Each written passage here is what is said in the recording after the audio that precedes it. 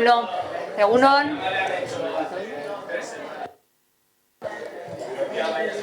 Egunon. A ber, isiltasun pixka bat, mesedez. Bai, otsaileko osoko bilkurari hasiera emango diogu. Bai.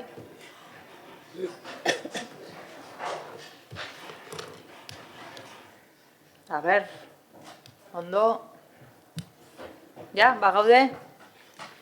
Bildo Solaia una ez da etorriko? Vale, espero dugu ondo gotea. Vale? Ba, osoko bilkura, osoko otsaileko udalbatzarrari hasiera emango diogu, eta honez beste lehenengo puntuarekin hasiko gera, aurreko ohiko bilkurako akta onartzea 2026ko urtarrilaren 29an. Ekarpenik ba aldago? Ez? Beraz, bigarren puntura pasatuko ginateke, Aingeru Torrontegi Aio, EAJ-PNV taldearen aldetik udal honetako zinegotzi karguaz jaberaztea. Bai, eskerrik asko alkate Andrea, egunon guztioi. Barkatu idazkari Andrea, etorri behar da orain ona edo lehendabizi irakurri behar duzu? Ez, ja, bai? Bale. Egunon.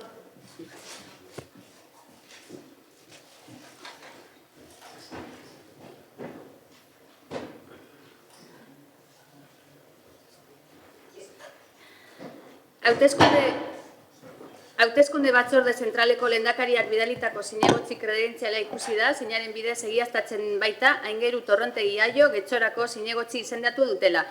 EAJ-PNV elkarteak 2023ko maiatzaren 28ko toki hauteskundetara aurkeztutako hautagaien zerrendan dagoelako Ignacio Iriarte Gorostiagaren uko egitearen ordez. Aingeru Torrontegi Aiok bete du kargua hartu aurreko baldintza, hau da, batere ezintasun adierazpena eta ondasun eta interesen aitorpena aurkeztea. Eta ondoren, kargu publiko dun orok kargu hartu aurretik, 1979ko apirilaren 5ko erregu dekretuan aurreikusitako zinaren edo promesaren formula bete behar da. Formula horrek honako hau ezartzen du. Zin dagizu edo agintzen duzu zure kontzientzia eta orearen izenean Getxoko udaleko zinegotzi arduraren egin beharrak zintzoki beteko dituzula, erregeari leial izanik eta konstituzioa bete eta beteareziko duzula, estatuko funtsezko araua delako. Legeak eginduta sineiten dut. Beraz, udaltzit argi honetako zinegotzi karguaz Aingeru Torrontegi Aio jaberaztea EAJ-PNV-koa izanik. Eskerrik asko, eta ongi etorri Aingeru. Beraz, bigarren puntutik, hirugarrenera pasatuko ginateke. Carlos Sergio Atxotegi EAJ-PNV udal taldearen aldetik udal honetako zinegotzi karguaz jaberaztea. Mesedez?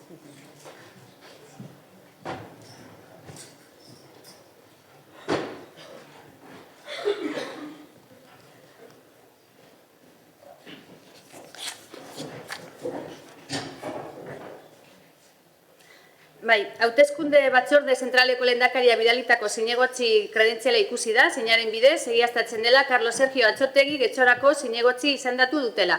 EAJ-PNV-ko elkarteak 2023ko maiatzaren 28ko toki hauteskundetara aurkeztutako hautagaien zerrendan dagoelako Irantzuri Arte Gomezenuko egitaren ordez. Carlos Sergio Atxotegik bete du kargua hartu aurreko baldintza, hau da, bateraezintasun adierazpena eta ondasun eta interesen aitorpena aurkeztea. Beraz, kargo publiko dun oro, kargu auto horretik, 1979ko apirilaren 5ko errege dekretuan aurreikusitako zinaren edo promesaren formula bete behar du. Formula horrek honako hau ezartzen du. Zin dagizu edo agintzen duzu zure kontzientzia eta orearen izenean Getxoko udaleko zinegotzi arduraren egin beharrak zintzoki beteko dituzula, erregeari leial izanik eta konstituzioa bete eta betearaziko duzula estatuko funtsezko araua delako. Legeak horrela aginduta eta ematen dut. Zondo, udaltzit argi honetako zinegotzi karguaz, Carlos Sergio Atxotegi jaberaztea, EAJ-koa, PNV-koa. Ongi etorri, Carlos Sergio jauna. Eta honez beste laugarren puntura pasatuko ginateke, Elisabete Basainez Perez, EAJ, PNV taldearen aldetik udal honetako zinegotzi karguaz jaberaztea.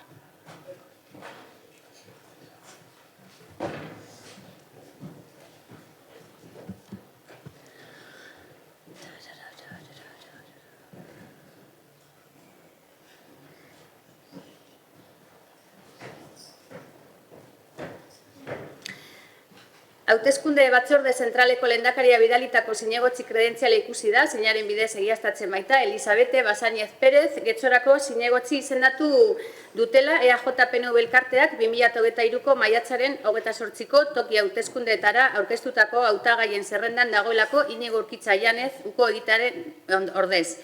Elisabete Basainez Perezek bete du kargua hartu aurreko baldintza, hau da bateraezintasun adierazpena eta ondasun eta interesen aitorpena aurkeztea. Ondoren, kargu publiko dun orok kargua hartu aurretik 1979ko apirilaren 5ko errege dekretuan aurreikusitako zinaren edo promesaren formula bete behar da. Formula horrek honako hau esartzen du.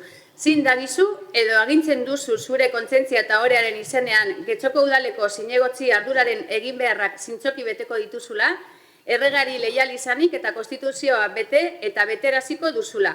Estatuko funtsezko araua delako. Legeak horrela aginduta hitz ematen dut.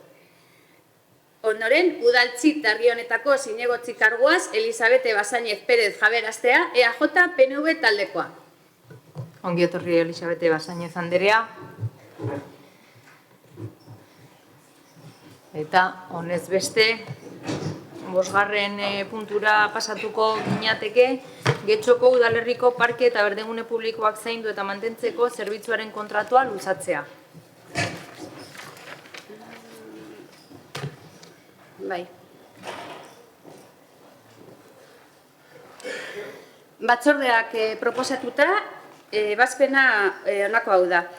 Lehenengoa, Getxoko udalerriko parke eta berdegune publikoak zaindu eta mantentzeko zerbitzuaren kontratua luzatzea. Gehienez, urtebeterako edo gaur egun abian den lizitazioa amaitzeko kontratua sinatu artekoa. Luzapenerako zenbatekoak honako hauek izango dira, lan iraukor eta urtaroko lanetarako 2.692.479,57 euro, beza barne. Lan berezietarako, BPTP-aren 4. erazkineko ale presioenganako 30%ko baja, gehienez, 189.994,85 euroraino beza barne. Kontratuaren adjudikazio duna UTE Getxo lorategiak abe da. Bigarrena, aipatutako elezperunaren alde 2.842.494,22 euroko gastua baimendu eta sedatzea. Erreferentziako kontratua luzatzearen ondoriozko gastoei aurre egiteko.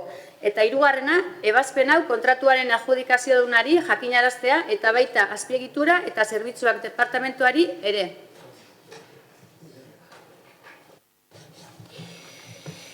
Ocio anderea. Eskerrik asko alkate anderea, egun on guztioi. En este punto traemos la prórroga puntu honetan kontratu honen luzapena da kargu. Kontratu berria oso fase aurreratuan dago eta prozeduraren parterik garrantzitsuenak jada gauzatu dira hala proposatu da eguneko kontratua luzatzea beharrezkoa den denboran. Helburua trantsizio ordenatua bermatzea da enpresen artean. Langileria bermatuz eta beraien eskubideak baitare kontratuan aurre ikusten da luzapenaren aukera, urtebetera artekoa, baina proposatzen da beharrezko epea kontratu berria berme guztiekin formalizatu alizateko. Beraz, ardurazko erabakia da zerbitzuaren interbentzio oro ekiditeko eta langileria bere eskubideak erabat mantentzeko trantsizio prozesuan zehar. Norbaitek hitza? Benito jauna. Bueno, buenos días a todos y a todas. Mis primeras palabras para dar la bienvenida a las las nuevas concejalas y... Bueno, lehenik eta behin ongietorri eman nahi diet, zinegotzi berriei, ongietorri gure udalbatzara. Bien, sobre el tema a discutir, sobre la prórroga del Bueno, contrato eta de kontratu jardinería, honen luzapenari claro, dagokionez. se empieza diciendo que se hace esto desde la prudencia. Y Esan diguzue hau zuhurtziatik egin dela. ya empezamos mal, ¿no? Porque Eta gaizki hasi gara. Izan ere hau ez da zuhurtziatik egin. Baizik eta improvisaziotik. Constantes retrasos en materia de Eta etengabeko atzerapenak daude kontratazio arloan udal honetan. Beraz, atzerapenen beste adibide bat lizitazioen kasurako. Langile hauek egindako grebatik jada beharrezkoa zen kontratu hau azkentzea eta hala eta guztiz ere azken momentura arte itxaron da baldintza horriak ateratzeko eta lizitazioa bera ere ateratzeko kontratu berrirako. Horregatik, luzapena baliatu behar izan da, baina guri iruditzen zaigu hobe daitekela urtebeterako luzapena adostu delako kontratu berria esleitu arte. Eta kontratuen legeak bestelako formula bat aurreikusten du, gainera hau bezalako kontratuetarako, hau da gehienez edo 9 hilabeteko luzapena, indarrean sartu arte kontratu berria. Beti ere, 3 hilabete lehenago lizitatu bada, baina epe hori bete estenez, jakinda kontratu hau aspaldi itxi behar zela, ze luzapen honetziko dugu hemen, urte bete, 3 hile, 6, 9, gero denbora gehiago beharko dugu, ez dakigu. Luzapen hau ez da zehatza, hala eta guztiz ere abstenitu egingo gara ez dugulako arriskuan jarri nahi inongo lanposturik. Guk susmatzen dugu kontratua luzatzen ez bada udalak subrogatu egingo lukeela plantilla ezinbestean, baina inoiz etzarete egon irtenbide horren alde, zerbitzua publifikatzen alde, eta beraz ez dugu arriskuan jarriko langileen egoera. Beste pleno batzuetan esan bezala, kontratu berri hau zigorra da langileentzat. Grebara joan direlako. Eta orain langileria banandu nahi duzuen negoziaziorako indarra galdezan kontrataren aurrean. Eta hori da hain zuzen ere zuek erabaki duzuena honekin. Hemen ikusten da nork nahi nuen patronalaren alde egin. Zuek zarete langileria zigortzen ari zaretenak greba egiteagatik eta gainera kontratu berri honekin beste 2 urte galtzen ditugu. Hoietan ez dugu lorezaintza zerbitzu publikorik izango, 100% udalarena den zerbitzurik izango. Eta ez da kalitate hobekorik izango, merkeagoa izango delako. Eta gu kontrakoa defendatu izan dugu, beste hainbeste urtetan egongo bagara diskutitzen edo kesak entzuten, bajen eta inguruan hitz egiten, edo nola, egoera txarrean geratzen den ekipamendua, eta hori guztia ez delako municipalizatu zerbitzua. Eskerrik asko. Beste norbaitek? Bai. Andrea. Bai, egunon eta ongitorriak. Lehenik eta behin, mai gainean jarri nahi dugu, behin eta berriro egin izan dugun eskaera, azterketa serio eta zorrotz bat egitea, zerbitzu hau zuzenean ematea egokia den edo ez jakiteko, baloratzeko. Eta ez dugu kapritxoz eskatzen. Gure ustez zerbitzua zuzenean kudeatzeak aukera emango luke aberastasuna modu orekatuagoan banatzeko, zerbitzuaren kalitatea hobetzeko eta batez ere langileen lan baldintzak bermatzeko. Bestalde, ezin dugu alde batera utzi hurrengo kontratuaren inguruan sortzen ari den kezka. Aurreikusitako baldintzek langileen artean desberdintasunak areagotzeko arriskua dute eta horrek gatazkarako testuingurua sortzen du. Gatazka horiek jakina, ez dira soilik lan harremanetako kontua, zuzenean eragiten diote zerbitzuaren egonkortasunari eta azken finean herritarrak jasotzen duten kalitateari. Are gehiago, salatu behar dugu udaletik sindikatuak eta ordezkari sindikalak zigortzeko eta presionatzeko dagoen jarrera. Horrelako dinamikek ez dute laguntzen ez elkarrizketan, ez konponbidetan, ez eta lan giro osasuntzu batean ere. Udalak eredu izan behar du lan harremanetan eta ez kontrakoa. Eskerrik asko, beste norbaitek? Bai, Campillo Andrea. Bai, egun on danoi, ongi etorri, jankide barrioi baita. Erantzuteko banan, señor Benito, no es... Benito jauna, ez da bat ere arraroa egin duguna, izan ere, zuk esan dagoa, ez da zuzena.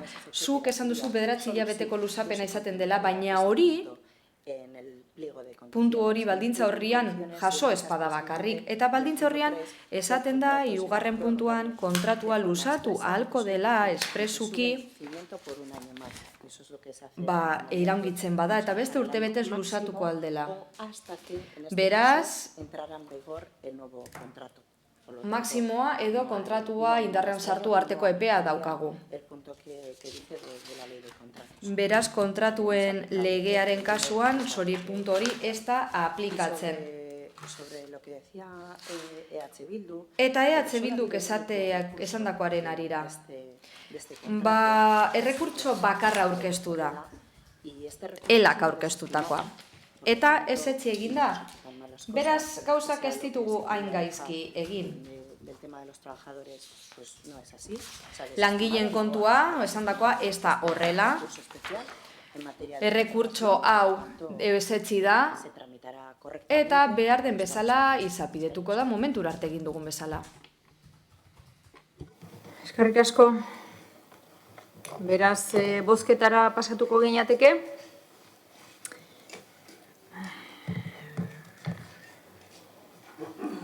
Aldeko bozkak, proposamenaren aldeko bozkak, PSE Euskadiko Ezkerra eta Eusko Alderdi Jeltzalea. Kontrakoak, Partido Popularra. Abstentzioak, EH Bildu eta Elkarrekin Podemos. Honez beste, 6. puntura pasatuko ginateke. La Terraza izeneko udal eraikineko ustiapen zerbitzuaren emakia kontuari zigorra ezartzea. 2025ko otsaila, martxoa eta apirila. Bai, batzordea proposamena ondokoa da. Lehenengoa, Sarene 21 SL Ostebus Servicios Hosteleros Social Limitada Unión Temporal de Empresas, Ley 18.982, anagrama NUTE, explotación La Terraza, aldi baterako enpresa elkarteari 1.500 euroko zigorra ezartzea. La Terraza izeneko udal eraikina ustiatzeko zerbitzuaren emakidan 3 hileko kanona 2025ko otsaila, martxoa eta apirila ordaintzeko betebeharra ez betetzeagatik. Hori guztia beste ez betetze batzuengatik, beste zehapen prozedura batzuk hastearen kaltetan izan gabe. Bigarrena, kontratista jarritako behin betiko bermearen gainean ordaindu beharko da zigorra. Horretarako ebazpen hau kontu hartzailetzari eta udal diruzaintzari jakinaraziko zaie, bermea konfiskatzeko ezarritako zehapenaren mugaraino. Kontratistak 1.500 eurotan berritu edo handitu beharko du bermea, egikaritzen denetik 15 eguneko epean. Bestela, kontratua zuntziarazteko arrazoia izango du. 3. ebazpen hau kontratuaren esleipenodari jakinaraztea eta laber ondare sailari, eskuartze arloari eta diruzaintza arloari zerga kudeaketa jakinaraztea. Eskerrik asko. Gonzalo jauna. Egunon. Bueno, este punto 6, 7 y el 7 y el 8, como ya también expliqué en la comisión de Rendición de Cuentas, el objetivo básicamente es... Batzordan azaldutako puntua dira 6, 7 eta 8. Eta kontratuaren ebazpenara zen zergatia eman genuen eta horregatik 3 puntu hauek ekarri ditugu segidan gaurko gai zerrendan. Eskerrik asko, Benito jauna. Sí, gracias nuevamente. Eskerrik asko berriro ere. Con la imposición de estas multas que vamos Espero dugu zehapen hauekin permiten la resolución del contrato y de esta manera kontratua ja da, ebatzi ahal izatea eta La terrazaren egoera konpontzea. Batzordetan komentatu izan dugu eta bertara joatea besterik ez dago, ikusteko ez duela funtzionatu ere egiten. Dena den, kontutan izan behar dugu, datengatik establezimendu hau ez dela berriro ere irekiko. Dudosamente en verano, ¿no? Que es cuando sería la temporada alta, lógicamente, de este sitio. Eta orduan, uda berrian da denbora altua da ez da irekiko. No va a poder disponer de este servicio o de este espacio. Eta beraz herritarrek ezin izango dute gozatu. Riesgo, pues, las posibilidades de continuidad. Eta horrela jarraitutasun baldintzak ezin dira bermatu zerbitzurako. Por ejemplo, en Usategi ya se ha visto, ¿no? Que cuando ha estado mucho tiempo cerrado un espacio, pues la continuidad. Eta itxita egon ostean jarraitutasun hori gero eta zailago egiten da. Quiero también dejar caer una necesidad que desde mi grupo... Bestalde, behar izan bat plazaratu nahi dut, nire udaltaldearen izenean, izan ere, emakida berrira begira, ostean etorriko denak, ez du zerbitzua elitista bihurtu behar, gehiengoengandik urruntzen den zerbitzua bihurtu behar. Espazio hori ez da predilektoa izan behar. Ez da espazio publiko, ez dio espazio publikoa izateari utzi, eta hori ere kontutan izan behar dugu.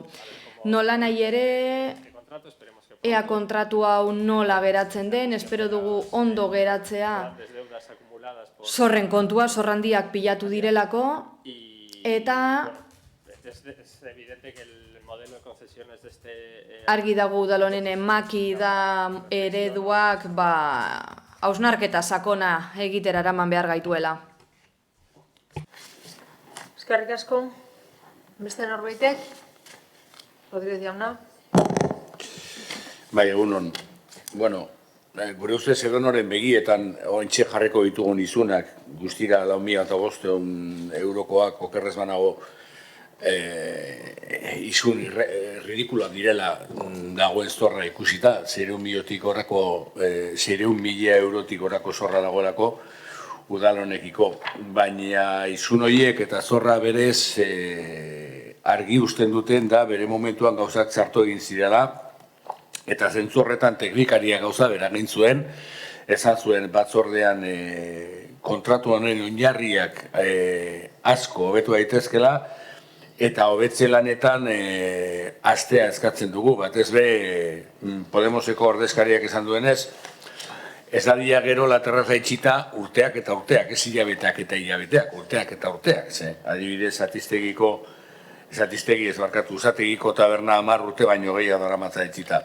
Beraz, txarto eginikoa konpondu behar da, gu aldezko bozka emango dugu, okerrez badugu ulertu, onarpen honen ostean eta 10 eguneko edo 15 eguneko tarte horretan ez badu bermea igotzen ja kontratua zuntxitzeko arrazoiak egongo liateke, horrela izan dadila edo bestela lehengunean komentatu genuena, kontratua berez ez da betetzen ari, taberna itxita dago eta taberna irekita egon barko luke. Beraz, ez da hau berriro gertatu, hori da eskatzen duguna, eta agerian da guztientzako izun hauek erabat ridikuloak dira ia 600.000 euro baino gehiago zor duen enpresa bat entzat. Eskerrik asko. Beste norbaitek? Campillo Anderea. Bai, eskerrik asko. Bai, esan bezala, ekartzen dugu hau kontratua bertan bera usteko, izunen aldetik topera dago izuna jarrita, ezin dugu bestelako izun bat jarri, 1.500 da topea eta topea jartzen dugu. Beraz alde horretatik, plegutara bai, barrio jo behar dugu, eta bai egia da, pleguak hobetu behar dire hurrengorako, ikasi dugu asko, holako gauzak ez direz gertatu bestelako kontratuetan, baina ikasi dugu, eta horretan denbora eman behar dugu. Gauza ez da azkarratatea alik eta harinen zerbitzu motea, bai nahi dugu, baina gauzak bai ondo egin behar dira, ondo ikusi behar dira, ezin gara barriro jauzi errore bardinetan. Eta bestalde bakarrik esan, bide hau irekita daukagula bertan bera usteko kontratua, eta bestalde batetik esan bezala zerbitzua eman behar da, zerbitzua ez badan emoten be kontratua bertan beran geratzen da, baina horretarako 60 egun jarraiez egin behar dugu segimendua jakiteko zerbitzua moten dan edo ez, eta horretan be bagabiltza, egunean 2 alditan pasatzen gara bertatik, eta 2 bide horiek ukiko dugu izteko eta bertan behera usteko kontratua, eta barriro be esleipen barri bat emoteko. Así que hori da esan dago guztia, eskerrik asko. Eskerrik asko. Beraz, bozketara pasatuko gineateke. Aldeko bozkak. PS Euskadiko Ezkerra, Elkarrekin Podemos, EH Bildu eta Eusko Alderdi Jeltzalea. Kontrakoak ez daude, abstentzioak Alderdi Popularra. Honez beste, 7. puntura pasatuko gineateke, La Terraza izeneko udal eraikineko ustiapen zerbitzuaren emadekia kontratuari zigorra ezartzea 2025ko maiatza, ekaina eta uztaila. Bai, batzordea proposatuta, proposamena hurrengokoa da. Lehenengoa, Sarene 21 SL Ostebus Servicios Hosteleros SL Unión Temporal de Empresas, aldi baterako enpresa elkarteari 1.500 euroko zigorra esartzea La Terraza izeneko udal eraikina ustiatzeko zerbitzuaren emakidan, Iruileko kanona 2025ko maiatza, ekaina eta uztaila ordaintzeko bete beharra ez betetxagatik. Hori guztiak, beste ez betetxe batzuengatik, beste zehapen prozedura batzuk astearen kaltetan izan gabe. Bigarrena, kontratista jarritako behin betiko bermearen gainean ordaindu beharko da zigorra, horretarako ebazpen hau kontu hartzaitzari eta udal diruzaintzari jakinariko zadie, bermea konfiskatzeko, ezarritako zehapenaren mugaraino. Kontratistak 1.500 eurotan berritu edo handitu beharko du bermea, egikaritzen denetik 15 eguneko epean. Bestela kontratua zuntziarazteko arrazoia izango du. Eta hirugarrena ebazpen hau kontratuaren eleizpinu denari jakinaraztea, alaber, ondare sailari, kontu hartzaietza arloari eta diruzaintza arloari jakinaraztea.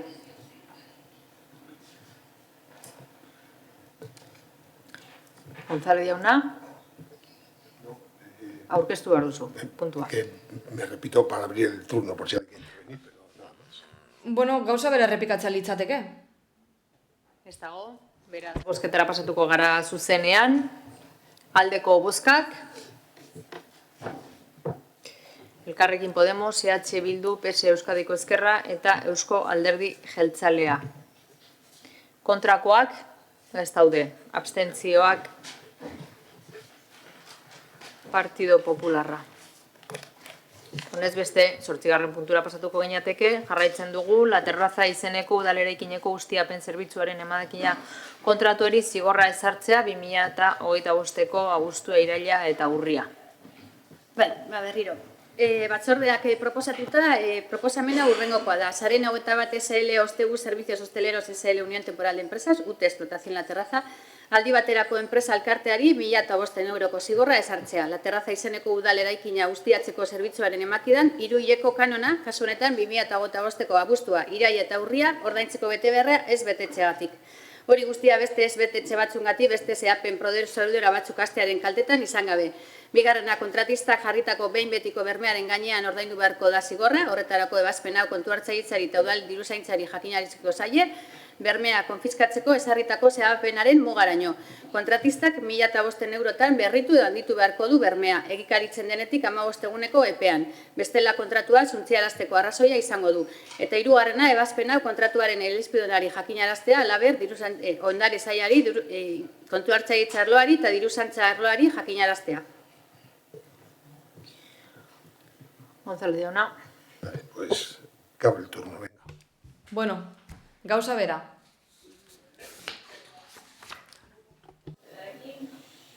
Bozketara pasatuko gara, aldeko bozkak, Elkarrekin Podemos, EH Bildu, PS Euskadiko Ezkerra eta Eusko Alderdi Jeltzalea. Kontrakoak ez daude, abstentzioak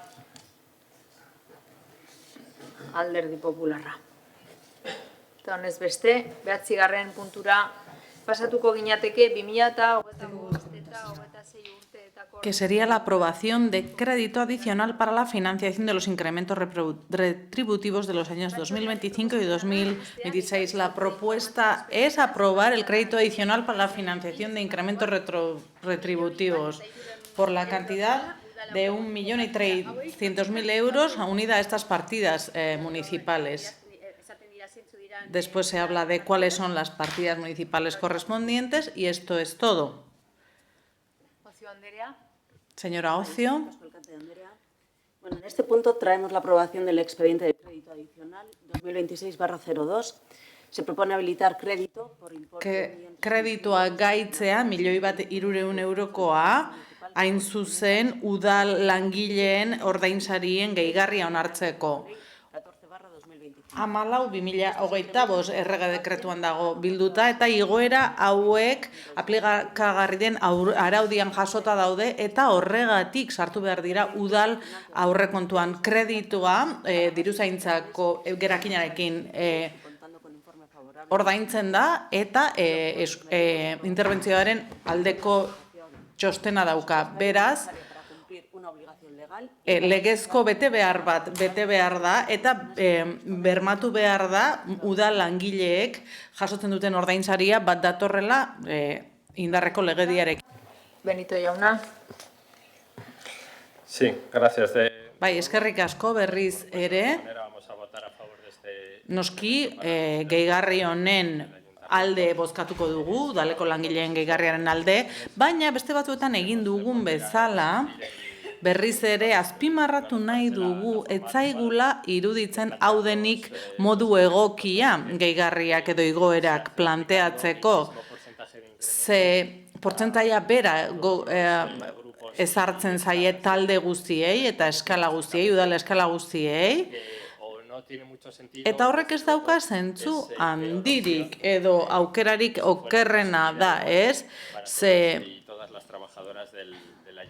udal langile guztientzako igoera baino okerragoa da zergatik, KPIak gora egiten badu, bizitzaren kostuak gora egiten badu, guztiontzat igotzen da berdin, ze supermerkatura joaten bazara, etzaio 10 euro gehiago igo atezainari eta teknikariari 20 euro gehiago. Beraz, soldata igoera edo bizitzar, KPIaren igoerak bultzatutako soldataren igoera berbera izan beharko litzateke langile guztientzat. Bestalde, gainera, zer ari gara lortzen, larriagotzea soldaten arteko arrakala hori edo alde hori langileen artean.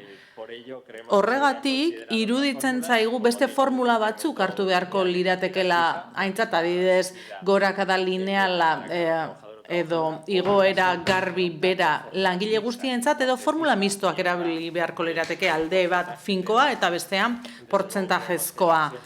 Iruditzen zaigu hemen eskuartean dugun edo hartu ohi den aukera ez dela egokiena, ez dela aukeren artean egokiena.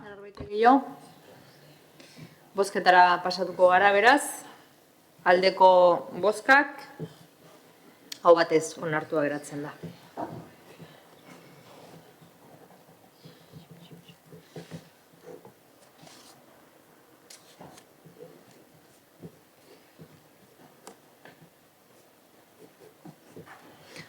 Honez beste, 10. puntura pasatuko ginateke, lanpostuen zerrenda ordainsari igoera orokorretatik aldatzea.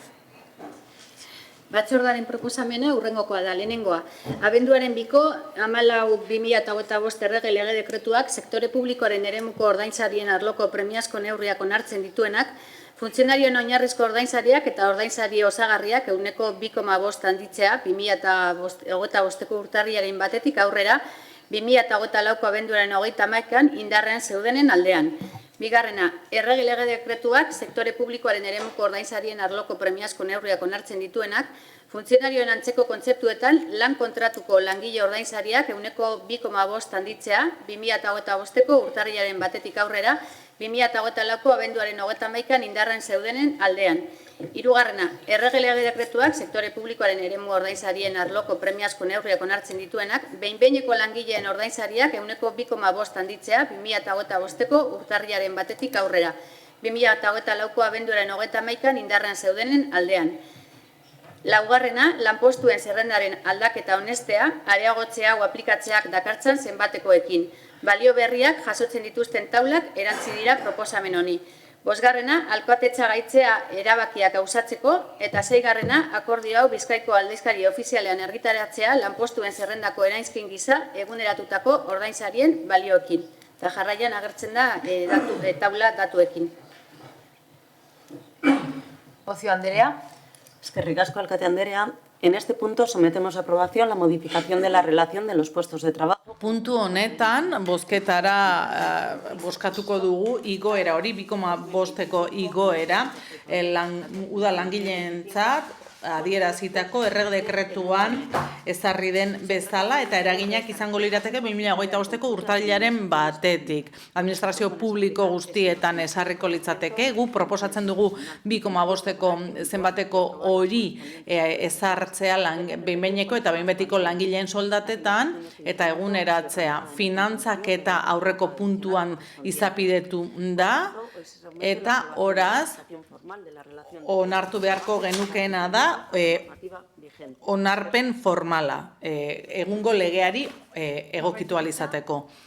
Ez, beraz, bozketara pasatuko gara. Proposamenaren aldeko bozkak. Elkarrekin Podemos, PSE, Euskadiko Ezkerra eta Eusko Alderdi Jeltzalea. Kontrakoak, ez daude, abstentzioak, Partido Popularra eta EH Bildu.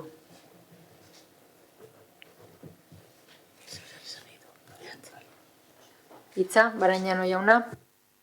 Bai, gure bozka azalpena. Finantzatzearen alde bozkatu dugu eta puntu honetan abstenitu egin gara.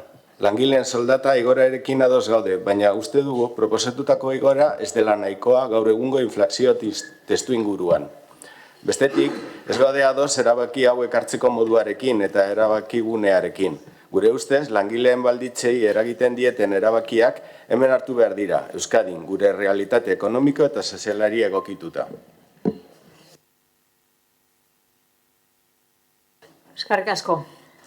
Beraz, 11. puntura pasatuko ginateke, 2026/04 kreditu gehigarriaren espedientea onartzea, lehenengo, bigarren eta hirugarren lerroetako finantziaketa eta gehigarria merkatarien eta ostalaritzaren elkartei zuzendutako dinamizazio ekonomikoko jardueretarako.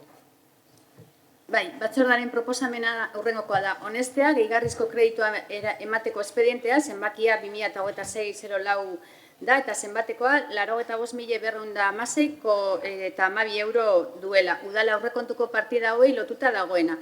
Gastuak hartzen da ekonomia sustapenoko irabazi gabeko erakundetatik eta finantzazeketa da diruzaintzako gerakina gastu orokorretarako. Ocio Andrea. Eskerrik asko, alkate Andrea. En este punto se propone... Puntu honetan proposatzen dugu kredito gehigarri bat onartzea, 85.600 eurokoa, indartzeko ostalaritzako eta merkataritzako elkarteei zuzendutako finantzaketa.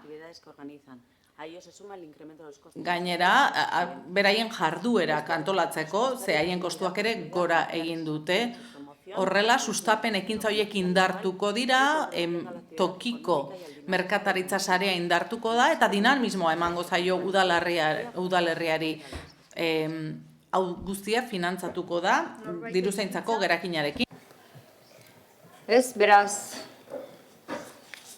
bai, edo ez, bai, Rodríguez jauna. Guk oraingoan babestuko dugu hau, baina bai esan nahi dugu batetik gure ustez askoz be diru gehiago beharko luketela, eta batez bere askoz be diru gehiago beharko luke ekonomia sustapen sailak ez dituelako diru nahikoa eta bitarteko nahikorik.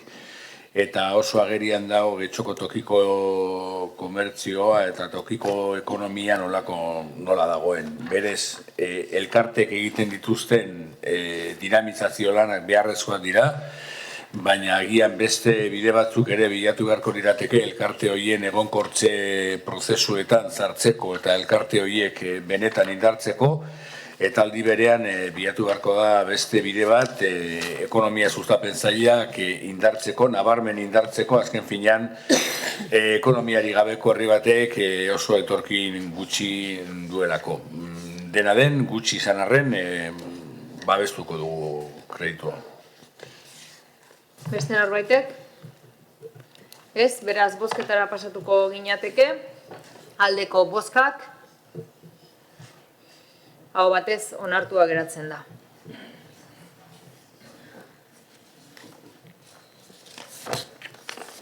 Eta honez beste 12. puntura pasatuko ginateke, 2026/03 kredito gehigarriaren espedientea onartzea, hainbat jarduketa birfinantziatzeko. Batzordaren proposamena da, honestea gehigarrizko kreditua emateko espedientea 2026/03 zenbakiduna eta zenbatekoa da 3.921.169,28 euro duela udal aurrekontu partida batzuei lotuta dagoena eta jarraian agertzen dira zeintzu diren partidak. Ocio Anderea. Eskerrik asko, alkate Anderea. En este puntu honetan onartzeke jartzen dugu hainbat jarduketa, udal jarduketei jarraipena emateko diru kantitate bat, batez ere azpiegiturei dagokienez, baina badago jarduketa bat puntuala informatika arloan. Jarduketa horiek udal plangintzan sartuta daude eta udalaren hainbat inbertsio programatan. Horietako batzuk esleituta daude, beste batzuk exekuzio bidean eta beste batzuk gauzatuta, amaituta daude. Espediente honek aukera ematen du aurrekontua lerrokatzea jarduketekin. Eta hori gertatzen da, batez ere, hasierako egutegia ez datorrenean bat. Orain, aurre ikusten dugun tresna, aurrekontuen araudian jasota dago, eta aukera ematen digu, udal baliabideak zuzentzea, aurreikusitako jarduketak benetan ondo egin daitezen aurreikusi bezala. Espediente honen atzean esku hartzeak daude auzoetan, Sarriko Baso inguruan aurrera jarraitzen dugu bertan dagoen proiektuarekin, parte hartzaile bat bizilagunekin egindakoa. Nahi dugu Elorri, Gaztelumendi eta beste kale batzuk eraldatu, antolamendua hobetzeko, aparkalekuak zabaltzeko eta energia eraginkortasuneko irizpideak sartzeko, baita ere parkea bizikidetza ere mugisa birgaitzeko. Horretaz gain, zoruak konpondu dira udalerriaren hainbat lekuetan, egin ditugun esku hartze teknikoen ondoriez, batez ere soladurak hala eskatzen duenean bide segurtasuna indartzeko eta espazio publikoaren kalitatea areagotzeko. Espedientean daude dagoeneko eginda dauden planak adibidez, oinezkoen pasabideak jeistea, esku hartze horiek mugikortasuna errazten dute batez ere adineko pertsonentzat, umetxoen autotxoa dauzkaten familientzat eta mugikortasun urriztua duten pertsonentzat. Miramar inguruan ere sarbideak hobetu ditugu, oinezkoen segurtasuna hobetu dugu, baita ere ibilgailuen sarbidea. Romon ere ur edangarria hobetu dugu, batez ere oinarrizko zerbitzu horren fidagarritasuna bermatzeko. Eriaga eta Portu Zaharraren artean ezpondak egonkortzeko azkeneko prozesuari, azken etapan gaude. Eriagako igogailua ere hobetu da, ezinbestekoa baita irisgarritasunerako inguru horretan. Gainera, udal ekipamenduak hobetu ditugu, basoa ludotekarekin, aurreikuspenen arabera, datorren ikasturtean preste egongo dena, eta ume eta familia askori zerbitzu emango diena. San Nikolas ingurunean ere amaitu dira hainbat lan, eta irekitzear daude Horrela, pertsona asko biltzen diren espazio baten bizikidetza hobetu da. Hori guztia gastu orokorretarako diruzaintzako gerakinarekin egin da. Horrek esan nahi du, udalak baduela diru nahikoa inbertsio horiek egiteko kolokan jarri gabe aurrekontu oreka. Erabaki hau ez da kontabilitate erabaki bat. Nahi duguna da gure herritarren segurtasunari, irisgarritasunari, mantentze publikoari jarraipen ematen dioten zerbitzu batzuk egitea. Hauak bozkatzen dugunean gure auzoi eragiten dieten proiektuak bozkatzen ari gara eta proiektu horien jarraitutasuna. Nahi duguna da bermatu martxan diren lanak aurrera egingo dutela eta eskuragarri dauden baliabideak benetan erabiliko direla. Nahi diegu eman getxozarrei segurtasuna eta hori da kreditu gehigarri honen arrazoia. Norbaiteke hitza? Rodríguez jauna?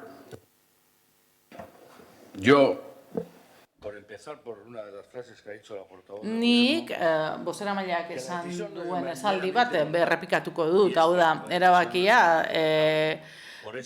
kontabilitateko erabaki badela, baina ez da hori guk nahi dugu gardentasun falta etengabea salatu. Espediente honetan, espediente asko pilatzen dira eta ia 4 milioi euro metatzen dituzte. Eta 110.000 bakarri dagozkio informatika sailari. Beste espediente guztiak lurralde sailari dagozkio, baina ez dago azalpenik lurralde batzordeko gai zerrendan. Beraz, noski ez da kontabilitate erabaki bat, erabaki horrek eragiten die ekintza askori, ekintza horietako batzuk edo jarduketa horietako batzuk garabidean daude, beste batzuk gauzatuta daude, eta beste batzuk luzatzen ari dira zinedie beste urte batzutatik datozelako. Hemen esaten duzue ludoteka amaitzen ari dela, baina ikusi beharko da. Baina hor, ez dakit benetan amaitzeke dauden lan horiek benetan amaituko diren. Romorekin gauza bera gertatzen da, ez aurrekontua, Romoren aurrekontu guztizkoari dagokion aurrekontua da. Eta igogailuaren kontua ere guztiok nahi dugu jakin. Gardentasunaren izenean gomendagarria litzateke halako espedienteak iristen zaizkigunean, antolakuntza eta kontu batzordean, azken horretan, bakoitzean sartu beharko lirateke informazio horiek guztiak, ez zein izango diren jarduketak, eta ez dira inoiz egoten gai zerrendan. Beraz, berriz eskatuko dugu, orain 3 zinegotzi berri dauzkagu, ongi etorri 3 hoi, batzuk berriz ematen diogu ongi etorria, baina espero dut pertsona hauek gardentasunari laguntzea, ze asko laguntzen du horrek ere, kudeaketa lanetan. Ez, badaude hor omnibus dekretu horiek eta mesedez sartu banan, horrela ikusiko dugu benetan zertan datzan bakoitzak.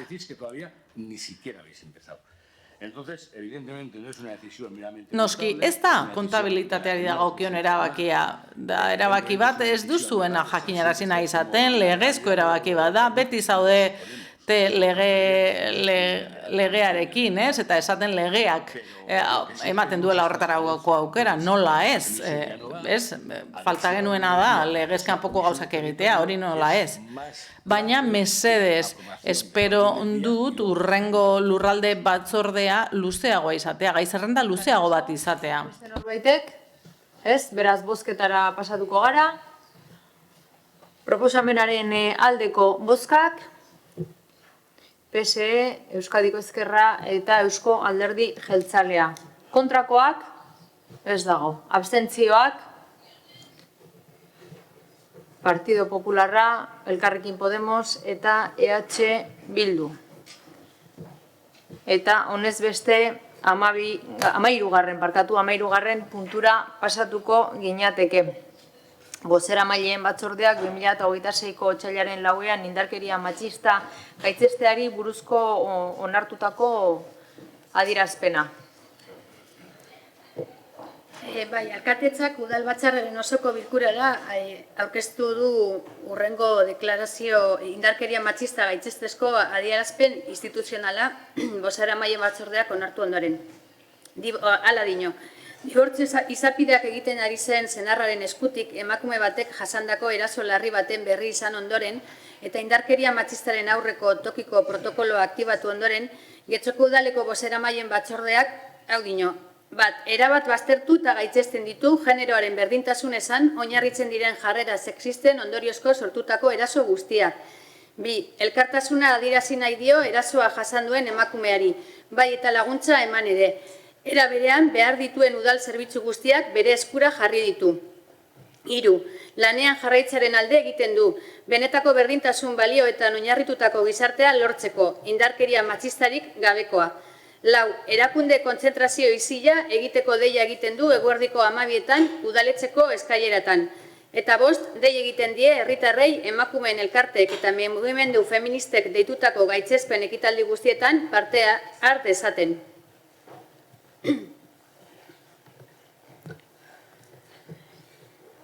Norbaitek hitza? Ez? Beraz, 14. puntura pasatuko ginateke, 2026/555 zenbakidun dekretuaren berri ematea, udalaren 2025ko aurrekontu orokorraren likidazioa onartzeari buruzkoa. Bai,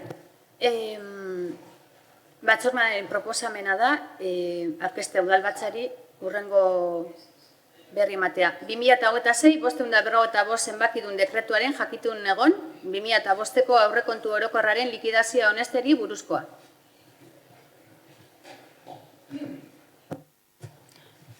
Otzio Anderea. Bai, eskerrik asko, alkate Anderea. Bueno, en este punto damos cuenta de... Puntu honetan, 2025ko aurrekontuaren likidazioaren berri emango dugu, eta gauza da ikustea nola amaitu den, ze egoera finantzarioan amaitu den urtea udalak. Ondorioa, argia da udalak eutsi ahal izan die zerbitzu publikoei, eta orekaz itxi ekitaldia, egokitzapen neurririk gabe. 2025ean jarduketa zehatzak egin ditugu. Públicas, la implantación del bide publikoak hobetu, hondakinak biltzeko sistema berria ezarri, Andres Isasi eskola egokitu, Romoko aurreskola berria, ekipamenduak hobetu, adibidez Bilamonteko kultura gela, eta hainbat lokal egokitu ditugu zerbitzu sozialetarako Romon. Aurrera egin dugu irisgarritasunarekin, Bidezabaleko 4 arrapalak berritu ditugu, eta aspaldiko arazo bati eman diogu konponbidea, eta aurrera egiten jarraitzen dugu. Aste honetan lizitazioa hasi da beste arrapala batzuk hobetzeko, beharrezkoa baita. Horrek ematen digu aukera kudeaketa ekonomiko sendo bat egiteko, gauzak konpontzeko eta proiektu berriak martxan jartzeko finantzaketa bermatuarekin. Likidazio honek jarraitutasuna eta erantzukizuna erakusten ditu, eta erakusten du diru publikoa auzoetan egon dela zerbitzuak hobetzen eta herritarren zerbitzuak hobetzen hain zuzen. Norbaitek hitza? Benito jauna. Sí, gracias de nuevo.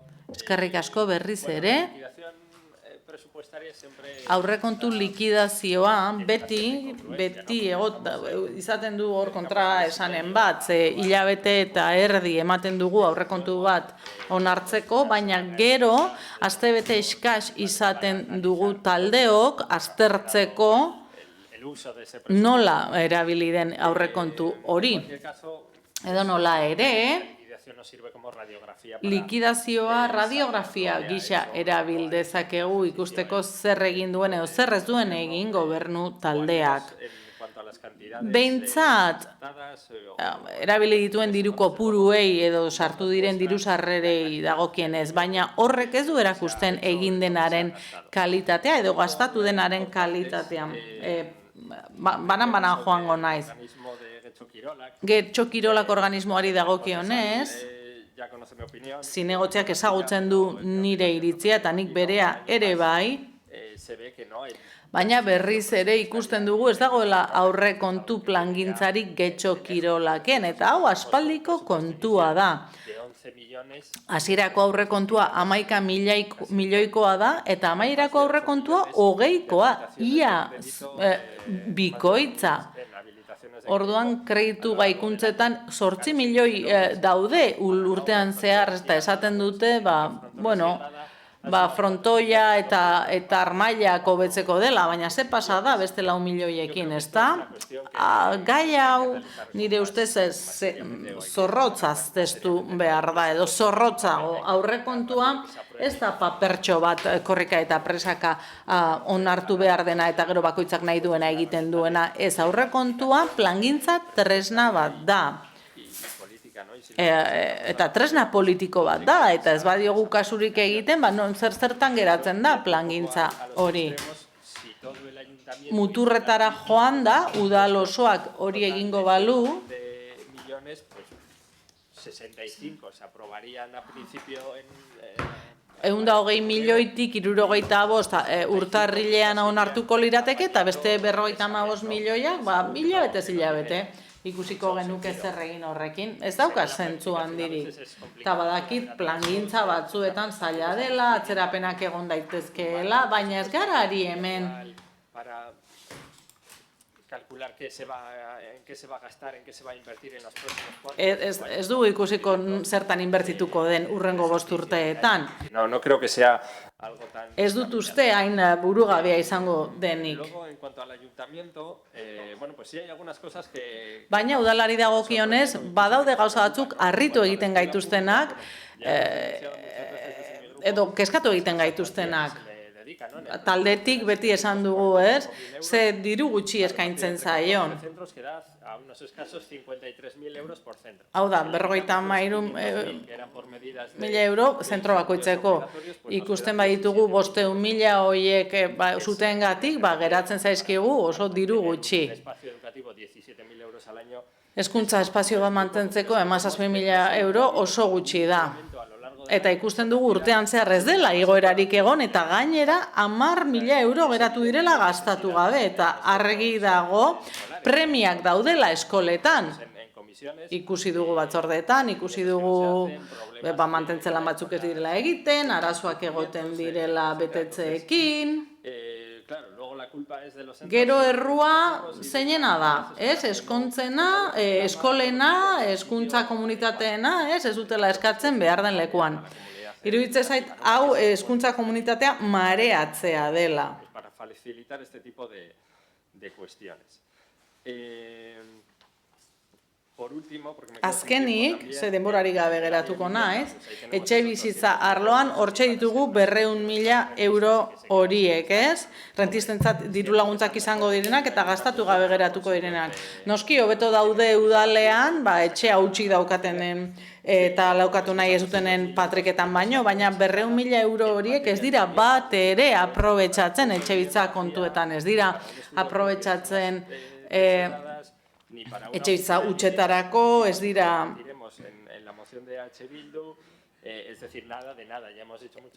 Hau da, udal honek etxebizitza kontuetan ez du ezer egiten, eta gainera 200.000 euro hor erabili gabe premia, gure herritarren premia larria denean. Cómo termina, la cantidad de recursos que quedan sin ejecutarse. Y luego, pues decís que no hay problemas de falta de personal. Gero esaten duzu ez dagoela langile faltarik, gero ez dagoela zuzendaritza politiko faltarik. Benito jauna, denbora luzea agurtu zaizu. Eskerrik asko amaitzeko momentua da. Beste norbaitek? Rodrigo jauna? Bai, gure ustezan betikoaren aurrean gaude, hau da, zuentza aurrekontuak propaganda hutsa da. Propaganda hutsa da eta ez duzu egikaritzen. Udal honetako zuk esan duzu, Xabier, Getxo Kirolaken ez dagoela planifikaziorik, gure ustez tinkin fadura atzeratuta dago, baina planifikazioa egon badago. Egia eskutatzeko planifikazioa dago udal gobernu honen beharrean. Baina ez da soilik Getxo Kirolaken dauden arazoak, da lore zaintza zerbitzua hobetu egin behar dela, ordenantzak egiteko izugarrizko atzerapena dagoela, langile gehiago behar direla eta nabarmen, eta beste antolaketa mota bat behar dela nabarmen irigintzarloan, eta zuk aipatuzun etxebizitzarloan adibidez 150.000 euro diru laguntzetan gastatu gabe geratu dira, baina beste 3 milioi geratu dira gastatu gabe. iristatze lanetan, etxe bizitza turistikoetan ez da behar bezalako gauzarik egin. Aurrekontu likidazionek ere esaten dau, aurrekontuak 10 milioiko, ia 10 milioi eta 700.000 euro, ia 11 milioiko aurrezkia dauka. Horrek esan nahi du, ia 11 milioiko proiektuak ez direla gauzatu, edo ez direla eraiz gauzatu. Eta hori da aintzat hartu behar duguna. Urte hasieran 10 milioiko inbertsioa iragarritzen duten, arro, baina 11 milioi horietatik 4 milioi inbertitu gabe daude. Azterketa eta lan teknikoetan 3 milioi eta 200.000 euro inbertitu behar zen duten, eta 837.000 euro inbertitu gabe geratzen dira.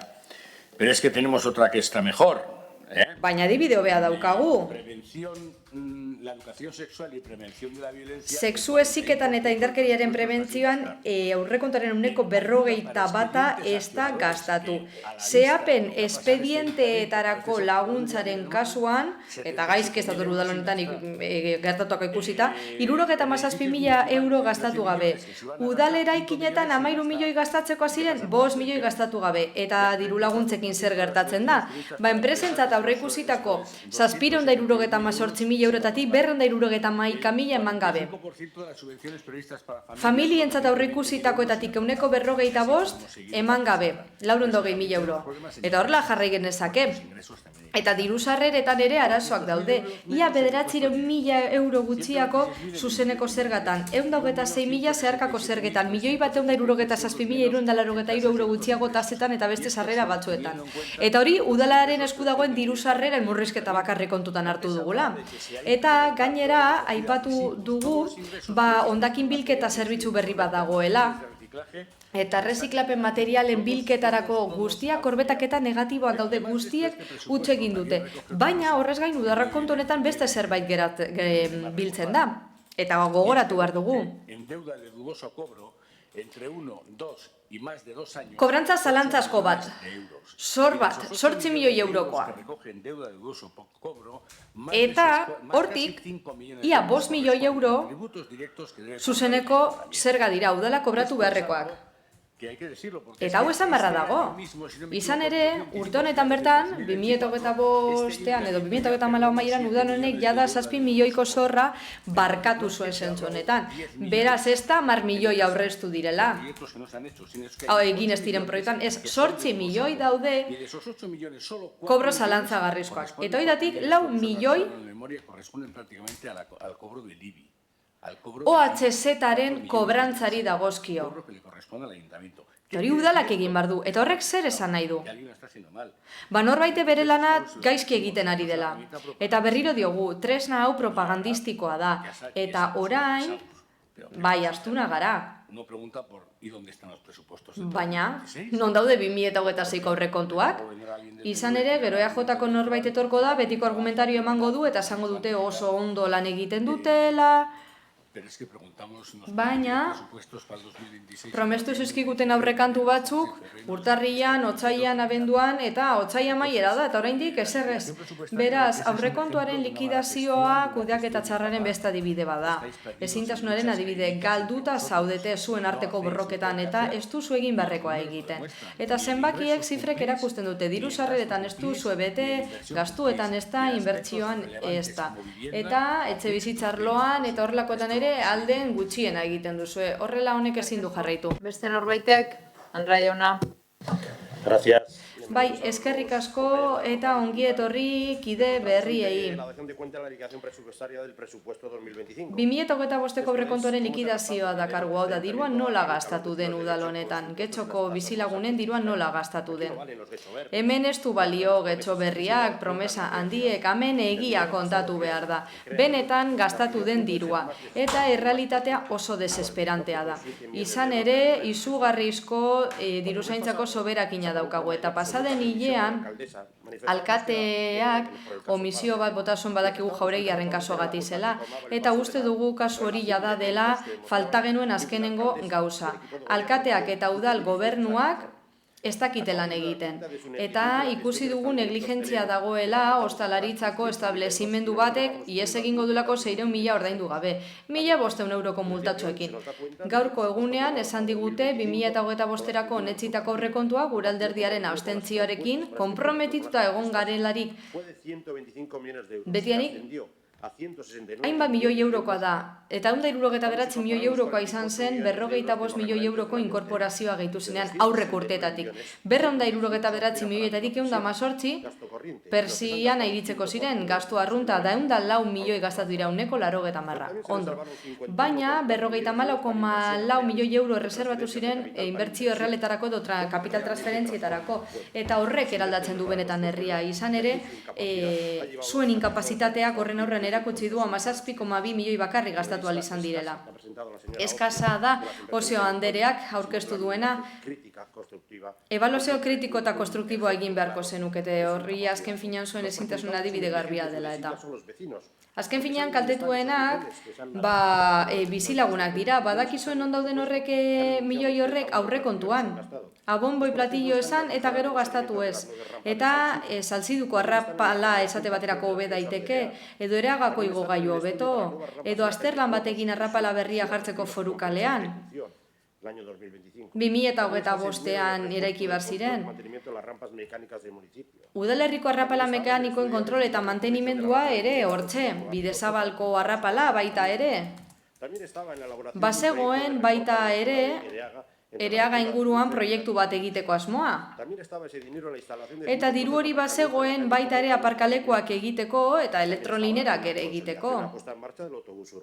Hiri autobusa ere martxan jartzeko. 2024an hasi behar zen eta proba errealak 2025an hasi. Diru hori gainera, erabili bazen Mercedeetan parkin bat eraikitzeko.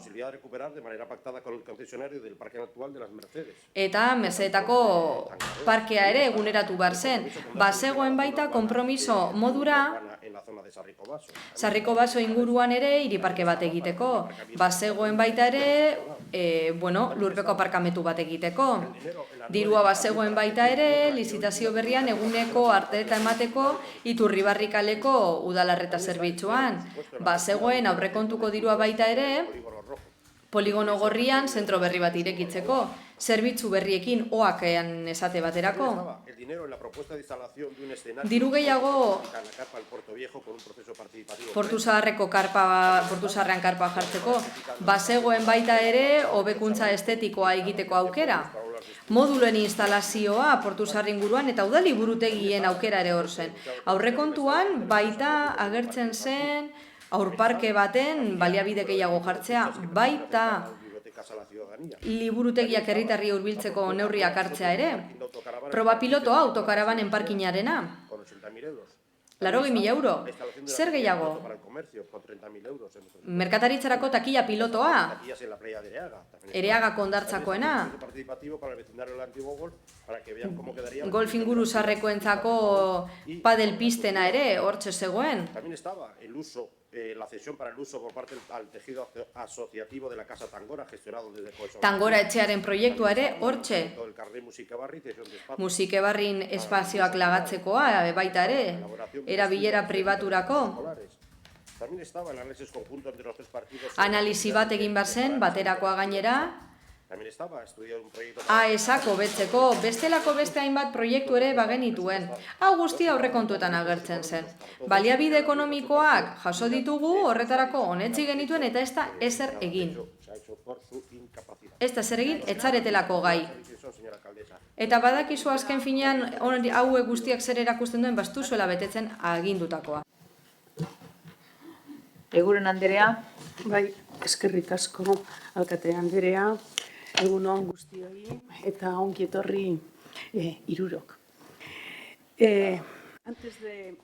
Beste zer baino lehen, Andrade jaunak adierazpen bat egin du, eta askotan esan Ernesto esan nahi egia denik, eta beraz lehenik eta behin horren aurka egin nahi dut. Osoko bilkura honetan ezen bozkatu alkate Andrearen dimisioa, mozio bat baizik.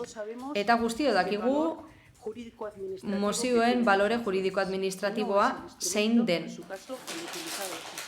Eta bere garaian, etzen tresna egokia erabili dimisioa bozkatzeko. Hori esan duzuna ez da egia, eta gezur bat askotan esatagatik ez da egia bihurtzen, orain bai. Goazen kontuaren muinera. Likidazio honek islatzen duena da, udalak zerbitzu publikoak mantendu ahal izan dituela. Inbertsioak bultzatu ditu, herritarrek ikusteko moduan, eta ekitaldia orekaz itxi du. Doikuntza neurririk hartzeko beharrik gabe. Eta hau ez diogu guk.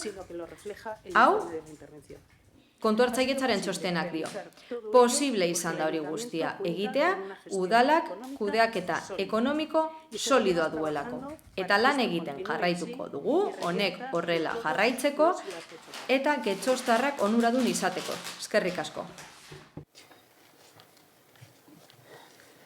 Bien, beraz, 15. puntura pasatuko ginateke. Popular Rural taldearen mozioa Larrañazubi HLH-iren jarraitutasuna defendatzeari buruzkoa.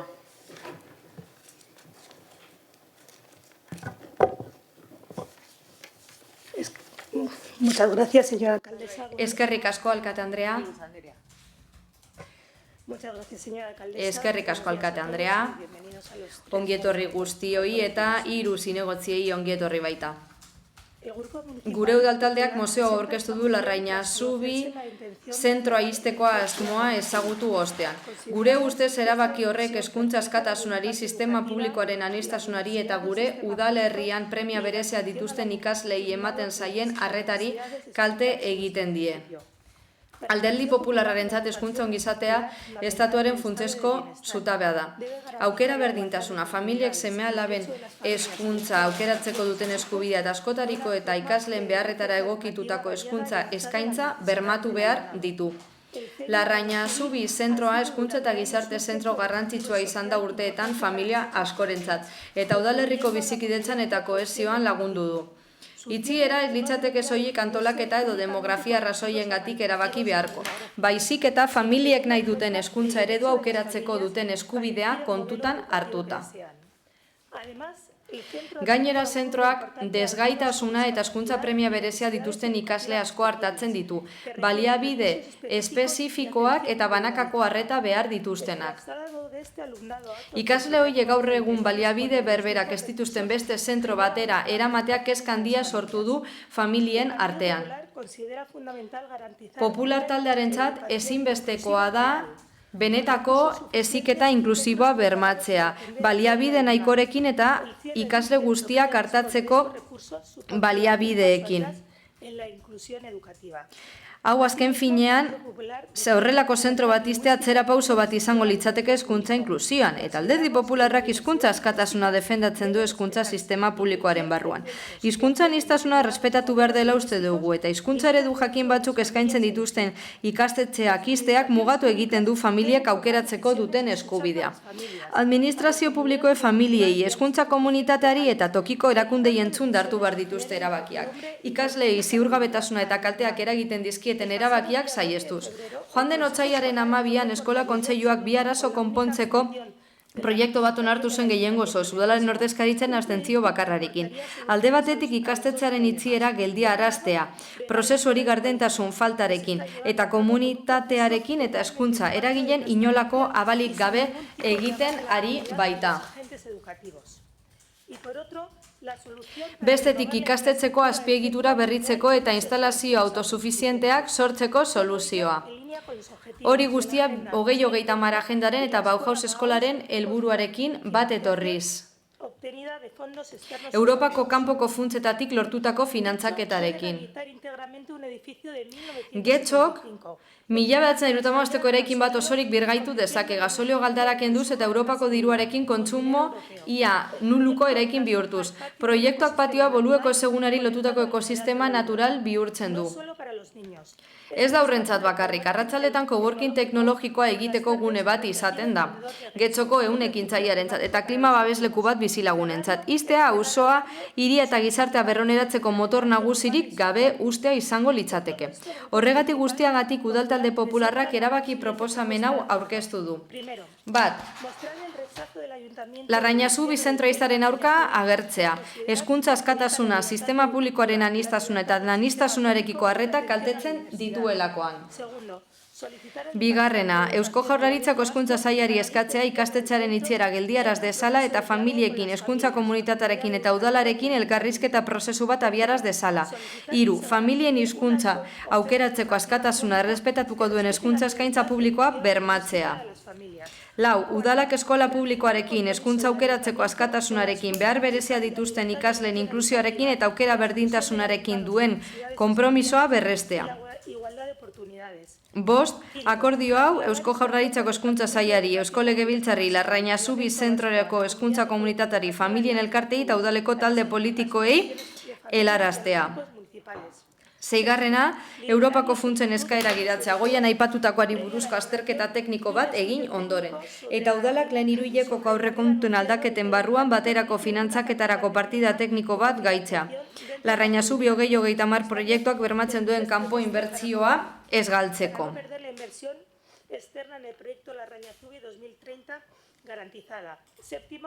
7. Udal komunikabideetan mozio honen berri ematea. Bai, zeharkako bat dago.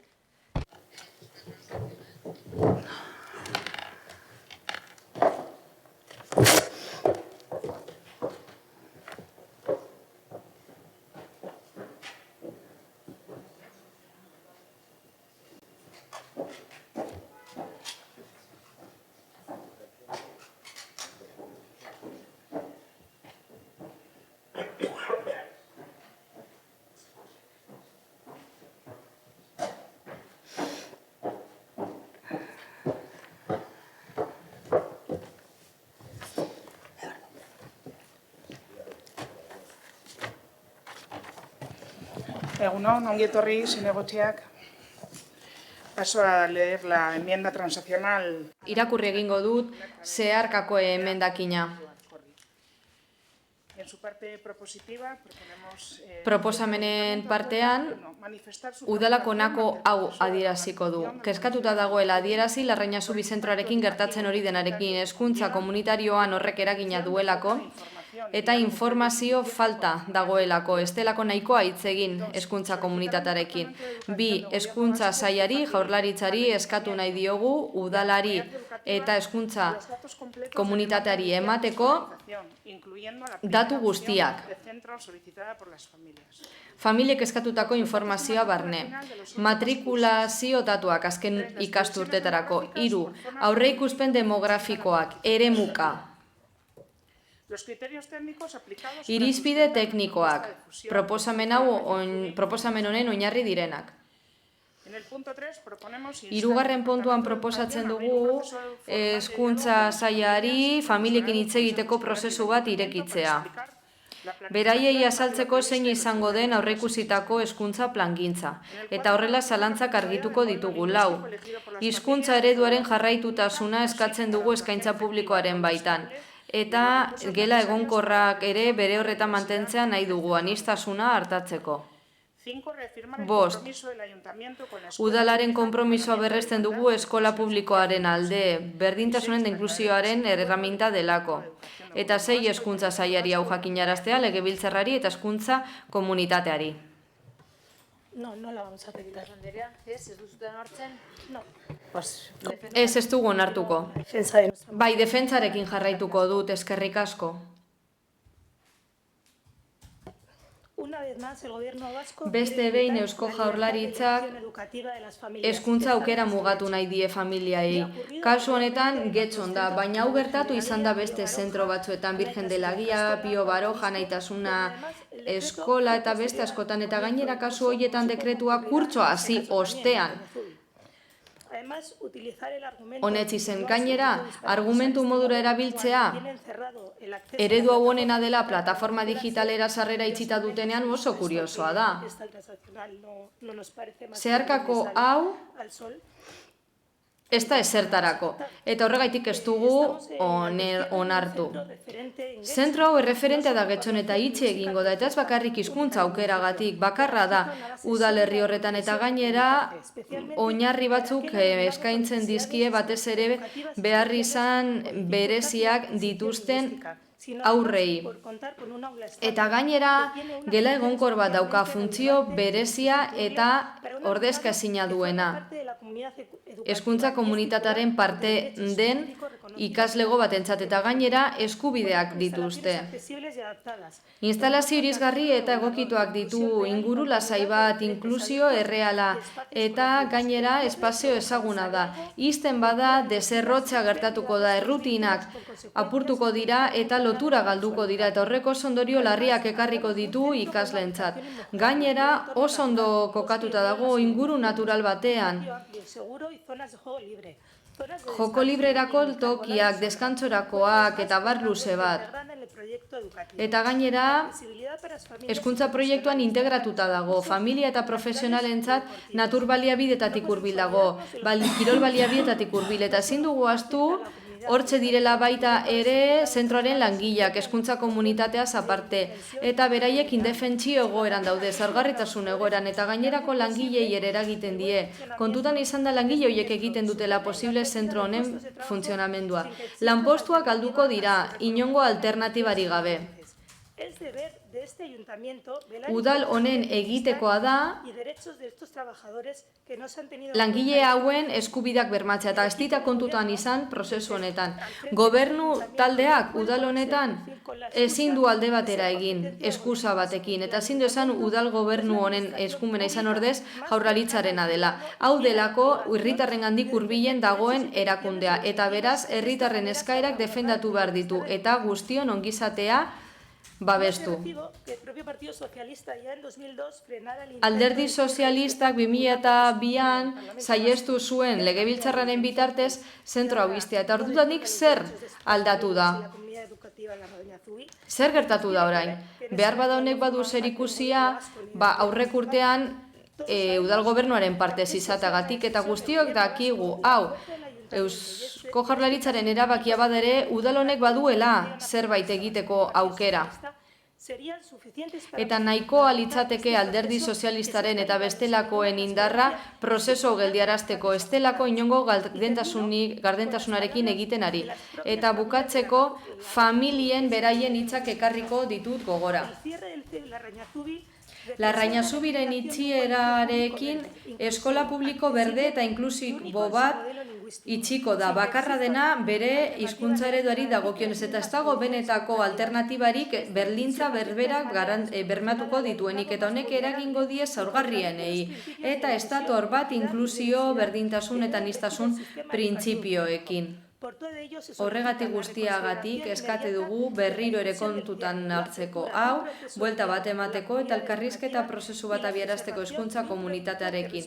Eta proiektu hau babesteko benetako behar izan bati erantzuten diolako. Horregatik eskatzen dugu Larrainazubiko gurasoen elkartetik zentroa funtzionatzen jarraitzeko datozen ikasturtetarako. Hobetzea sustatzea eta instalazioak ere hobetzea. Eraiki 2030 planaren bitartez horrela zentroa erabilera partekaturako eta kohesio sozialerako zentroa izango da eta komunitatearentzako erreferente. Eskerrik asko. Eskerrik asko.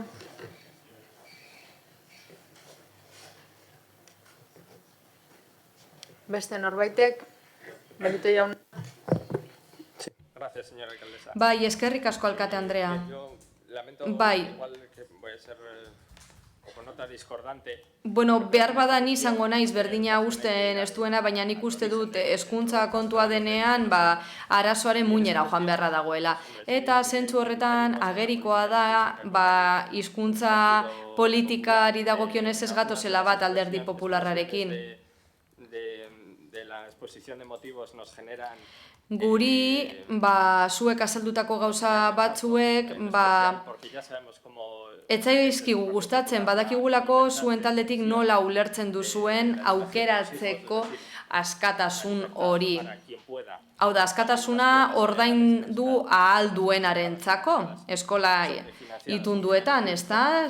Diru publikoarekin finantzatuta daudenean batez ere, baina gero eskola publikoan bestelako errealitatea bizi dute. Eta kontu honetan alderdi popularra ez ezik, EAJ ere dago sartuta. EH Bildu baita.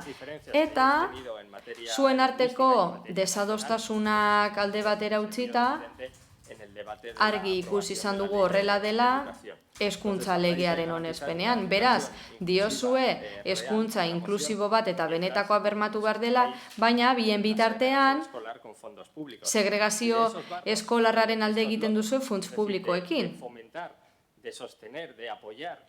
Babesteaz, sostengatzeaz ari gara, eta udaltalde hauen partetik, kontzentrazio eredutik hau dator. Eskolak ixteko eredua, eskola publikoak ixtekoa. Eta nik uste dut kontu hau ezinbestekoa dela lantzeko orduan, baina lata guztiz ere mozionen alde egingo dugu, beste batzuetan egin dugun bezalaxe. Ez dugu begien biztatik galduko nagusia den hori, eta nagusia den hori da Larrañazubiko eskola publikoa defendatzea itxi ez dadin, familiek eskatu digun bezalaxe eta sindikatuek beraiek ere eskatu diguten bezalaxe. Beraz, udal popularrari ongietorri eskola publikoaren defentsan eta guk babestuko dugu mozioa. Pasaden ostegunean jada galdetu genuen kontu honengatik, ea udal gobernuak zer egingo zuen, zentzu honetan, itxieraren aurrean, eta esan genuen baita ere zein zen gure iritzia, batzordatan esan genuen. Guk uste dugu hemen udaletik zerbait egin behar dela. Sendoago jardun, formak ez dira arazo bakarra, edo esatea Jaurlaritzaren erabakia dela, gardentasunik ez dago daturik, baina funtsa bera arazotsua da, eskola bat itxiko da. Eta hori da hain zuzen ere aurkaratu beharrekoa. Eta hain zuzen ere ez gatoz bat Jaurlaritzak hartutako erabakiarekin, eskola hau ixteko erabakiarekin esan bezala, erabaki hau hartu dute besterik gabe, onurak eta galera kalkulatu izan balituzte bezala, eta bueno, hala, Larrañazubi itxiko dugu. Erabaki hori ezin da hain erraz hartu. Azkenean, honek ikasle guztientzat ondorio larriak ekarriko ditu, ezta? Etxegabetzen moduko bada aur hauentzat. Eta ezinbestean beste zentro batzuk esleituko zaizkie. Publikoak izan daitezke, edo ez. Izan ere familia askok ezinbestean bere seme-alabak eraman behar dituzte, sare itundura, eskaintza nahikorik ez dagoelako. San Ignacio eskola eskaini da, baina horrek ez dauka A eredua Larrañazubiren pare behintzatez, edo ez dauka gela egonkorrik, eta bestela balduten egin beharko dute, eta honek ez du inongo zentzurik. Eskola bat ez da hezkuntza zentro bat bakarrik, auzo baten bihotza da, bertan komunitateko harremanak sortzen dira, eta ikasleen gizagarapena ere bertan gertatzen da, hori oso garrantzitsua da, horri uko egiten ari gara, eta gainera noren buruan sartzen da, horrelako eskola bat gela egonkor bat zarratzea eta beste zentro batera eramatea bertan ez dagoenean tokirik ere horretarako. Liburutegirik gabeko eskola batera, eta halako batean eskola bateko umeak behartuta daude gela egonkor bat irekitzera eta arazo bat sortzen da kasu horretan ere. Beraz, uste dugu, udalak zerbait egin behar duela, itxieraren aurka agertu, Bizkaiko eskola publikoen aurkako eraso badelako, eskola publikoaren aurkako erasoen justifikatu, eta Jaurlaritzak esan arren erabaki hartuta dagoela, udaletik horri aurka egin behar diogu, momentu honetan, familiak egiten ari diren bezalaze, baita sindikatuak ere, irakasle horien ordezkatzen dituzten sindikatuek. Eskerrik asko. Beste norbaitek, Diaz Anderea. Eskerrik asko, egunon, compañeras, familias. Bueno, antes de entrar en Bueno, los datos y en el debate... datuetan sartu baino aurretik eta bestelakoetan sartu aurretik esan behar dut heziketa zentro baten itxiera ez dela doikuntza tekniko bat. Oso erabaki zaila da, drastikoa, ondorio batzuk dituena, erabat aldatzen da oso bateko esparru kompetentziala, profesional, zein familien errutinak eta guztiak, eta komunitate bat aldatzen da. Larraina Zubiren kasuan, zentro honek momentu honetan 65 ikasle ditu aurre eta lehen hezkuntzaren artean. Azken urteotan lehen hezkuntzan 50 ikasle inguru egon dira, egonkorra izan da, beraz, zentro hau ez da gutxik. Hori bai, zentro txikia da, baina bizia da, funtzionatzen du, eta horregatik uste dugu hau bezalako erabakiak hartzeko gardentasun handia behar dela. Azalpenak eman eta parte hartzea sustatu. Eta guk ikusi dugu hau prentzan argitaratu dela eta erabaki hartu dela. Guretzat hori ez dago ondo. Hala, guk zorrotzak ere izan nahi dugu. Datuek erakusten dute beherakada egon dela aurre hezkuntzan udalerri honetan. Batez ere azken ikasturtean. Eta hor 125 haur gutxiago ditugula ikusi ditugu, baina egia da baita, hoietatik 100 eskola publikoan galdu direla eta 22 sare itunduan. Hau da, 82 sare publikoak barne hartu du. Lehen hezkuntzan beherakada ez da horren nabarmena izan, hobeto banatu da, eta Larraina Zubiren kasuan matrikula egonkor mantendu da. 50 ikasle daude oraindik. Behintzat matrikulazio datuei erreparatzen badiegu, hoiek baditugulako, argitaratura daudelako. Baina eskaera datuak ez daude argitaratuta. Azken urteotako matrikulazio datuen arabera, horixe da egoera. Beraz, plangintza estrukturala ari bagara, datu guztiekin egin behar dugu. Hasierako eskaerarenak eta matrikulazioarenak. Eta erantzukizunez egin behar dugu sare onartean baita ere.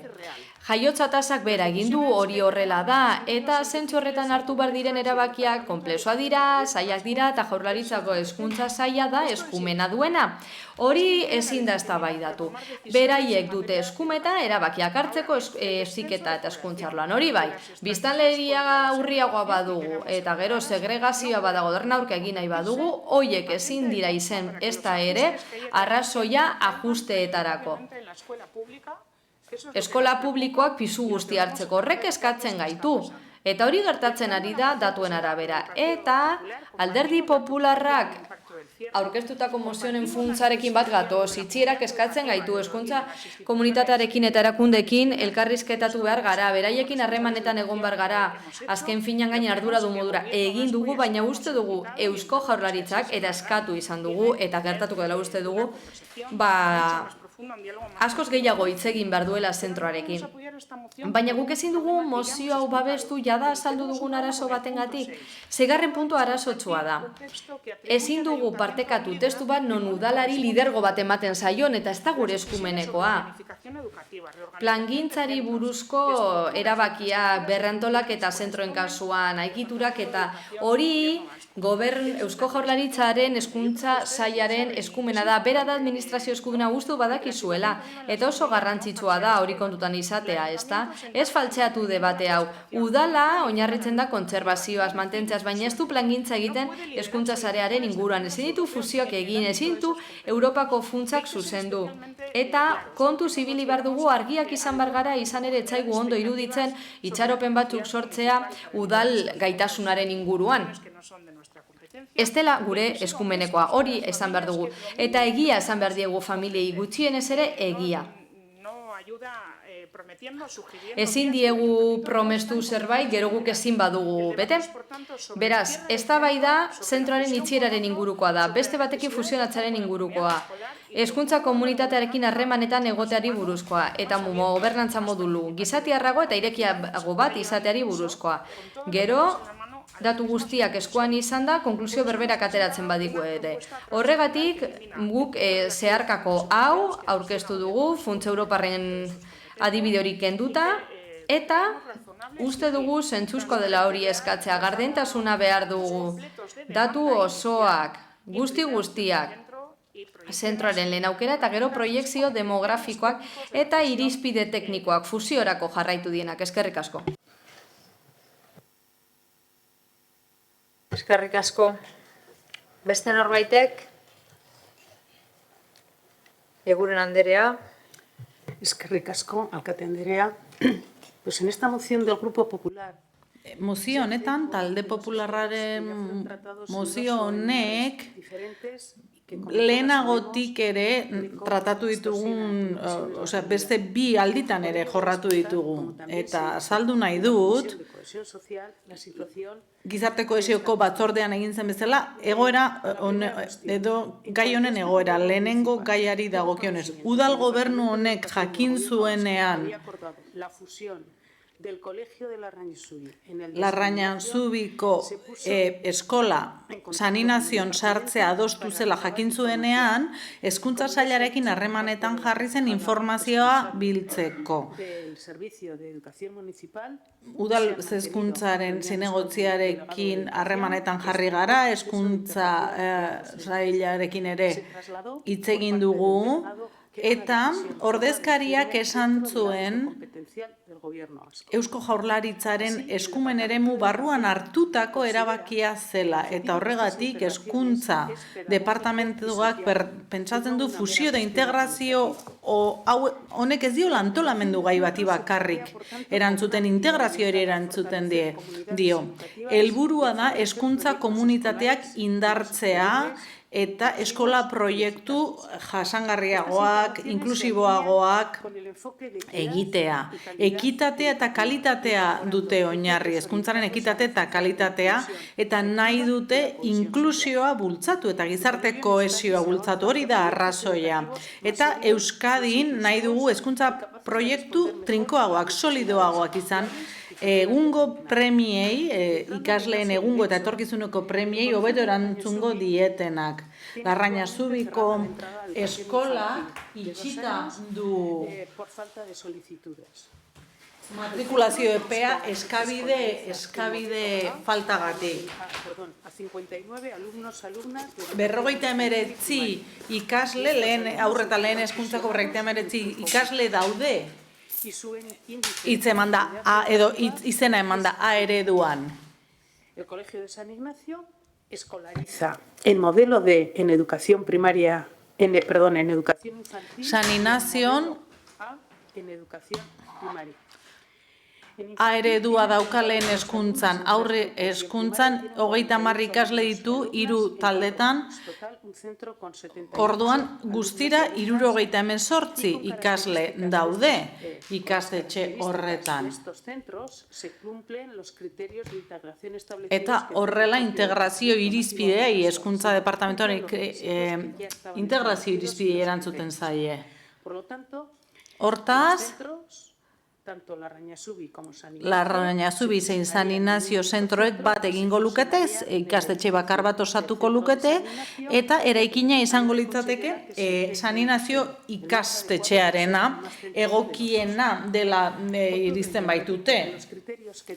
Horregatik esaten du behin eta berriz, hezkuntza sailak ezarrita dituen irizpideak, integrazio irizpide horiek bete egiten direla sailaren arabera. Eta egoera horren aurrean, udalak kezka bat dauka, eta kezka hori hiru arlotan ezarri da. Lehenengo kezka da, zer gertatzen da Larrañazubiko ikasleekin.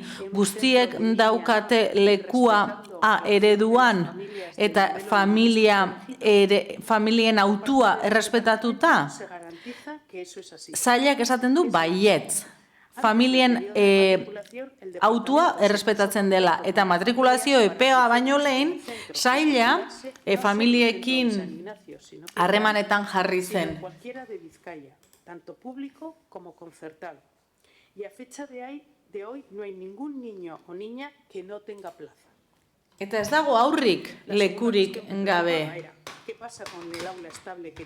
Eta zer gertatzen da gela egonkorrarekin, ez? premia bereziak dituen ikasleen gelarekin. Esaten dute horrelako gela bat ere sortuko dela ikasle horiek hartatzeko, eta hirugarrena zer gertatzen da irakasleekin. Esaten dute behin betiko postua edo finkoak saninaziora pasako direla. Hori lehenengo gaiari dagokionez.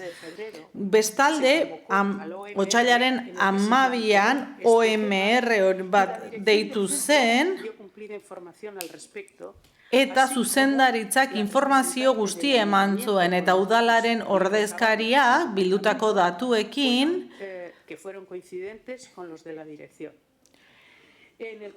bat egin zuen, zuzendaritzaren datuekin bat egin zuen. Eta batzordean esan zuten hezkuntza komunitateak ez zuela parte hartu erabaki horretan, eta nahiko luketela Eusko Jaurlaritzarekin sailarekin bildu azaltzeko zuzenean egoera. Eta hitz egin ditugun irizpide guztiak. Luego continuo. Beste norbaitek? Ez? Bigarren bigarren txanda, 3 minutu. Sí. Bueno, pues en respuesta a lo que han dicho las tres representantes, tanto del Partido Nacionalista... Hiru ordezkariek EAJkoek zein Alderdi Sozialistako zein Podemosekoek esan duten bezala, eskerrik asko Podemosi babesagatik, iruditzen zaigu garrantzitsua dela gai hauetan gure ideologia alde batera uztea, eta gure aurretan pentsatzea, baina bai argituko nuke guretzat aukera askatasuna guztientzat dela. Eta eskola publikoa babesten dugula, baita besteak ere batez ere familia batzuk ez daitezen pribatura edo hitzartura joatera behartuta ikusi baliabiderik ez dutenean. Las familias no pueden acceder a matricular a sus hijos, con lo cual es un poco una trampa al solitario. Gauza bera gertatzen da matrikulazio digitalarekin, eta ez da egia, ez dagoela eskaerarik datorren ikasturteari begira. Corresponde a educación. Quizás no tenemos competencia legal. Agian ez daukagu legezko eskumenik, baina badaukagu eskumen morala edo uste dut gure bizilagunei lagundu behar diegula, bitartekari lanak egin behar ditugula, ikaslei laguntzeko.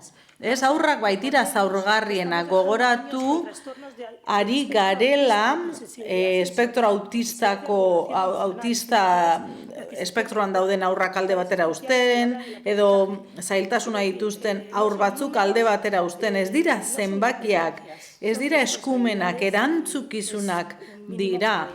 Eta hori da gutxienekoa, ez? Hori bete behar dugu, horregatik gaude hemen bizilagunek gugan sinesten dutelako gure lanean. Ez nuke nahi mozio honekin berriz ere bizilagunak etxitu.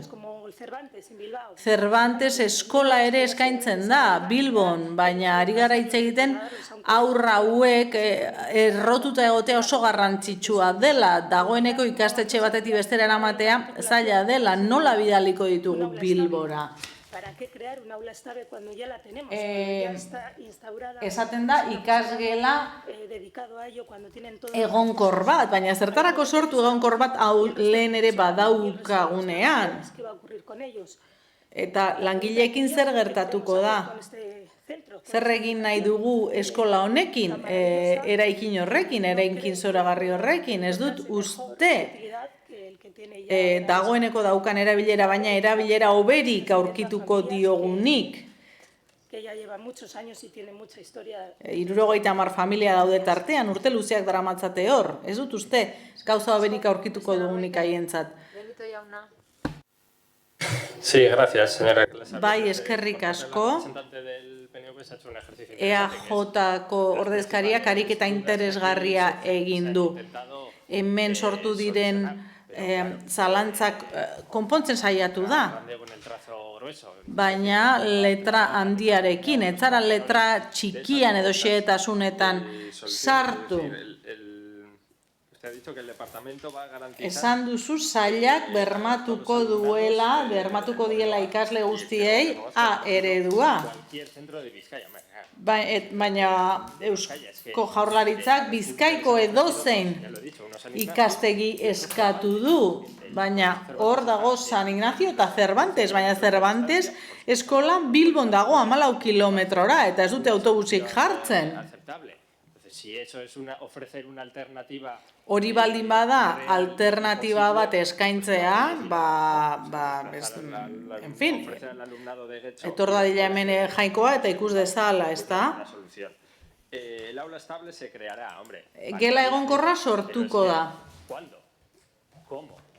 Baina noiz, nola? Es que el Colegio San Ignacio, ya se ha dicho, no tiene espacio para eso. O sea, tienen que quitar la biblioteca para hacer el aula estable.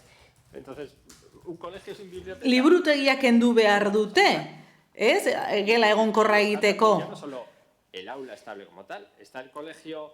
Gero dago, eskola ondo prestatuta dago, ondo egokituta dago, irisgarritasunerako, edo oztopo arkitektoniko horik ez dauka, ulertzen dut baietz, baina ondo dago, baldintza honetan dago, eta gero irakaslei dagokionez finkoa saninaziora pasako da. Orain ze gertatuko da, bi irakasle egongo dira gela batean? Corresponde que haya uno o dos por ley. Ez, legez bat edo bi egotea dagokionean. Eta hori ez du nik bakarri jartzen zalantzan. Ikusita plantillak ze iritzi daukan itxierari buruz, beraiek ari dira salatzen leku aldatze konkurso lehiaketatik kanpo utzi dituztela gauzak egiteko moduagatik. Hemen ez dago denak konponduta plantillarekin. Díaz Andrea.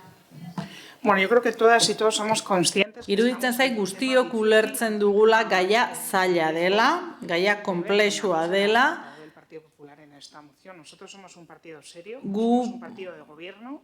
Alderdi serioa gara, gobernuko alderdi bagara, ez gara pankarta alderdi bat, eta ez dugu leziorik ametituko onartuko alderdi popularraren aldetik, zerbitzu publikoen borrokaren inguruan, ez? Barragura ematen digu.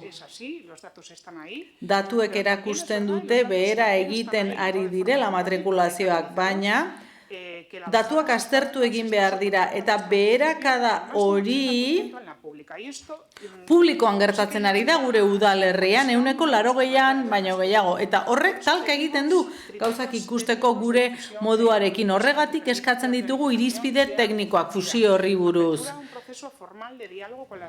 Familiekin elkarrizketa bat ireki dadila, langileekin ere bai, askoz ez lehenago egin behartzen hori. Elkarrizketa bat ireki dadila, ze honek egonezina eragindu, ez familiengan bakarrik, baita ere irakasleengan. Bermeak behar ditugu, hizkuntza eredua aukeratzeko ulertzen dugu hori gertatuko dela, eta horrelakoa izan da, hezkuntza ordezkariak aurkeztu diguna. Horrela dago jasota gobernu erabakian. El cierre de un centro educativo de titularidad pública, no vamos a negar, no nos gusta. Ikastetxe publiko bat ixtea, ez zaigu gustatzen. Ez dira eskolak ixten gero bihar irekitzeko, badakigu behin betiko egoerak edo erabakiak direla, baina jarri dezagun mahai gainean jaiotza tasaren beherakada izugarria, egiturazkoa dirudi, eta zentzu horretan erabaki zailak hartu behar dira. Gu ez gaude hemen gureak ez diren eskumenak hartzeko, baina bai eskaini dugu gero burua irtenbideak bilatzeko. Eta horregatik eskatzen dugu gardentasuna datu guztiak ezagutzeko, matrikulazio datuak, baina baita ere beste datuak. Y diálogo y equidad con toda la comunidad educativa, porque el camino importa tanto como la decisión final. Y cerrar una escuela no es reorganizar aulas, es transformar, como decíamos antes, una comunidad. Por eso creemos que este proceso tiene que hacerse con la máxima transparencia y participación, y que el gobierno vasco definitivamente entienda que debe... Eusko Jaurlaritzak ulertu behar du. Y con los ayuntamientos. Nos consta que en otros municipios así se ha hecho y se ha llegado a procesos de consenso. Adostasunetara iritsi da, eta hori hemen ez da gertatu. Egun Andrea. Eskerrik asko, Alkate Andrea. Pues como venía diciendo en el Consejo... Esan bezala, otsailaren 12an egindako batzordean, esan zen Euskuntza komunitateak ez zuela parte hartu erabaki horretan. Eta Eusko Jaurlaritzak zuzenean azaltzea nahi zuen, ez? Beraiei nola fusionatuko ziren ikastetxe horiek. Udaletxeak bere ordezkarien bitartez, bere burua eskaini zuen bitartekaritza lana egiteko eskola kontseiluaren eta sailaren artean eskaera horri erantzuteko bilera batean. Eta zentzu horretan alkatetzak egin zituen bere izapideak eta data bat ezarri da bilera egiteko. Orduan, konpromisoa guregana hartu genuen eta bete dugu. Alderdi Popularreko ordezkariak esan bezala badago hor kompetentzia moral bat eta hori egiteko ari gara lanean, ez? Erantzukizun moral horri nolabait erantzuteko. Eta guk udal bat garen aldetik, gure esku dagoen guztia jarri dugu bilera hori egin dadin. OMR horretan idazki bat aurkeztu zen. Eta gai zerrendaren puntu horretan abstentzioa egin zuen udalak. Zergatik bertan jasotakoa udal ordezkariaren eskumenetatik harago zihoala ulertu zuelako. Los modos o las formas a las que se haya podido llegar a esa decisión. Erabaki hori nola hartu zen hori beste gauza bada, baina organo eskuduna ez da, Eusko Jaurlaritza da. Alderdi Popularrak planteatzen du... Lo que plantea que sería la solución para la no fusión de los centros, que es renovar las infraestructuras del centro, fusioari uko egiteko aztertu zen baita ere ikastetxea berritzea. Europako funts batzuen bitartez edo deialdi batzuetara aurkezteko. Ulertzen zuten ikastetxea berritzen bazen, balio handitzen zuela eta horrek agian eragingo zuela sailaren erabakian bategiteari uko edo atzera egiteko. Udalak abstentziora jo zuen kasu horretan ere bai, ulertzen zuelako... La abstención. En definitiva, que al garantizar la matriculación de todo el alumnado en el centro elegido por las familias, al garantizarse que el alumnado se puede escolarizar en un modelo A, es decir, castellano como lengua vehicular, según su elección de los progenitores, al garantizarse que se ampliará en caso necesario. Eredu hori bermatuko dela eta gela egonkorra al centro de San Ignacio y al entenderse que el proyecto de renovar las instalaciones carece de sentido en estos momentos. Eta ikusten bada ez daukala zentzurik hori berritzeak, abstenitu egingo gara, baina gu jarraituko dugu familiei eta hezkuntza komunitateari gure laguntza eskaintzen egokitzat jotzen duten prozesu honetan beraien eskutik joateko. Pasatuko ginateke mozioaren aldeko bozkak Elkarrekin Podemos eta Partido Popularra. Kontrakoak PS Euskadiko Ezkerra, EH Bildu eta Eusko Alderdi Jeltzalea. Eta honez beste, 16. puntu. Zelai Anderea, bozkaren esplikazioa azalpena. Hori da, eskerrik asko. Testuan agertzen diren kezka batzuk konpartitzen ditugu, hemen salatu diren beste hainbat ere bai, inklusioa, familien ezinegona edo komunitatearekin, komunitatea entzuteko beharra, baina ere, zeskoa bozkatu dugu, proposamen honetan jasotzen den askatasun lingustikoaren formulazioarekin ados ez gaudelako. Ulertzen dugulako, askatasun lingustikoa ezin dela erabili hizkuntza ereduen arteko segregazioa betikotzeko edo sistema publikoaren kohesioa ahultzeko. Hezkuntza publikoaren funtzioa da ikasle guztiek jatorria edozein dela ere hizkuntza gaitasun komunak eskuratzea. Are gehiago, 17/2023 hezkuntza legeak hizkuntza proiektu integralak ezartzen ditu, helburu argi batekin. ikasle guztiek euskaraz eta gaztelaniaz garatzeko baldintzak errealak izatea eta hezkuntza sistema publiko, inklusibo eta kohesionatua eraikitzea. Hortaz, erabakitzeko ahalmenak gaitasun guztiak izatea exigitzen du. Aukera berdintasuna ez da auto individual utzen batura, politika publikoen bidez bermatu beharreko eskubide publikoa da. Eta hori, hau ez da komunitate baten kontrakoa, baizik eta askatasunaren izenean sistema publikoaren norabide baldintzatu nahi duen politika zehatz baten kontra.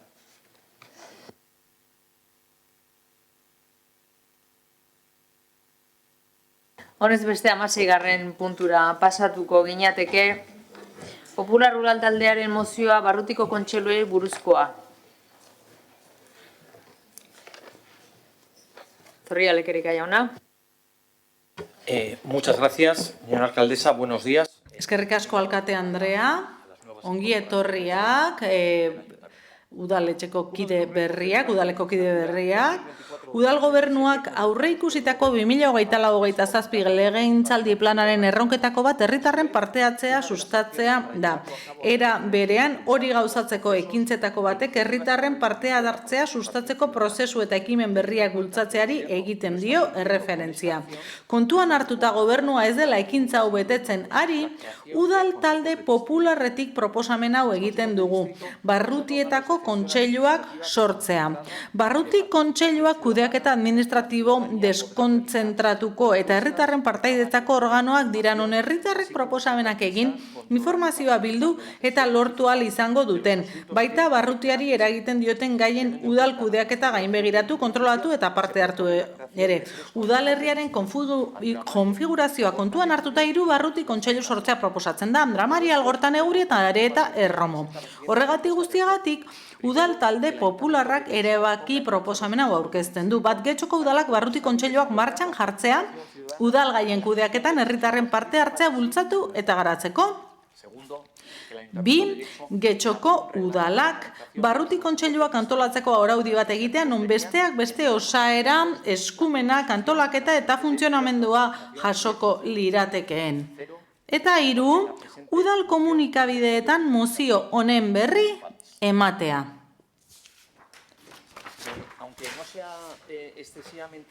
Naiz eta ez izan oso luzea ulertzen dugu mozioaren testua nahiko argia dela eta ez dela gauza handirik erantzi behar. Urtarrileko plenoan konturatu ginen 169.000 euroko gastua egon zela, herritarrei jakinarazteko 2024-2027 legegintzaldi planaren berri emateko. Legegintzaldi plan horretan erronketako batek erreferentzia egiten dio herritarren parte hartzea sustatzeari, komunitate garapena areagotzeko eta gardentasuna hobetzeko. Udal gobernuarekin bat, erronka hori lortzeko gauzetako bat da, prozesu berriak sustatzea, parte hartzea, herritarren parte hartzea areagatzeko. Egiaztatu daiteke nola ez den prozesu berririk sustatu, ez ekimen berririk parte hartze hori sustatzeko. Horregatik, alderdi popularrak proposamen berriak ditu benetan parte hartze hori sustatzeko udal kudeaketan parte har dezaten bizilagunek, horrela barruti hauetako kontseiluak sortuta. Udalerriaren konfigurazioa aintzat hartuta 3 hauek proposatzen dira Andra Maria, Algorta Neguri eta Areta Erromo. Barruti kontseilu hauek lurralde organoak lirateke, kudeaketa deszentratukoak, eta horrela bizilagunek parte hartu halko dute kontseilu hauetan administrazioa herritarrei hurbilduta.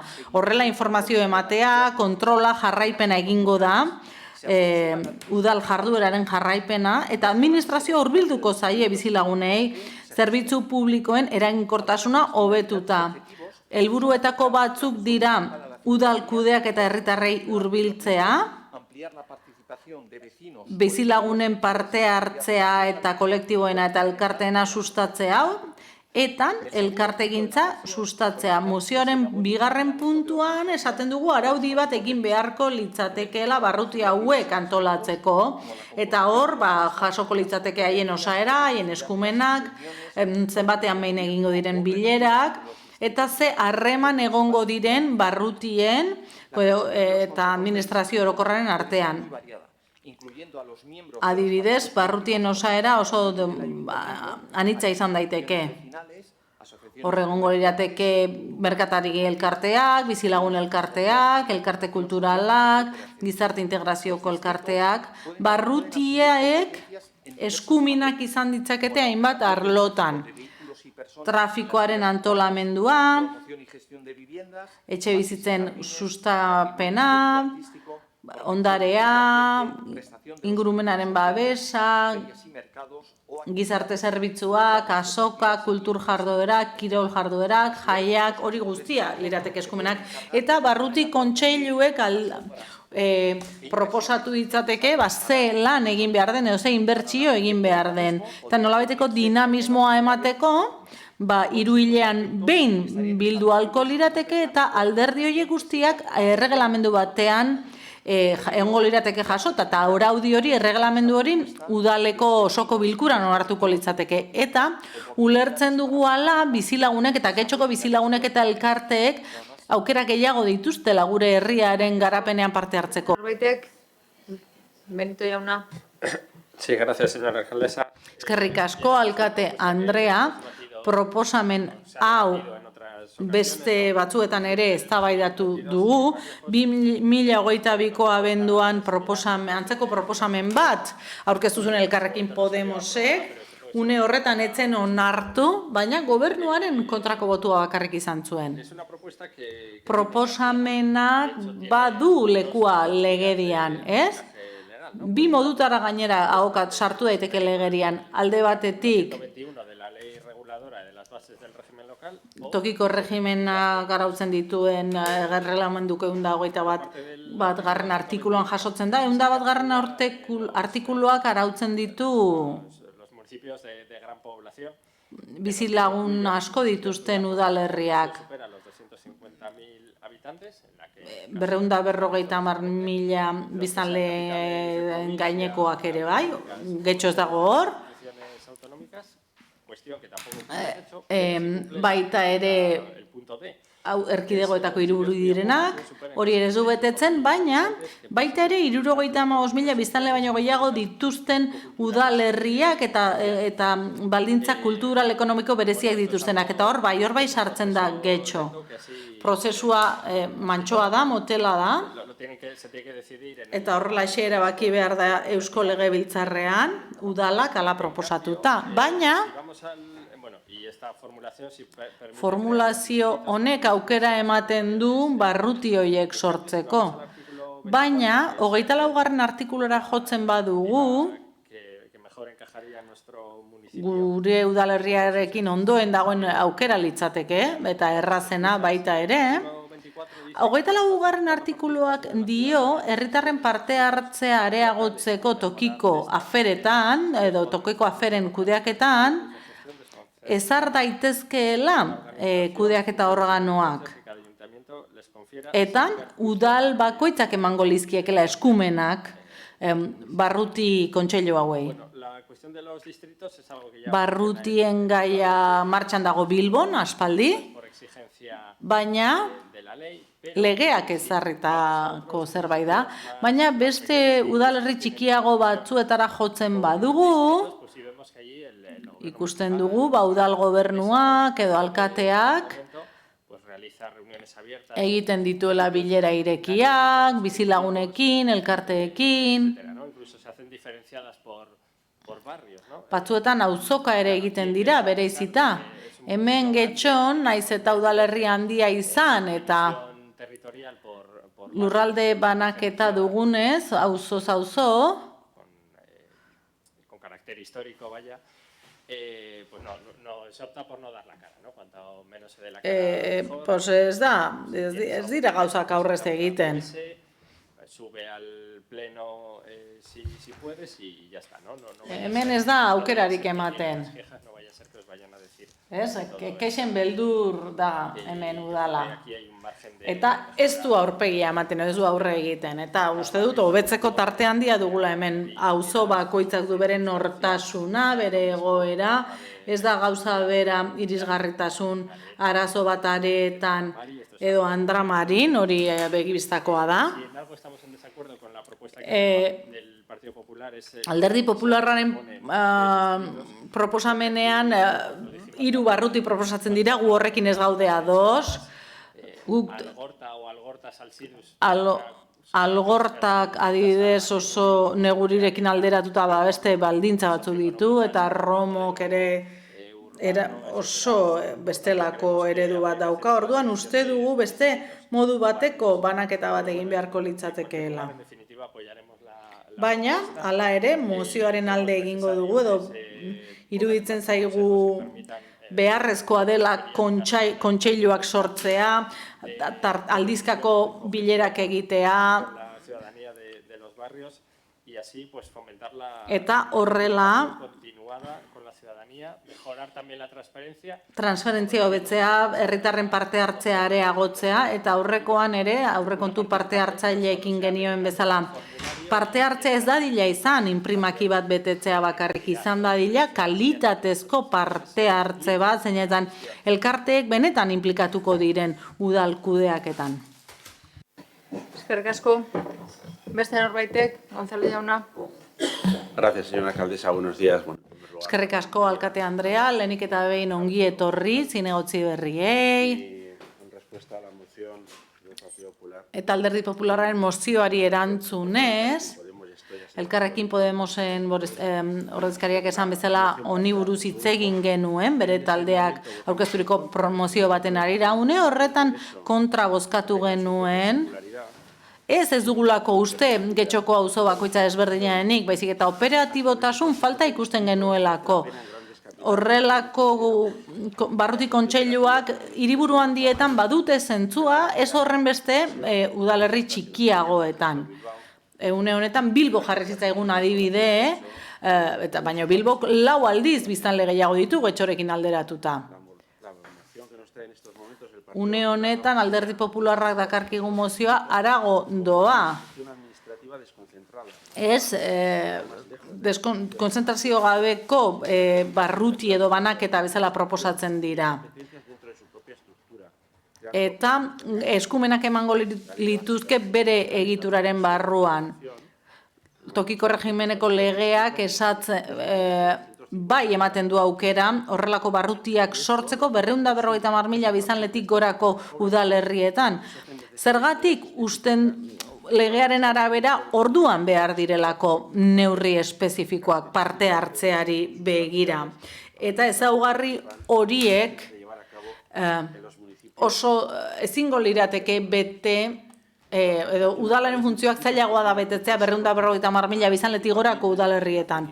Gero hor badago barne koordinazioa, ekipamenduak udalerri handietan biztanleria tasa handiak justifikatzen du hori, baina udalerri ertainetan kostua agian onura baino handiagoa izan daiteke. Eta onura agian mugatua izango da. Hemen nabarmendu behar da deskonzentrazioak ez duela automatikoki bermatzen parte hartze handiagoa. Hori gehiago dago prozesuen eta erakunde kulturaren mende. Zentzu horretan, udalerri ertainetan, bilera irekiak eta egin daitezke eta antzeko efektuak izan daitezke. Eta horregatik ez da ohikoena eta gainera ez dugu horrelako adibiderik aurkitu izan. Ez dago Getxo bezalako udalerririk barruti kontseiluen bitartez antolatzen denik. Horregatik kontrako bozka emango digu mozioari.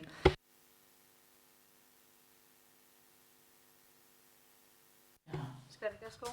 Beste norbaitek? Bai, Bilbao Andrea. Egunon guztioi, ongi etorri zinegotzi berriei. Bat gatoz Getxon herritarren parte hartzea indartzeko helburuarekin, baina ez dugu uste barrutu kontseilu berriak sortzea lehentasun bat denik. Udalerriak baditu, sendotu eta hobetu beharreko hainbat parte hartze prozesu, administrazio egitura berriak sortu aurretik. Askotan, esan ohi dugun bezala, algortazentrismoa eta aretazentrismoarekin amaitu beharra dago, eta pausu bat eman haratago. Getxotarren errealitatea auzoetan dago, eta bertara hurbildu beharra dago bertako dinamika, gabeziak eta nahiak ezagutzeko. Eta horrek ez du barruti kontseilu batek lortuko. EH Bilduk behin baino gehiagotan pleno honetara ekarri izan du herritarren partaidetza areagotzeko mozioak eta proposamenak, baina ez babestea erabaki duzue. Horren adibide dira, orain dela urte batzuk eskatu genuena, auzo batzordeak osatzea, barrutien ordez, alderdi politikoen eta auzoetako eragile ordezkariekin osatutakoa. Bestetik, alderdi popularrak ez du parte hartzea modeloan sinisten, eta ez garela fidatzen esan beharra daukagu. Tresna partidista eta propagandistiko moduan erabiltzen dituzte espazio partai hartzaileak, herritarren iritzia benetan ezagutzeko edo babesteko erabili beharrean. Interes politiko zehatzak sustatzeko erabiltzen dituzte, gizartearen benetako kezkak eta beharrak entzun eta kontutan hartu beharrean. Ondorioz, herriaren ahotsa bigarren mailan geratzen da eta lehentasuna ematen zaio irudiari eta mezu estrategikoei, ez parte hartze ireki eta zintzoari. Esperientzak erakusten du ez direla erakunde berriak sortu behar herriaren parte hartze sustatzeko. Baizik eta dauden mekanismoek eraginkortasunez, gardentasunez eta eragiteko benetako gaitasunez funtzionatuko dutela bermatzea. Horregaitik guztiagaitik abstenituko gara. Eskerrik asko. Mostajo jauna. Bai, mi esker alkate anderea, egun ondan hori, eta ongi etorri kide berriei, Angeru, Carlos eta Eli, ongi etorri. Bueno, ez da, esan da, dagoeneko, ez da la lehenengo aldia mozioa udaletxara datorrela, Podemosek ekarri zuelako, bueno, 2022ko abenduan. Eta, bueno, kasu honetan, ni bat nator dagoeneko alderdi sozialistaren ordezkariak esan duenarekin, ez? Guk ez dugu ikusten barrutiak sortzearen beharrik, gaur egunean behintzat ez dugu horrela sentitzen, eta aipatu da Bilbo, baina, bueno, gure ustez, Getxo ez da Bilbo ez fizikoki, ez, bueno, auzo kopuruari dagokionez, ez biztanle kopuruari dagokionez. Eta are gehiago ez gaude ados, ba, bueno, enuntziatuan egiten duzuen arrazoiketagatik, ez? Ez da egia udaletxe honetan partaidetzarekin erlazionatuta ez ere egin ez denik. Uste dut alderdi guztiak bat etorri gaitezkela, ba, bueno, gobernantza eredu berrietan aplikatzarekin, administrazio guztiak horretan gabiltza. Bueno, uste dut guztiak edo ia guztiak, zauen alderdiko presidentea izan ezik, esaten duela que gobierne la lista más votada y a correr, baina, bueno, nik uste dut badaudela beste eredu batzuk, eta guk eredu horiei eutxiko diegu ze gainera, esaten da instituzioen arteko partaidetzaren inguruko foroetan aipatzen da, struktura gehiago sortzea ez duela zertan partaidetza handiagoa sortu behar. Partaidetza gure udaltaldearen arlo estrategiko bat da, gure gobernantza ereduaren gakoetako bat. Eta etengabe ari gara, eta arituko gara, prozesu desberdinen bitartez, herritarren iritziak bilatzen, eta erabaki ahalmenetan sakontzen. Y para proponer, como hacen ustedes... Eta zuek esan bezala proposatzeko ez dugu zetan sakutik hartzen bota behar egindako lana, Getxon izan ere parte hartzea sustatzen da eta hala egiten jarraituko dugu. Zuek esan duzu ez dela ez ere egin, baina gogorarazten dizuet, legegintzaldi honetan oraindik 15 hilabete geratzen zaizkigula, eta 15 hilabete geratzen diren honetan zuek kanpaina egiteko erabiltzen duzue, baina guk 15 hilabete horiek erabiliko ditugu lanean jarraitzeko. Getxon parte hartze foro desberdina ditugu. Ingurumeneko tokiko foroa, Euskaralko batzordea, berdintasun foroa, merkataritza maila, baditu aurrekontu parte hartzaileak, Getxo txukun, egin izan dugu San Nikolaso eta Iruko eraikinaren inguruko diseinuaren partaidetza prozesu bat, tiki-toki, thinking fadura, Getxo busaren ibilbideari buruzko galdeketak, eta udaleko zinegotziak alkatea buru, harremanetan gaude, herriko elkartekin, kalean gaude, eta harremanetan gaude, gure herriko eragile desberdinekin. Esanakoa, dago lasai, ze legealdi asko geratzen da oraindik, eta oraindik baditugu garatzeke prozesu gehiago partaideretzarekin joango direnak. Guk eseskoa bozkatuko diogu zuen mozioari, zarataren gainetik apal eta isila lanean jarraituko dugulako gure auzotarrentzat, gure herritarrentzat eta gure elkarteentzat beraiekin batera. Eta horrela jarraituko dugu, hori delako gure eredua. Herria, partaidetza eta apaltasuna. Eta getxon daukagun ongizantea mantentzeko lana. Eskerrik asko. Eskerrik asko. Beste norbaitek? Zorria Lekerika jauna. Sí. Eskerrik asko, alkate Andrea. Bueno, esan da, eta egia da, udalerri gehienetan, kasu hauetan, hiriburuak direla, edo 250.000 biztanletik gorako hiriak, baina badaude antzeko beste herri batzuk, Getxoren antzeko udalarekin esate baterako Gandia daukagu, eta 83.000 biztanle ditu. Beraz, antzeko egoeran dira, eta hoiek barrutiko kontseiluak dituzte. Nik esango nuke udal gobernuak asko lan egiten duela bai, baina falta zaie, eta sentitzen dut, baina ez dute ulertzen irakurritakoa edo entzundakoa. Guk ez dugulako momentu bakar batean ere esan udal gobernuak ez duela ezer egiten parte hartze prozesuetarako. Guk esan dugu beraiek prozesu berriak sustatzeko azirela, ekimen berriak eta ez dela inongo saiakerarik egon. Izan ere, arrekontu parte hartzaile bat egitea hurrengo urtera begira, ez da prozesu berri bat egitea. Izan ere, parte hartze prozesuak urtero egiten dituzue, edo getxo txukun bat egitea auzo desberdin baten ez da prozesu berri bat. Auzoz edo eremuz aldatu arren. Guk esan dugu argi eta garbi, ez dagoela zer berririk. Ez dugu esan, eta idatzita ere ez dago, eta nik uste du gainera ez dugula esan ere egin, ez dela ezer egin. Hobe daitekela, bai, ala da, oso kritikoak izan gara, jada, parte hartze prozesuen kasuan, eta gero esaten digute, zarata egitea, ez dakiz zer, alderdi popularra, bueno, ez dakit. EAJ zegoen tokian, oposizioan, esate baterako Barakaldon, antzeko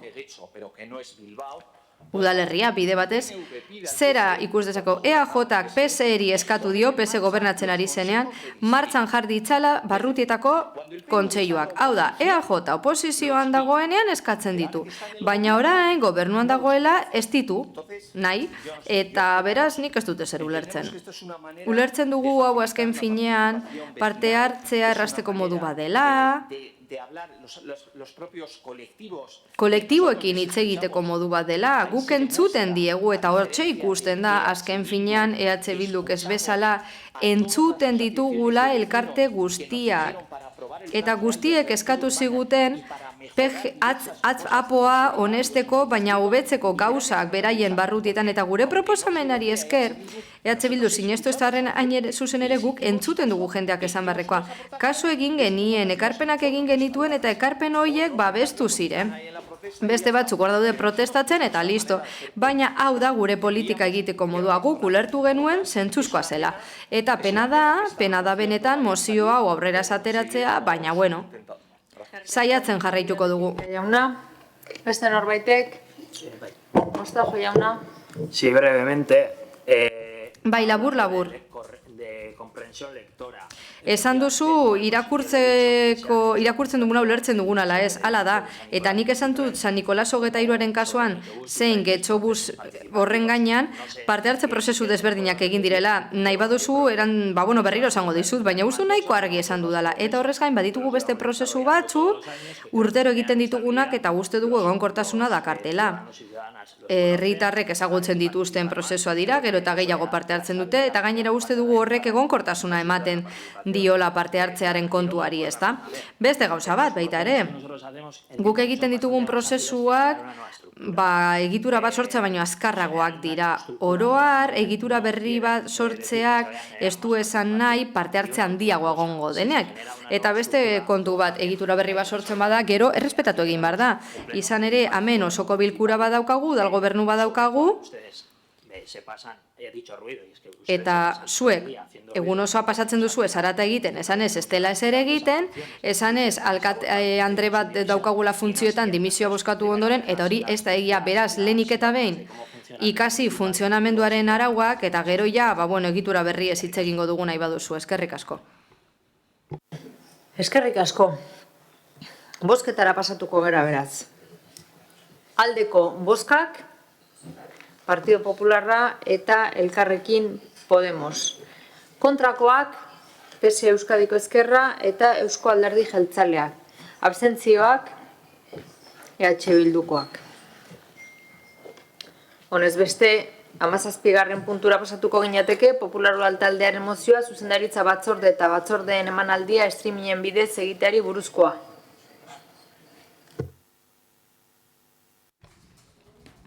Erorza jauna. Buenos días, gracias, señora alcaldesa. Egunon eta eskerrik asko alkate Andrea, ongi etorri zinegotzi berriei. Retransmisión de comisiones y juntas rectoras en streaming. Batzorden eta zuzendaritza batzorden emanaldia streaming bidez. Herritarren parte hartzea guztio partekatzen dugun helburuetako bat da. Gero eta ohikoagoa da udalkudeaketako eremu bakoitzan partaidetza prozesuak kontutan hartzea. Gaur batzordeak eta zuzendaritza batzordeak nola egiten ditugun aztertzen ari gara. Gure ustez osoko bilkurak streaming bidez ematen diren bezala gauza bera egin beharko genuke erakunde autonomoetako batzordekin eta zuzendaritza batzordekin. Ez du zentzurik osoko bilkurak telematikoki transmititzea, baina batzordeak eta zuzendaritza kontseiluak ez. Gogoratu behar da pandemian ala egin zela eta esperientzia positiboa izan zela. Jakina, horrek ez du herritarren parte hartzea sustatzen zuzendaritza batzordetara joan nahi duten herritarrak fisikoki egitera behartzeak, aurrerapen teknikoek bide telematiko sartu ahal izatea ahalbidetzen dutenean. Herritarrek parte hartzeko dugun helburua betetzeko eta sustatzeko modu eraginkorra litzateke, gardentasuna eta herritarren inplikazioa bermatuz. Streaming bidezko emisioa gainera edozein pertsona konektatzeko aukera eman behar du, bere eskaerak eta galderak egin ahal izateko. Bestalde, egoera berezietan ala nola gaixotasun edo ezintasun batean, batzordekidek streaming bidez parte hartzeko aukera izan behar dutela, uste dugu. Aurrerapen teknologikoek parte hartzeko moduak ahalbidetzen dizkigute eta ez ditugu alferrik galdu behar. Horregatik guztiagatik, Udal talde popularrak erabaki proposamen hau aurkeztu du. Bat, Udal batzordeak eta erakunde autonometako zuzendaritza batzordeak streaming bidez emititu ahal izateko egin beharreko aldaketak egitea. Bi, edozein tokitatik konexio telematikoa ahalbidetzea, herritarrek dagokion txandan parte hartu ahal izan dezaten. Hiru, batzordetako kideak telematikoki bertaratzeko eta parte hartzeko aukera ematea, zirkunstantzia bereziak tartean direnean. Lau, mozio honen berri ematea komunikabidetan. No es la primera vez que discutimos sobre Bueno, ez da lehenengo aldia honen inguruan aritzen garena. Gaur egun, hainbat arlotan, administrazio kontseiluetan eta abar, enpresa pribatuen arloan kasu honetan, telematikoki parte hartzeko aukera eskaintzen da. Errealitatea da, eta horrek azken finean hobetu eta arindu egiten du parte hartzea enpresen onuran. Eta ez du zentzurik, arlo pribatuan arrakasta izatea, eta gero arlo publikoan hori aplikatzeko gai ez izatea. Bestalde, ez dugu zentzu askorik ez da, osoko bilkurak streaming bidez ematea eta batzordeak ez zein arrazoi egon daiteke. Ez dakigu zein arrazoi dagoen, baina uste dut ez dela kontu teknikoa. Borondate politiko kontua da. Eta ikusten dugu izugarrizko beldurra dagoela benetan parte hartzeko. Orain arte, parte hartze prozesuak egon dira, aurrekontuetarako, getxotxukunerako eta horrelakoetarako. Hoietan guztietan, herritarrek parte hartu dute, baina zer gertatu da, gero modu batera edo bestera, emaitzak aldatzen direla, alteratzen direla edo ez direla kontutan hartzen.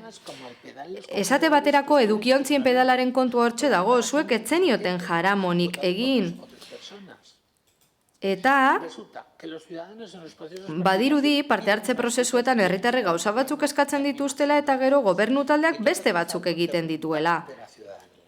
Herritarren borondatearen kontra joan da. Hau engainatzeko modu bat da, parte hartzaileak mespresatzeko moduko bat eta Mostajo jauna ez dakizu hitz egingo duzun, baina zuk zintzotasuna hitz egitea Gainera, San Nikolas 23-ren inguruan hitz egin duzu goiz oso bat egon ginen parte hartzen duela 2 urte. Parte hartze prozesu baterako 2 ordu eta hantxe egon ginen. Eta 3 emaitza atera ziren. Eta zuek laugarrenaren bila zeni joaten eta orain zain gaude.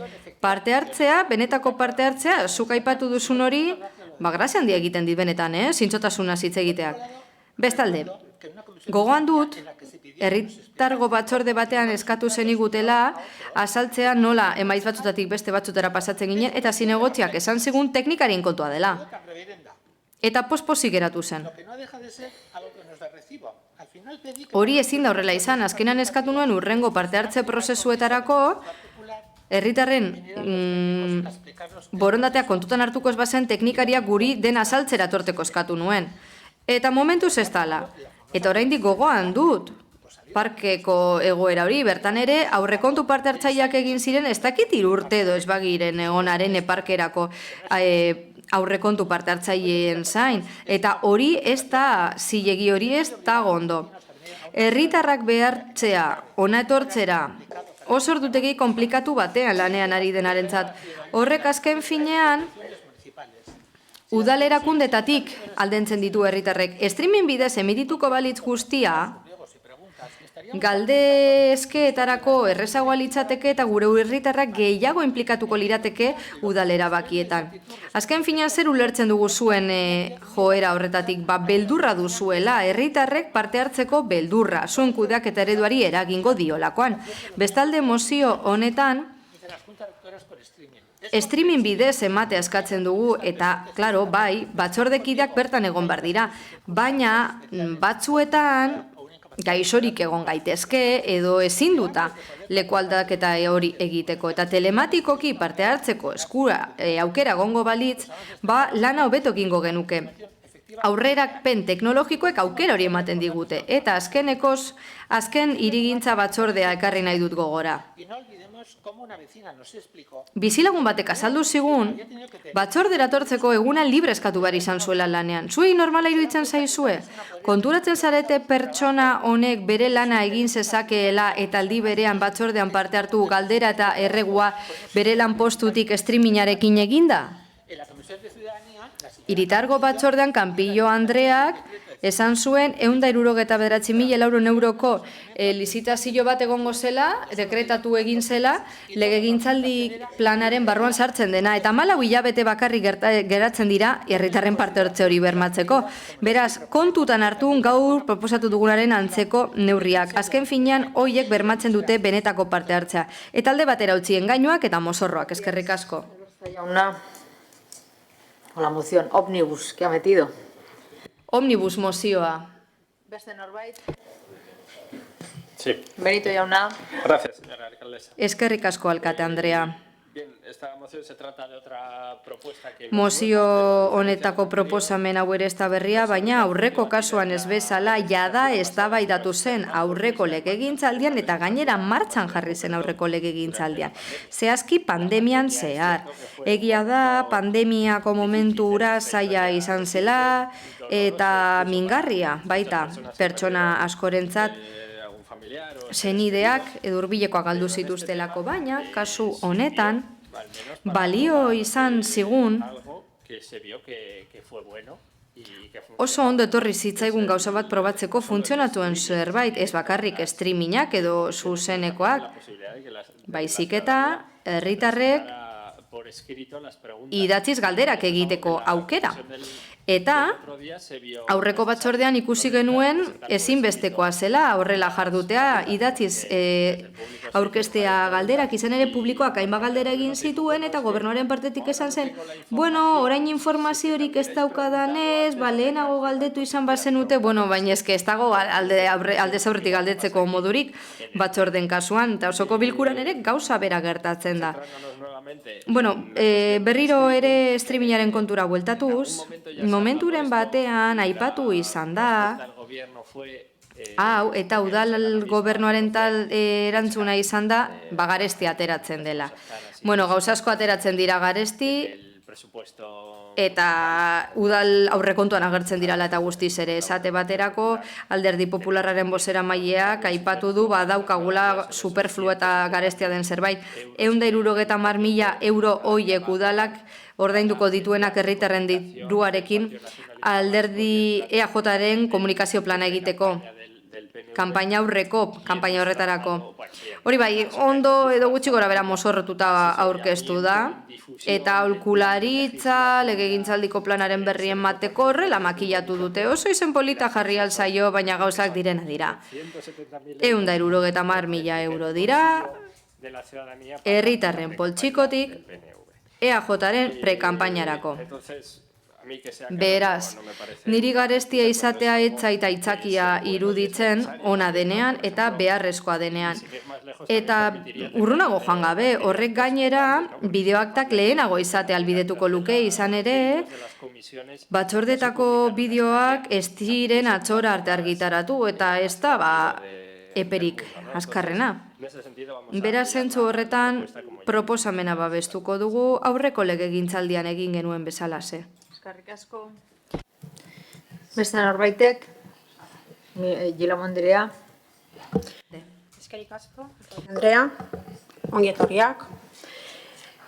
Lehenik eta behin, aipatu nahiko nuke talde sozialistak proposatuta 2011an onartutako mozio baten ondorioz, Getxoko udalak osoko bilkurak streaming bidez emateko prozesuan aurrera egin zuela, eta une hartan, beste toki administrazio batzuetan oso ohikoa ez zen ekimen aitzindaria izan zela.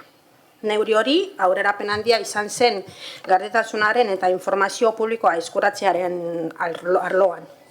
Gainera, ordutik udal honek osoko bilkurak emateaz gain herritarren parte hartzea erazten du. Udal araudi organikoak herritarrek alkateari galdera zuzenak egiteko aukera aurreikusten du, baita informazio batzordeetara eta artezkaritza kontseiluetara joateko aukera ere. Horietan, ere galderak eta eskaerak egin daitezke ezaritako beldintzetan. Udal talde sozialistaren mozio batek ere araudi organikoa aldatzeko eskatu zuen.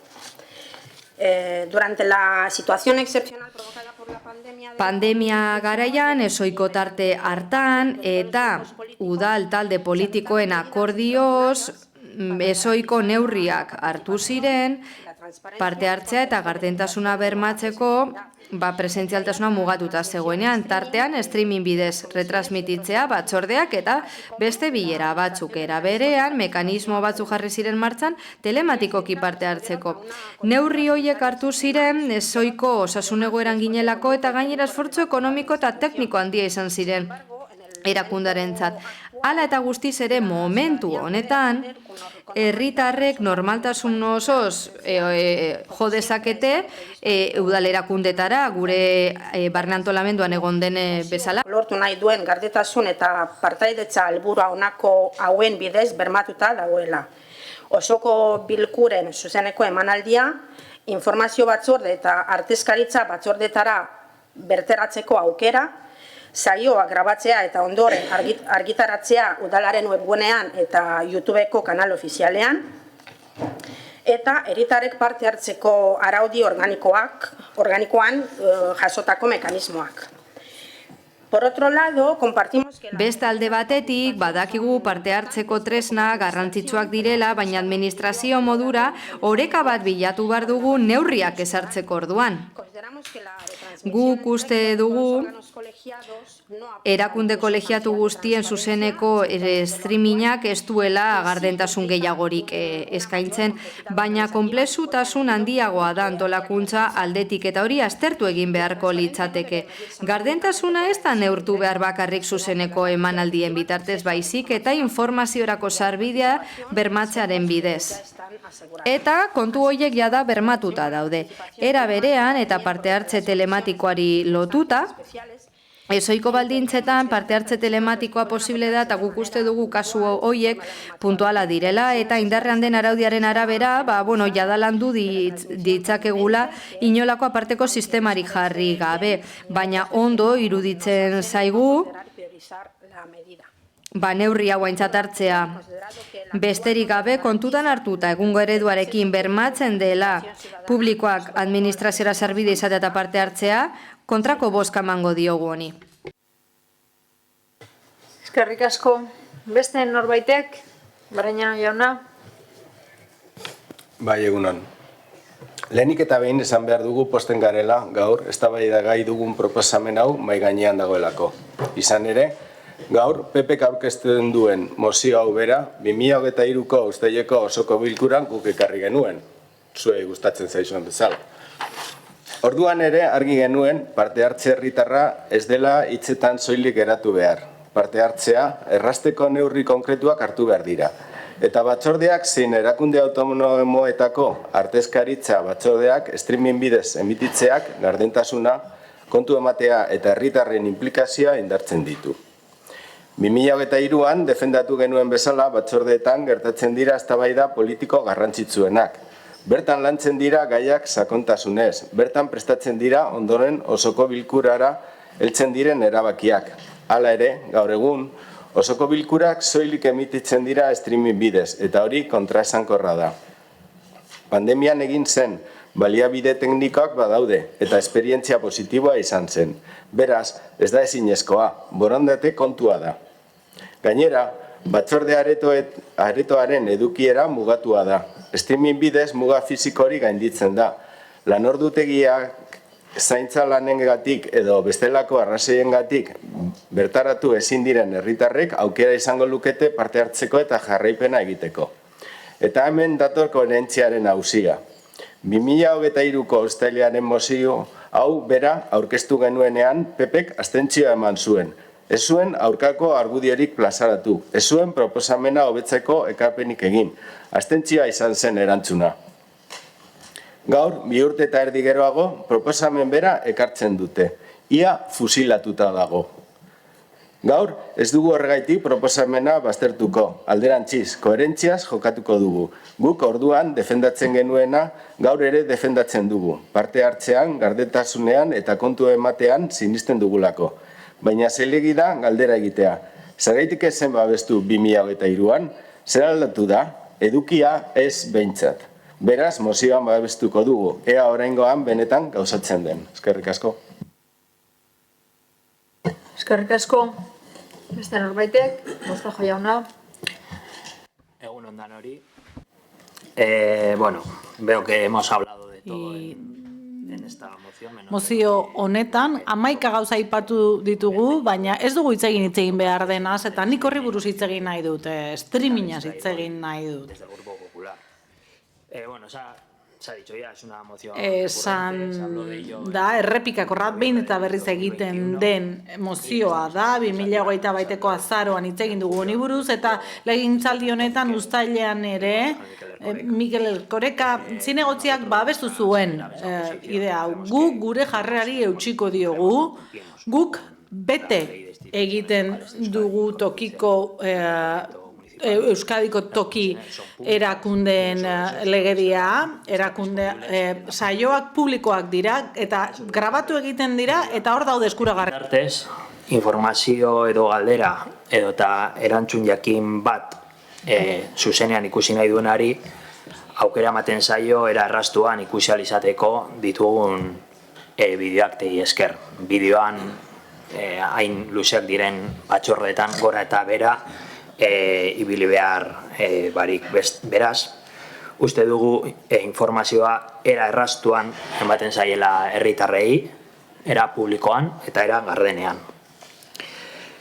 Uste dugu zuzenean ikusteak ez diola balio erantzi handiegirik gehitzen dagoeneko publikoak diren batzordeei, denbora gutxian publiko egiten dira grabazio guztiak. Eta gainera batzordek dituzten ikusle kopurua, ez dut uste horren handia denik, ez da horren inguruan ere eskaera nabarmenik dagoenik ere. Beraz, ez dakit etorkizunean, baina gaur gaurkoz ez dugu ikusten beharrezkoa denik komisioak streamingean emititzea, eta beraz ez eskoa eskatuko dugu. Eskerrik asko, beste norbaitek, Elorza jauna, bigarren buelta, 3 minutu. A ver, bien. La verdad que escudarse en que todo lo hacemos muy bien y por otro lado el Partido Socialista en los costes. Ondo aztertu behar dira kosteak, ez da hori dio Alderdi Sozialistak. Lanean daudenak eta ezin dutenak beren galdera egin, ez daitezela etorri, ez? Guk legea betetzen dugu, guri ez zaigu inporta. Ezin duena, ez egitea bere galderak.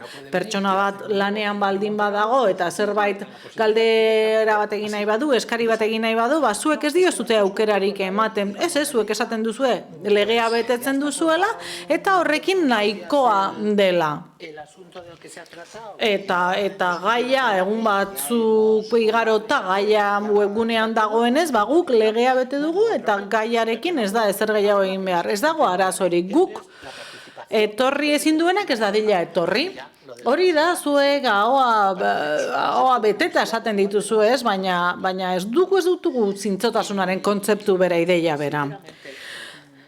Bihotz-bihotzez diotez, dizue lotxarik ematen, ez dizuen lotxarik eman aurreko eguneko hirigintza batzordeak niri lotxagarri eman zidan. Etorri ziren 4-5 pertsonak pilatuta zeuden, ezin ziren mugitu, ezin zuten idatzi, eta pertsona batzek esan zigun. Egun bat eskatu behar izan dut lanean hemen galdera bat eginteko, eta hori ez da zilegi, hori ezin da egin. Eta hurrengo batzordean esaten digute 170.000 euro gastatuko direla legegintzaldi planerako, ez? Eta horretarako badago dirua, eta horretarako badago lana eta elegina. Baina ez, beste gauza batzuetarako ez dago baliabiderik edo bitartekorik. Ezin duenak etorri, ez dadila etorri. Webgunean jarriko dugu guztia. Horixe ari zarete esaten getxozar guztiei. Orduan ez bete ahoa getxo txukun eta aurrekontu parte hartzaileekin. Ez, hori guztia gezurra da. Gero, hemen gauzak erakutsi behar direnean, ez, zuen premiak bakarrik izaten dituzue kontuan, eta ez herritarren premiak. Eskerrik asko. Beste norbaitek? Bai, Mostajo jauna. Bueno, señor Elorza, no se ponga nervioso. Elorza jauna ez jarri urduri bigarrenez esan duzu ez nahi zela zintzoa eta kezkatuta zaudela nire zintzutasunekin zure kezka batzurian nereak beste batzuk eta horregatik gaude segurueni bakoitza alderdi batean. Ni ez naiz etorri ona zintzotasunaz edo zintzotasun faltaz hitz egitera eta ez naiz tematuko gai horrekin. Streaminga beste gauzarik ez duzu ahotan. Streamingak esan nahi du zuzeneko emisioak eta hori ez da parte hartzea. Orduan kontzeptuak nahazten ari zara. Streaminga ez da parte hartzea eta ez duzu argi hitz egin ezertaz. Dena nahazten ari zara. Berriz esango dut iruditzen zait. Batzordeak publikoak direla, gardenak direla, nahi duenak parte ardezake, eta esan dugu, dena esan dugu, erreprodukzioak, ez dute, erreprodukzioek ez dute ikusle gehiagirik izaten, eta une honetan ezetz bozkatuko dugu, etorkizunean ikusten badugu egoera aldatu egiten dela, berriz baloratuko genuke. Eskerrik asko. Pasatuko gara, mozioaren aldeko bozkak, Partido Popularra, Elkarrekin Podemos eta EH Bildu. Kontrakoak, PS Euskadiko Ezkerra eta Eusko Alderdi Jeltzalea. Eta honez beste, 18. puntura pasatuko ginateke EH Bildu taldearen mozioa, getxoko ondarea babesteko eta ondarearen plan berezia garatzeari buruzkoa. Rodríguez jauna. Ondare historiko, arkitektoniko eta urbanistiko harri baten hortasunaren, historiaren eta memoria kolektiboaren funtsezko elementua da. Ondare hori babestea ez da soilik iraganari begiratzea, baizik eta etorkizunerako balio kultural, sozial eta ekonomikoa bermatzea ere. Azken urteotan, hainbat udalerrik urratsak eman dituzte ondarea modu sistematikoan aztertzeko, babesteko eta balioan jartzeko. Horren adibide da, Bilbo non Bilboko udala ondarearen plan berezia eguneratzen ari den, helburu argi batekin, hiriko ondare urbano eta arkeologikoa kontserbatu eta balioan jartzea. Plan horrek gainera, azterketa esparrua zabaltzea aurre ikusten du. 1975 aurrera eraikitako arkitektura garaikidea ere aztertuz. Aitzitik, Getxon azken urteotako joera kontrako norabidea erakusten du. Azken urteetan, hainbat proposamen aurkeztu ditugu ondare babesteko, baina Getxoko udal gobernuaren jarrerak bere horretan jarraitzen du. Gure udalerriko eraikin historikoak edo arkitektonikoak bereziak diren eraikinak babestu beharrean, kasu askotan euren eraistea albidetu da. Tamalez ez da kasu isolatu bat, baizik eta joera bat.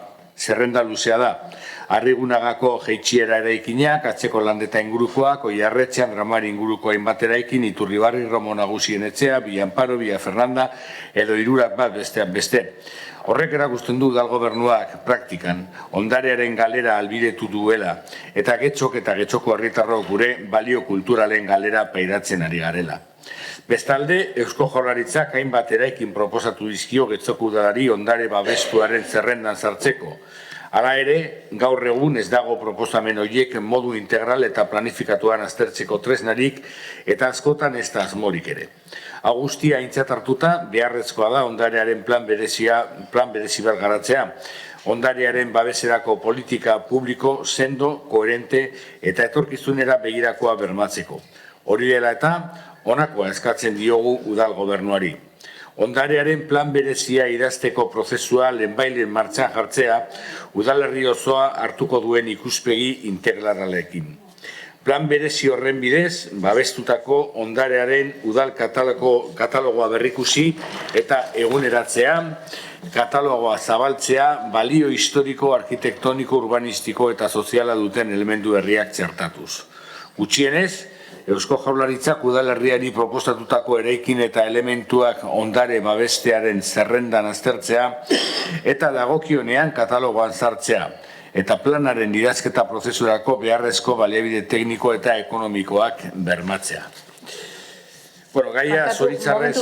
Momentu bat, Rodríguez jauna, aurreko mozioan empate bat egonda eta berriro bozkatu beharko genuke. Baina nire proposamena da, posible balin bada, bozka horiek udalbatzar bukaeran jartzea. Goazen mozioekin jarraitzea eta bukaeran egiten dugu berriro bozka.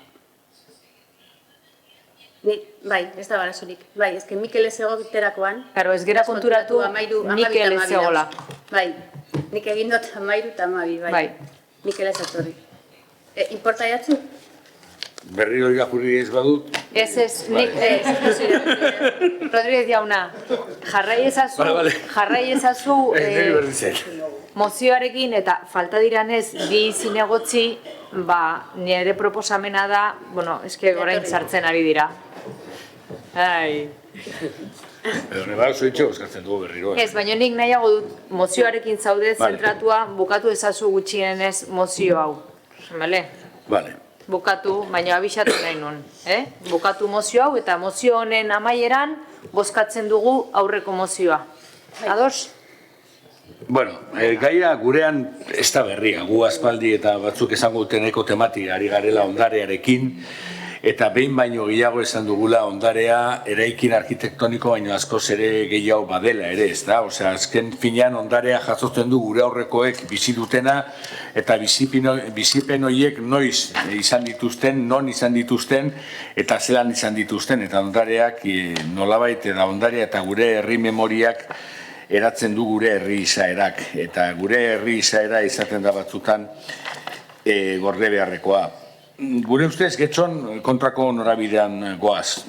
Hirurak bat aipatzen da mozioan, egia da, onartu behar da, hirurak bat jauregitxoaren aferrean legea ez dela bete berez, eta baimenak ez direla bete, pero no es menos cierto. Baina egia da, alaber, kezka bat balego, ondareagatiko kezka bat balego, seguruenik, araudia betetzeko unean beste modu batera jokatuko genukela, baina ez da horrela izan. Hirurak bat kenduta, gero batek igual ezaten dago hemen omnibus edo zer egiten duala, badibideak ugari dira, eta ez gaitezke Erromoko kulturretzean. Erromoko kulturretzean zuek ezabatu zenuten auzoaren memoria osoa. Memoria osoa ezabatu zenuten Romoko nagusien etxean, markatu ez kulturretzean nagusien etxean, Romoko nagusien elkartearen eta Romoko auzotarrek izaten zutenaren gainetik. Hori zuek egin zenuten. Hor galdu zenuten ondarea. Eta orain badago beste ondare asko arriskuan, ze behin baino gehiagotan esan dugu ondareak ez direla soilik jauregiak, ondareak badirela ere baserriak, San Nikolas kalean dauden bi etxetxoiek, edo Andramarin galduko direnak, edo Salzidu aldean dagoen 1007 ez dakizea garreneko urteko baserria. Guzti hori ere ondarea da. Eta ondarea dira baitare gure kaletan dauden estatuak. Eta haude aipatu behar dut. Ze Santanan badaude burugabeko estatua batzuk Sleepy Hollow modura daudela hortzen. Osa, son 5 años... 5 urte jakiteko norena diren Santanako buru gabeko estatua hoiek, baina hori ere ondarea da. Udalak ez daki ezer ordea, baina bai, metafora bat da bururik gabeko estatua honek, udal gobernuaren funtzionamenduaren isla dira, edo metafora bat. Una mala idea con una exposición permanente, no son más que un montón de maderos azotados por la mar. Orain, no dicen nada. Lo vais a quitar, pero es que lleváis años para quitarlo. Hor lau egur daude, erakusketa hori, erakusten digute ze gutxi kezkatzen zaituzten zuek ondareak. Pentsatzen dut, itzen gingo diguzuela apoaz, eta apoak ondarean ezati bat abesten duela, baina Eusko Jaurlaritzak proposatu zizuen hainbat eta hainbat eraikin babestea, baina apoan esan duzue, ez du merezi babesterik, hori jasoten zen apoetan. Eusko Jaurlaritzak babesteko modukotzat izendatutako eraikinen kasuan. Proposatzen dugu ondare plan bat egitea, ondo egindako plan bat eta bertan jasotzea gai horiek guztiak.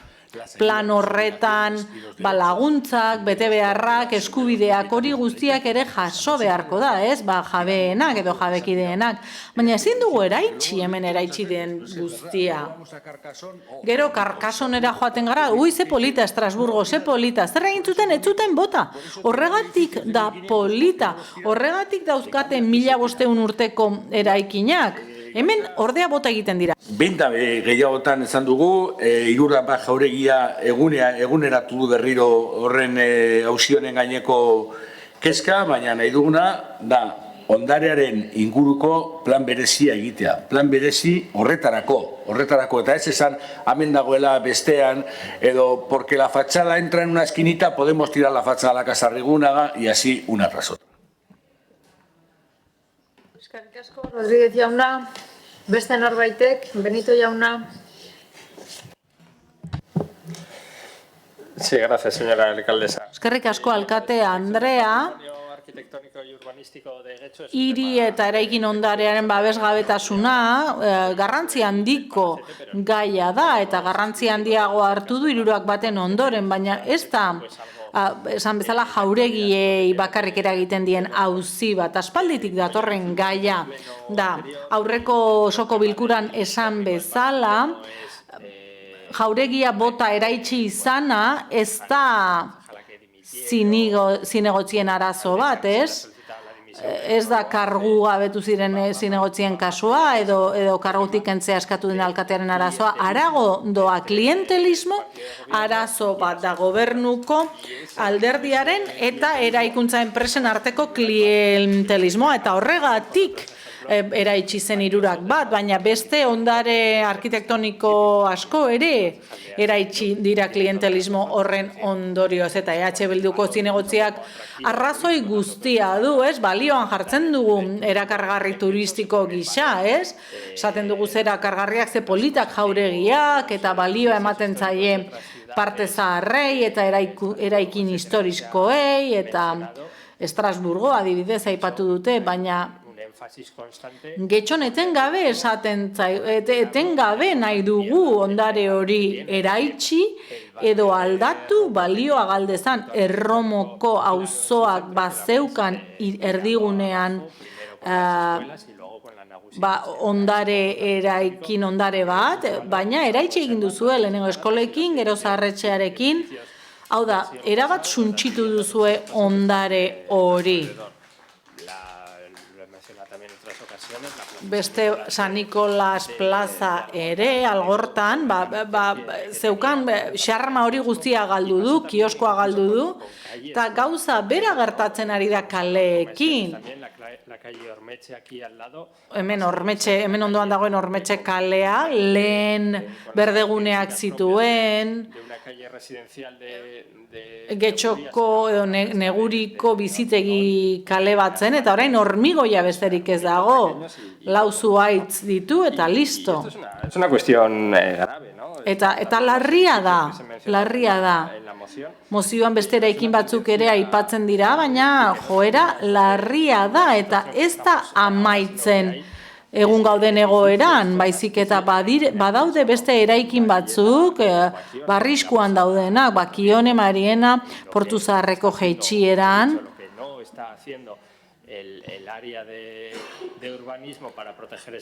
Hirigintza saila ez da ari ezer egiten eraikin horiek babesteko. Andramari, ikusi dugu, apoak zer proposatzen duen, ez? Eraikin historiko guztiak eraistea. Puntu honetan argi dago aurreko apoak ez duela balio izan ondarea babesteko. Hala ere ez zenuten nahi izan zuzendu eta arazoa da borondate politikoa falta dela hemen.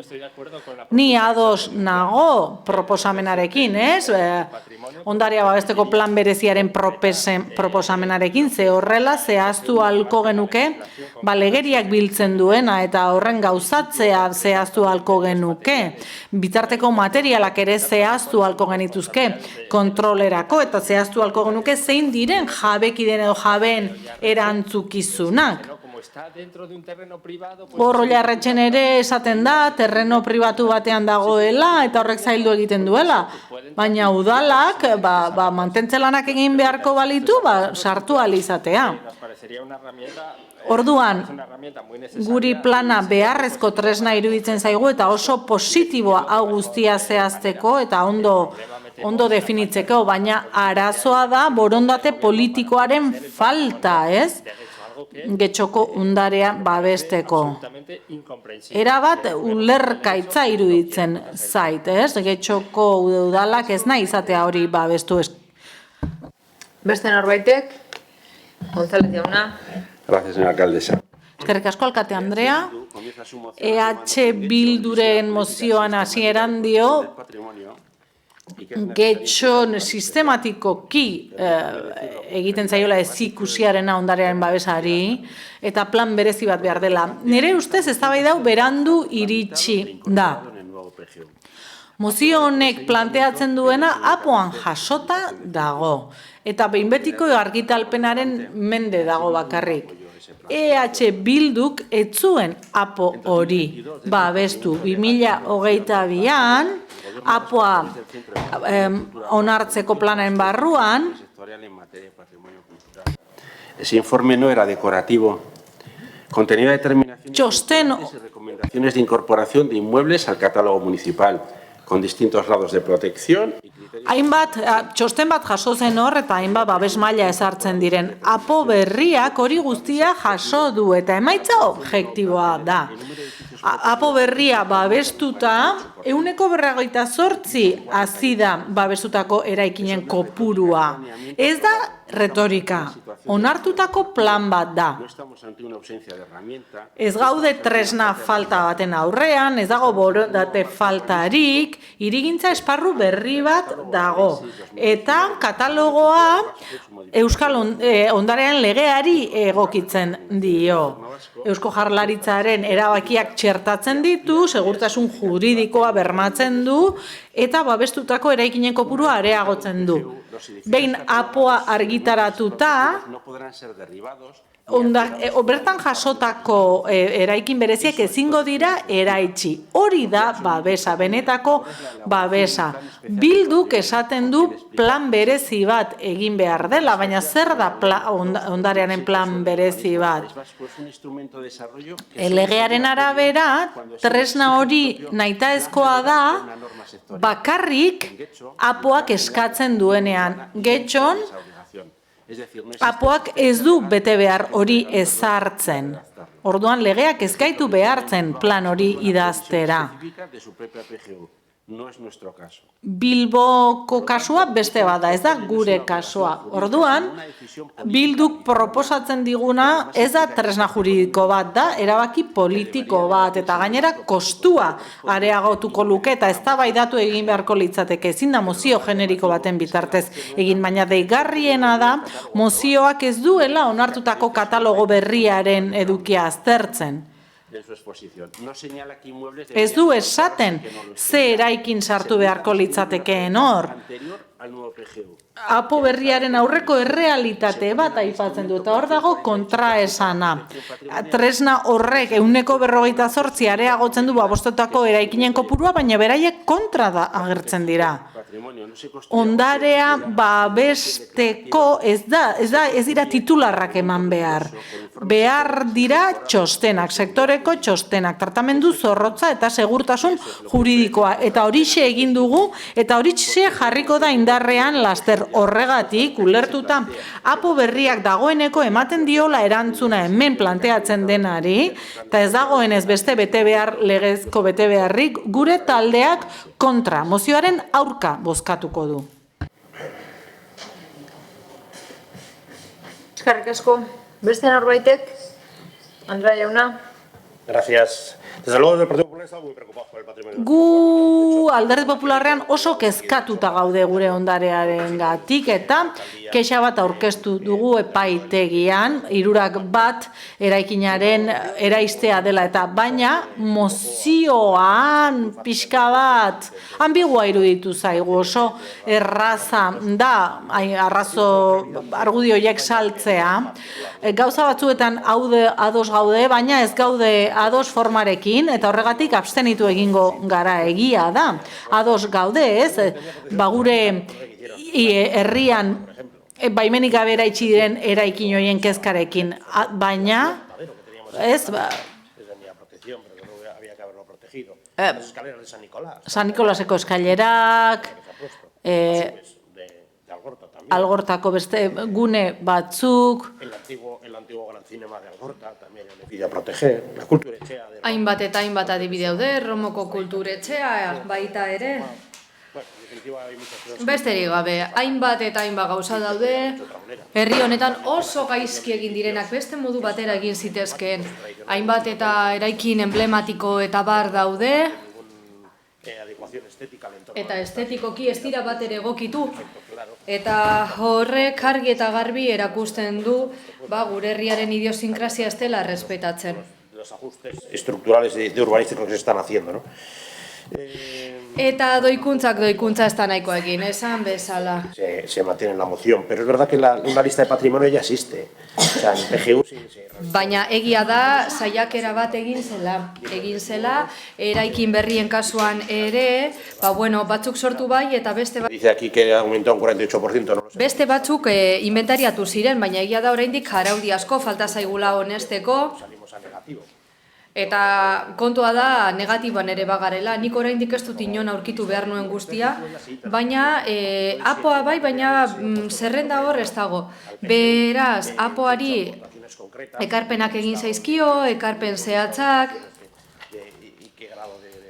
ikusteko zer nolako babes maila behar duten, eta eztabaida genezaken horren inguruan, beste hainbat gauzaren inguruan eztabaidatu zen bezala ze.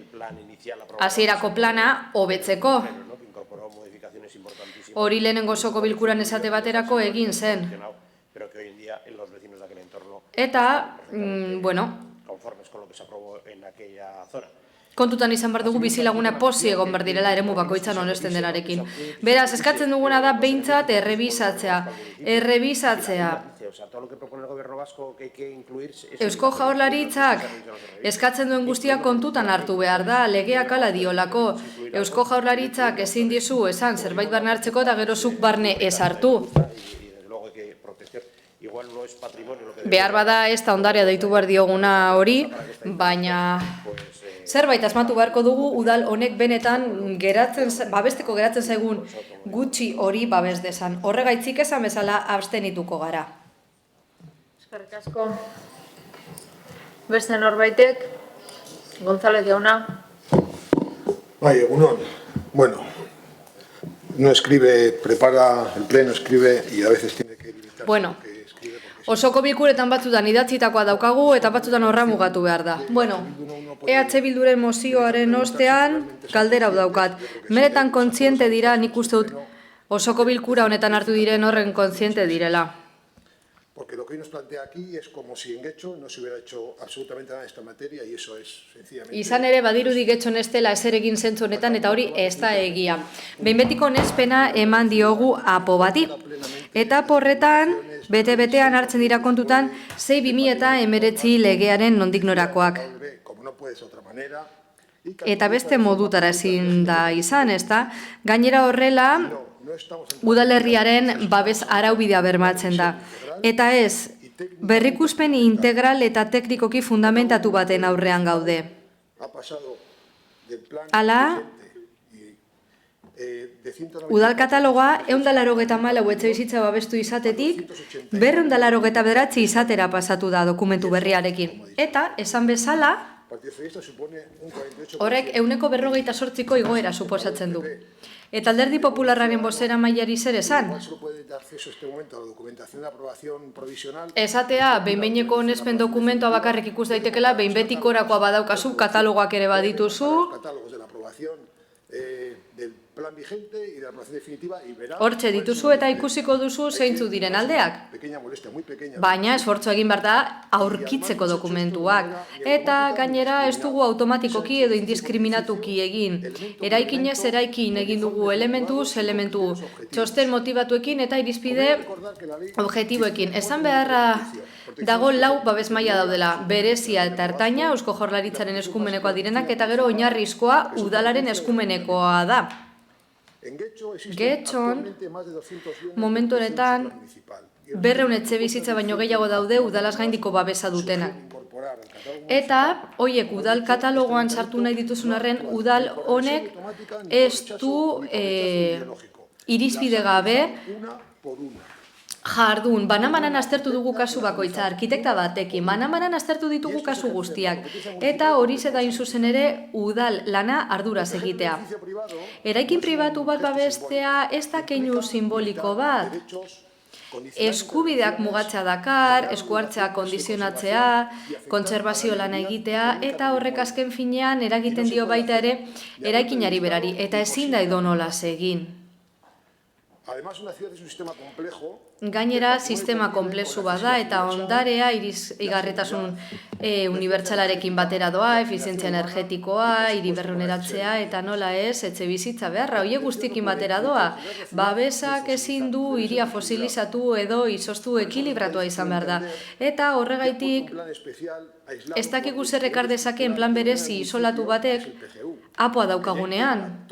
Eta horretan agertzen da ondare politika guztia da. Hirian integratuta gainera, hau da, udal katalogoaren kasuan, argitaratzeke dauden plan horren kasuan, ondarea babesteko plana da, eta besterik gabe. Katalogoa berrikusi da. Babestutako eraikin kopuruak asko egin du gora. Eta lege aplikatzen ari gara. Indarrean dagoen planarekin. Eta aplikatuko da legea, honesten denean beste plan bat. Honetxita badago, bueno, argitaratzen denarekin. Eta gainerako guztia, abandonua da, eta ez dator bat datu objektiboekin. Eskerrik asko. Eskerrik asko. Beste norbaitek? Rodríguez jauna. Sí, ya me imaginaba que íbamos a hablar. Imaginatzen nuen honen inguruan arituko ginela, baina nuena imaginatzen zen PSeren representanteak argumentu horiek emango zituela, baina bueno, ondo dago. Apoa baldin bagara, apoak ez du ondarea babesten, eta hemen esaten ari zarete ondarea babesten duela. Galdetut oso ingurukoei, ea ia den. Galdetu birgaitutako baserria kenduko dioten emakume horri. Galdetu. Galdetu ea babesten den. Eta, kezka hori baduzue ondarearen babesarekin, behar bada gehiago kezkatu beharko zinatekete kirolportu inguruan agertzen diren pisu turistiko guztiengatik. Esan dugu lehen, kontu ez da bakarrik etxe bizitzak babestea, espazioak babestea baizik. Memoriarako eta bizikidetzarako tokiak, oiek kaleak eta kanpak ere izan daitezke, apoak oiek ere suntzitu nahi ditu. Gero esan arren bestek baino gutxiago suntzitzen duela. Bai, baina aurreko apoak ere dena suntzitzen zuen, dena, eremu berde guztiak, beraz, hori ere apoa da. Eta ezin da ondare plana egin, beste arau bat gainetik ez badago, horregatik ekarri dugu hau ba. Zu nire argumentu berberak eman dituzu, azaldu dizut, eta bai, proposamenak egin genituen aporako, beste gauza da zueri ez zitzaizkizuela gustatu. Oso immunitate polita duzuelako zuek azken finean eskusa bilatzeko eta esateko. Ados nago baina abstenituko naiz. Ados nago baina bai edo ez. Beraz, hortzu txiko dugu. Esan zaigu dirua behar dela. Esan dugu 10 milioiko aurrekontua dagoela gastatu gabe, 10 milioi. 2025ko aurrekontutik gastatu gabe, baina dirua balio omen du, kostatzen omen du. Gabinetearen komunikazio plana ez dut aipatuko. Badakit Getxon egin izan dela, bai, badakit Getxon gauzak egin direla.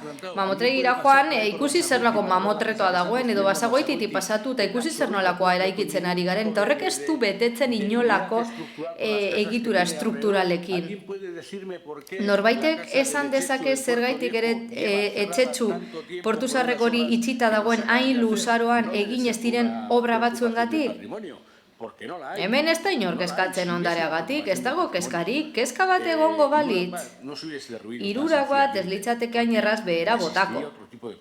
Bestelako kontrol bat egongo litzateke, eta benetan kezka egongo balitz udal ondareagatik, eta horiek ez dira eraikina bakarrik, ondare materiala ere hor dago. Eta Alderdi Popularreko ordezkariak gainera esan du eraikin batzu badirela, baina horiek ere memoria parte badute, eta hori guztia ez da errespetatu. Hemen egin den gauza bakarra da behera botatzea. Arrigunaga den kasuan. Antzeko ezipasoren ondoan zegoena. Hainbat adibide daude, beraz ez etorri apoaren kontu horrekin. Eta bukatuko dut, berriro diot. Banan-banako analizi eta dokumentuek islatutakoak esaten zuen bizita egin ala ez ezela islatuta geratu. Beste norbaitek? Ez? Beraz, González jauna. Bigarren hitzartze honetan, jada ez naiz hainbeste sartuko kontu sakonetan. Katalogoan ikusi dugulako funtzionatzen ari garela, eta teknikariak pentsatu izan duenean, bizita bat egin duela eta etzela zerbait babestu behar, eta beste batzutan, bizitak egin dira eta ikusi da babestu behar zela etxe bizitza edo eraikin hori edo dena delakoa. Baina mesedez, ez kontatu historiaren erdia bakarrik, komeni zaizuelako. EH Bilduk esan digu eraisteko tendentzia dagoela. Abandonu relato bat, aipatute, baina zein erregimen juridiko aplika daiteken ez duzu esan. Hemen badago zerbait errepikatu behar dena, hainbat eta hainbat aldiz. Lizentzia urbanistikoak araututa daude? Hau da, ez dira ematen sinpatiengatik, edo komeni delako, edo presio mediatikoa dagoelako, edo kondizio ideologikoagatik. Ematen dira araua betetzen badituzte. Eta, nok esaten du araua betetzen badira? Hirigintza arloko teknikariek, disiplinakoek. Eta, albidetzen badute eskuhartze bat, administrazioak edo alkatesak edo dena delakoak, Ezingo du ukatu, arrazoi emozionalengatik edo dena delakoagatik edo ez duelako enkajatzen ez dakizerekin. Hori da legezkotasuna. Eta bete egin behar da? Bestela gero arazo datozelako. Urteetan zehar indarrean egonda plan orokor bat, babes maila batzuk zehazten zituenak udaleri begira. Eta aktuazio batzuk ahalbidetzen zituen ordezkapenekoak baita. Eta hau ez du gobernuenek erabaki. Hau aurreko osoko bilkura batean erabaki zen. Eta araua martxan da 2001-etik. Ziurrenik momentu hartan bere arrazoiak izango zituen. Eta orain berriro iragana berridazten saiatzea atropello batzuk egin izan balira bezala, egia ez esatea da. Eta hemen hori gertatu da. Ondare zentroak proposatzen duenen eraikin batzuk aztertzeko aukera, txosten hoiek sakratua dira, inkuestionableak. Eta oferta residenzialaren inguruko kontuak argitaratzen direnean orduan ere ez da gauza bera egiten. EH Bilduri beti iruditzen zaio komulgatu behar dela edo ez dela komulgatu behar, bestaldeak esaten duenaren arabera. Koherentzia instituzional ulertzeko modu bitxia da hori. Gainera, Eusko Jaurlaritzak esandako guztia onartzea nahi duzue. Etxe bizitza arloan barre. Hau da, gure gain hartzea guztia diskurtsoaren arabera. Hori konbenientzia da. Guk kontrako egin dugu, teknikoki aztertu dugu proposamena eta erabaki dugu arrazoituta zer baituko dugun eta zer ez. Interes kulturala eta bizigarritasuna, irisgarritasuna, segurtasuna eta hiriberruneratza kombinatu. Eraikinak babestu denboran zehar zer iraun dezakeen babes daiteken ikusita. Hiriak ez dira parke tematikoak. Maquetas congeladas. Errealitate dinamikoak dira, bilakaeran direnak, eskerrik asko. Bozketara pasatuko gara beraz, mozioaren aldeko bozkak, Elkarrekin Podemos eta EH Bildu, kontrakoak, PS Euskadiko Ezkerra eta Eusko Alderdi Jeltzalea, abstentzioak, Partido Popularra. Eta orain bai, aurreko mozioaren bozketara pasatu bargera berriro. Beraz, aurreko mozioa birgogoratzeko udal popular taldearen mozioa zen, zuzendaritza batzordea eta batzordeen emanaldia streamingen bidez egiteari buruzkoa. Enpate bat egon da, eta orain bigarren aldiz bozkatuko dugu. Beraz, aldeko mozioak, Partido Popularra, Elkarrekin Podemos eta EH Bildu. Kontrakoak, PS Euskadiko Ezkerra eta Eusko Alderdi Jeltzalea. Beraz ez da ateratzen mozioa. Empatea dau. Bai. 12 orduen berriro egin behar da bozketa. Bigarren aldia zan hori da. Hau da bigarrena, orduan zure... Hori da, nire bozkarekin ezezko ateratzen da. Bale? Bai, voto de calidad. Eta honez beste 19. Puntura pasatuko ginateke. EH Bildu taldearen mozioa etxebizitza bulegoari sortzeari buruzkoa. Zeinek irakurriko du? Larrakotxea Andrea. Egunon eta ongi etorriak kide berriei. Etxe bizitza arazo larria da gurean, gure gizartearen etorkizuna baldintzatuko duen egungo arazoa. Eta arazo horri maila guztietan egin behar diogu aurre. Erakunde bakoitzak baditu bere eskumenak eta udalak badu zer egiterik. Getxon etxe bizitza bulego bat sortzea proposatzen dugu. Etxe bizitzaren gaiari modu espezifikoan eta anbiziotsuan heldu ahal izateko. Getxok baditu baldintza objektibo batzuk. Alokairuaren batazbesteko prezioa 1.000 euro inguruan dago. Alokairuzko etxe bizitza eskaintza eskasa da. Datu eguneraturik izan gabe eta beraz duela 10 urteko datuari erreparatuta, 3.000 etxe bizitza baino gehiago daude hutsik. Hoietako 900 berehala merkaturatzeko prest daudenak. Azken hamarkadatan milaka pertsonek, gehienak gazteak, alegin dute Getxotik inguruko herrietara. Etxe bizitzak negozioa egitera bideratzen ari dira pisu turistikoak mugarik gabe zabaltzen. Arazo bat daukagu. Proposatzen dugun etxebizitza bulegoarekin, herrian etxebizitzarekin dagoen egoera osoa aztertu eta honi aurre egiteko udalaren esku dagoen guztia martxan jartzeko tresna bat sortuko genuke. Bulego honek etxebizitzaren gaia bere orokortasunean lantzea proposatzen dugu eta horrela funtzio zehatz batzuei erantzutea. Etxebizitza hutsak mobilizatzea. Askotan hitz egin dugu gure herrian hutsik dauden etxebizitzen inguruan, alokairuan jar daitezkeenak eta alokairuan jartzen ez direnak. Bulegoaren eginkizuna, herriko etxebizitza hutsak alokairurako mobilizatzea izango litzateke. Etxebizitza hutsak identifikatu, alokairuan ez egotearen arrazoiak aztertu eta alden neurrian egoera hori aldatu. Informazioa ematea maizterrei eta etxebizitzen jabeei. Maizterrei dagokienez, euren eskubide eta bete beharren berri emanez, diru laguntzen berri emanez, inguruan eraikiko diren etxebizitza ofizialen berri edota egon daitezken etxebizitza aukeren inguruko aholkuak emanez eta bar. Jabei dagokienez, etxebizitzak alokairuan jartzeko beharrezkoa izan dezaketen informazioa helaraziz. Hau, aurreko puntuarekin lotuta dago. Askotan, informazio falta izaten baita etxebizitza bat alokairuan ez jartzearen arrazoia. Bulegoaren eginkizuna izango litzateke jabei informazioa ematea etxebizitza alokairuan jartzearen aukera eta baldintzei buruz.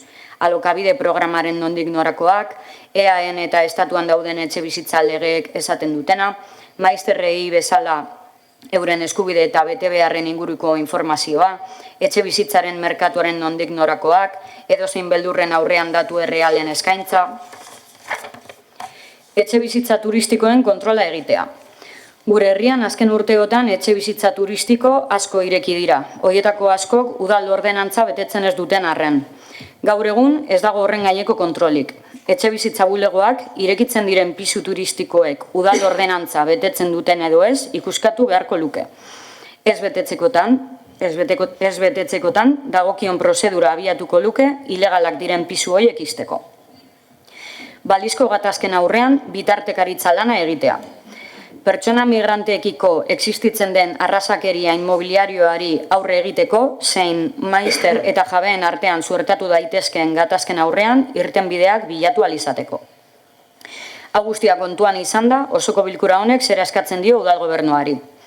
Etxebizitza bulegoa sortzea, Getxon, etxebizitzaren gaia bere orokortasunean jorratuko duena eta honako funtzio zehatzak eukiko dituena. Etxebizitza hutsen mobilizazioa, informazioaren banaketa, etxebizitza turistikoen kontrola eta bitartekaritza lanak. Bulegoak izaera fisikoa izatea eta algorta edo are eta erdigunean kokatuta egotea. Hasiera batean, etxebizitza bulegoko gutxieneko langileak administraria erdi mailako teknikari bat, ikuskari bat eta goi mailako teknikari bat izatea. Etxebizitza bulegoa martxan jartzeko 2026 urtean 600.000 euroko diru partida ezartzea.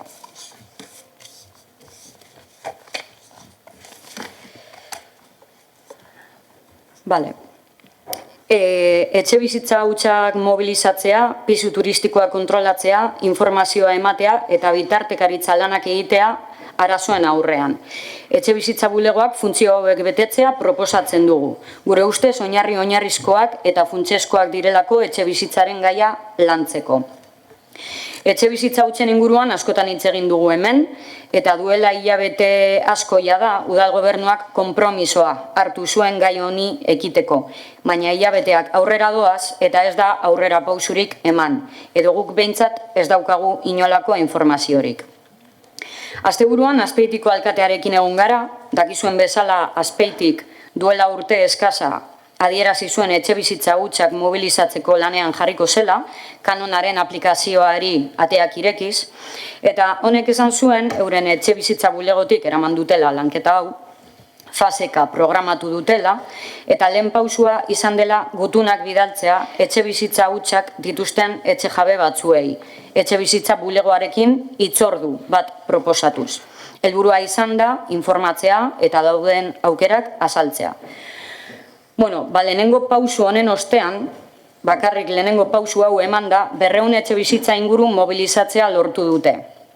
y cómo han conseguido movilizar 200... Eta nola lortu dute hori? Informazioa ematen. Informazioa ematen jabeei, zein aukera publiko dituzten esanez etxebizitza alokairuan jartzeko segurtasun osoz, informazioa emanez etxebizitzarako eskubidaren inguruan, eskubide subjektibo delako eta horrela jasota dago 2015ko legean, eta pedagogia eginez, beraiei erakutziz, erabilerarik ematen etzaien etxebizitza hutsak dauden, bitartean pertsonak askok ezin dutela izan etxebizitza batera sarbiderik.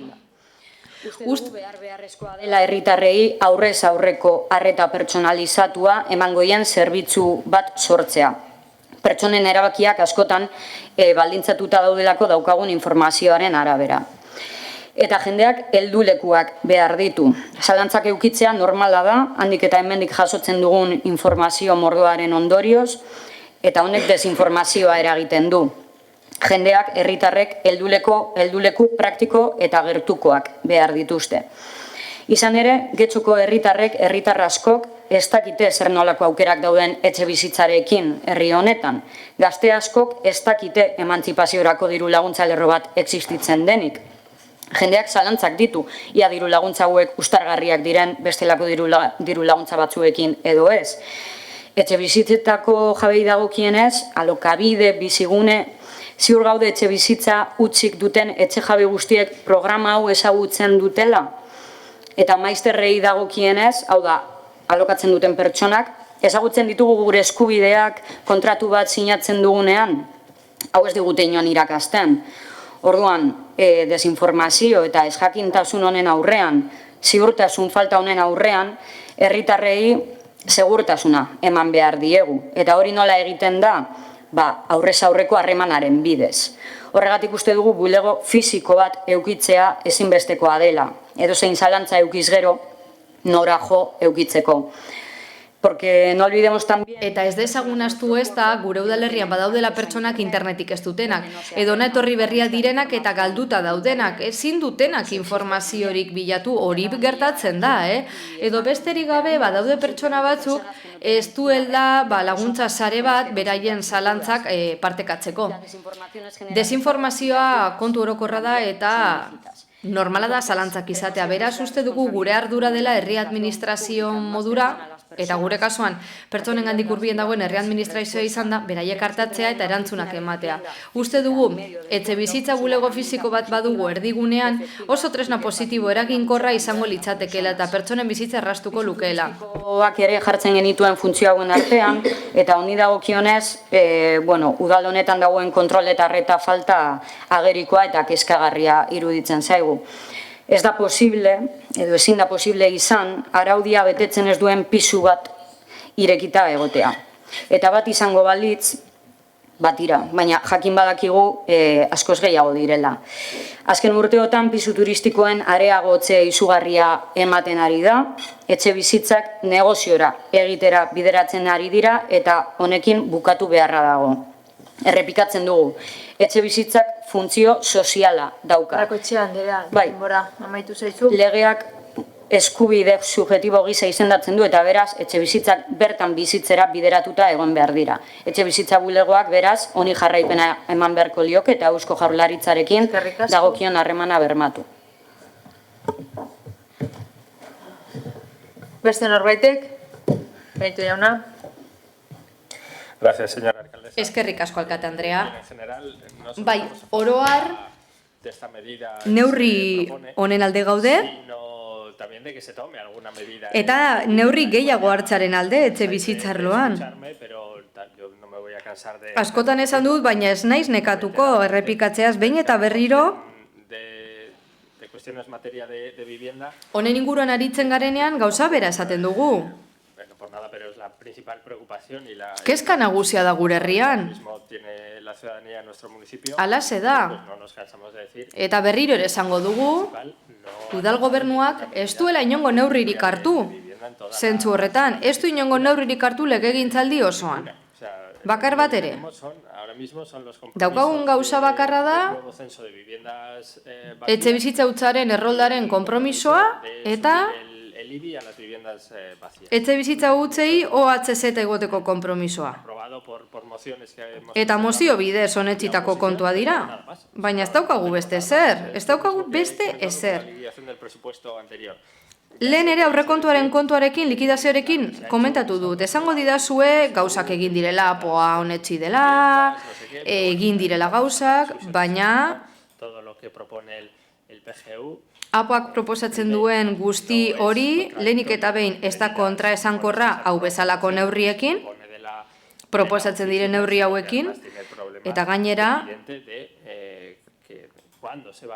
ez dakiguna da noiz egikariteko den hori guztia, eta ze preziotan aterako den guztia, ez da, badakigu zer gertatuko den ikusi izan dugulako, beste auzo batzuetan lehenengo etxebizitza libraz hitz egiten da, eta gero 10 urte barru, edo ez dakizen bat barru, etxebizitza babestua. Beraz, lehenengo mozioan, etzen lehenengoa izan, irailean, legegintzaldi hasieran, mozio bat aurkeztu genuen Elkarrekin Podemosetik, neurri batzukin. Presasko neurria ziren, etxebizitza arlorako hartu beharrekoak, eta horietan agertzen zen besteak beste, hau bezalako bulego bat irekitzeko beharra.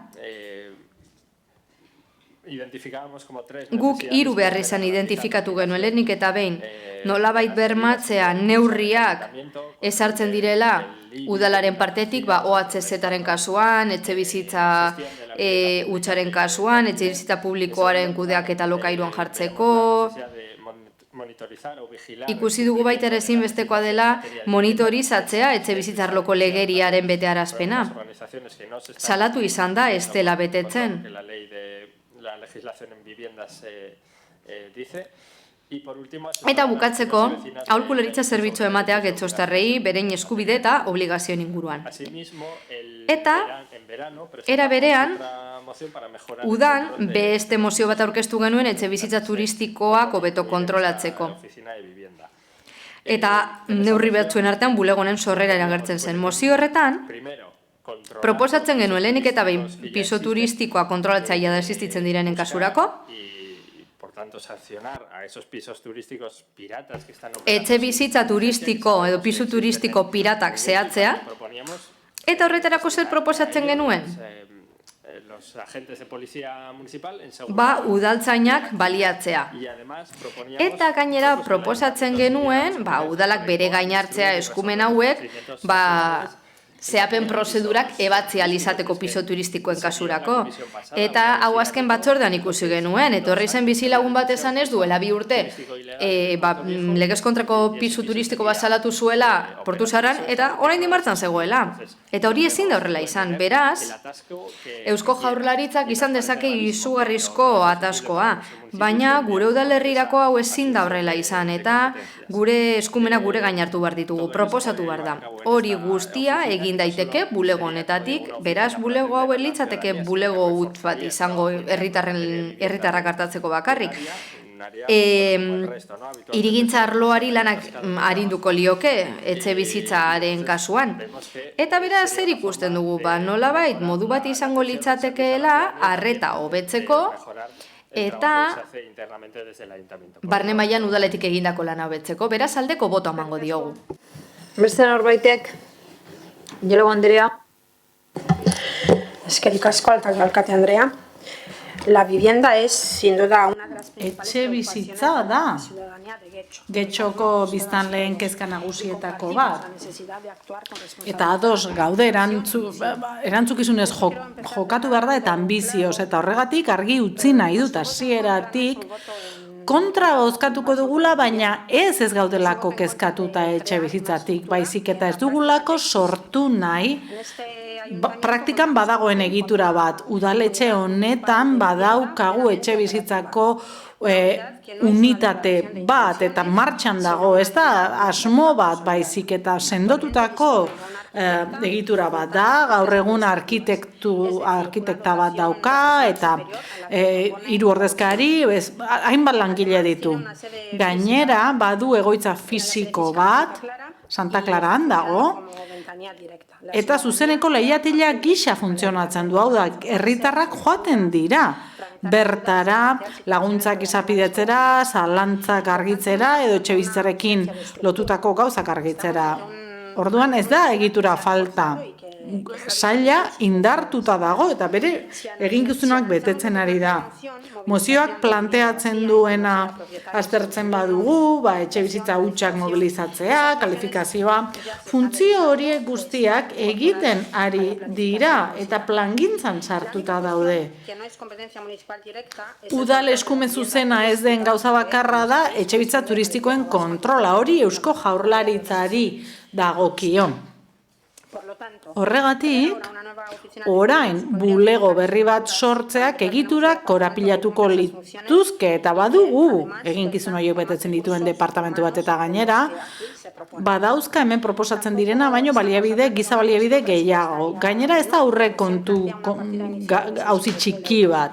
Hasierako 600.000 euroko partida dauka gaur egun udala gutxi gora bera 2,5 milioi euro ditu etxebizitzara bideratutako lurzoriari dagokionez, da gero badira ohiko partidak eta etorkizunean herrialdirenak. Hau da, gaitasun ekonomikoa edo gaudien ekonomikoa proposatutakoa, baino askoz ere handiagoa da. Eta gainera, testu ingurua nabarmen aldatu da, apoa indartuta eta saila indartuta, beste gauza batzuk ari dira lantzen batez ere, etxebizitza hutsaren mobilizazioa, laguntzak kudeatzea eta esparru berrira egokitzea. Lege honek prozedura arinagoak sartzen ditu etxebizitza berriak eraikitzeko eta horrek erraztu egingo ditu, sustapen gehiago egongo dira, hirigintza aprobetxamendu gehiago eta lurzoru gehiago etxebizitzetarako. Etxebizitza publikoetarako. Gogoratu nahi dut baita ere maiatzean pleno honek, osoko bilkura honek emendakin bat onartu zuela eta ados jarri zela etxebizitza arloan eta esparru horretan jarraitu nahi dugu lanean. Martxan dagoena indartu nahi dugu, trinkotu nahi dugu etxebizitza plana garatu 2030era begira. Da antolaketa gai bihurtzeko. Ze garantzitsua ez da egituraren izena, garantzitsua da baliabideak edukitzea, izatea eta funtzionatzea. Eta gaur egun hori gertatzen da Getxon. Horregatik, guztiagatik, erantzukizun instituzionaletik eta etxebizitza politiko erankingor, iraunkor eta planifikatu baten aldeko konpromiso sendotik gure taldeak mozioaren aurka bozkatuko du. Eskerrik asko. Eskerrik asko. Andrea. Gracias. El problema de la vivienda... Eskerrik asko, etxebizitzaren arazoa ez da ezerezetik sortu. Arazo hau EAJaren gobernuan egon den urteek sortutako arazoa da. Ez baitira eraiki behar ziren etxebizitzak. Ez da ezerezetik sortu. Orduan, ez dut uste, beraiek sortu duten arazo bat konponduko dutenik. EAJak eta PSek sortutako arazo horren ondorioz, jende asko, 700 familia, baino gehiago daude izena eman da, Getxon, etxebizitza publiko bat eskuratzeko, eta ez dute eskuratuko, bi alderdi hauek egindako lan eskasagatik.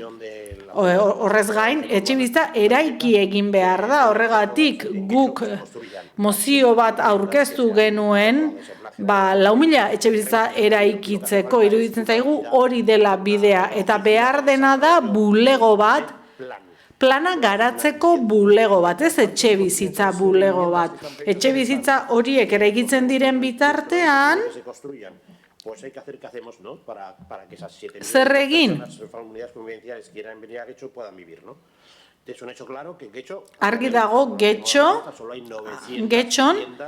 900 etxebizitza bakarri daudela alokairurako, eta beste batzuk seguruenik ja ez, etxebizitza turistikoa direlako edo saldu egingo zirelako. Orduan oso etxebizitza gutxi dago alokairurako, eta EH Bildu planteatzen duen etxebizitza bulegoak ez die erantzuten alokairua arazoei. Irtenbide bakarra alokairurako etxeak egon daitezen, 4.000 etxebizitza horiek eraikitzen diren bitartean, irtenbide bakarra segurtasun juridikoa da. o que ha heredado de una segunda vivienda y la Bigarren etxebizitza bat duenak, bere lanaren aleginagatik, ero inorretzan jaso duelako, pertsona horrek zer nahi du segurtasun juridikoa.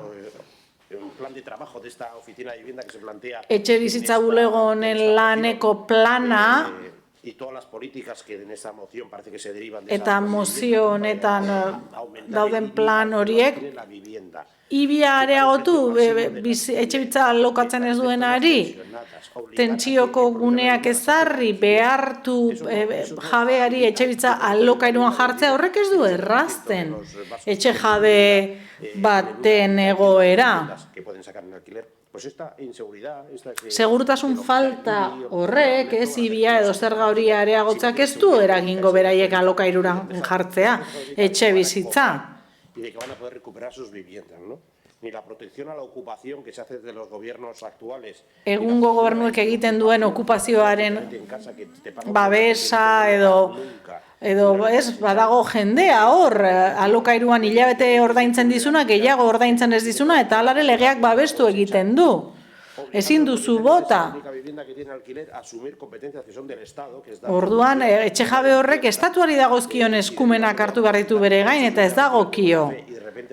Ez, bere borondate honez alokatu du, gero ordaintzeari uzten dute, eta zer egingo du. Ezin die hornidura moztu, ezin du kobratu, horrek ez du laguntzen. Orduan, 900 etxe bizitza egon litezke alokairurako prest, eta ez dira aterako. Etxe bizitza bulegoak ez du ezertarako balio. Ze etxe jabei azaltzen badiezu, pertsona bat etxean sartuko zaiela, eta ez dela aterako, noski, ez dute alokairuan jarreko.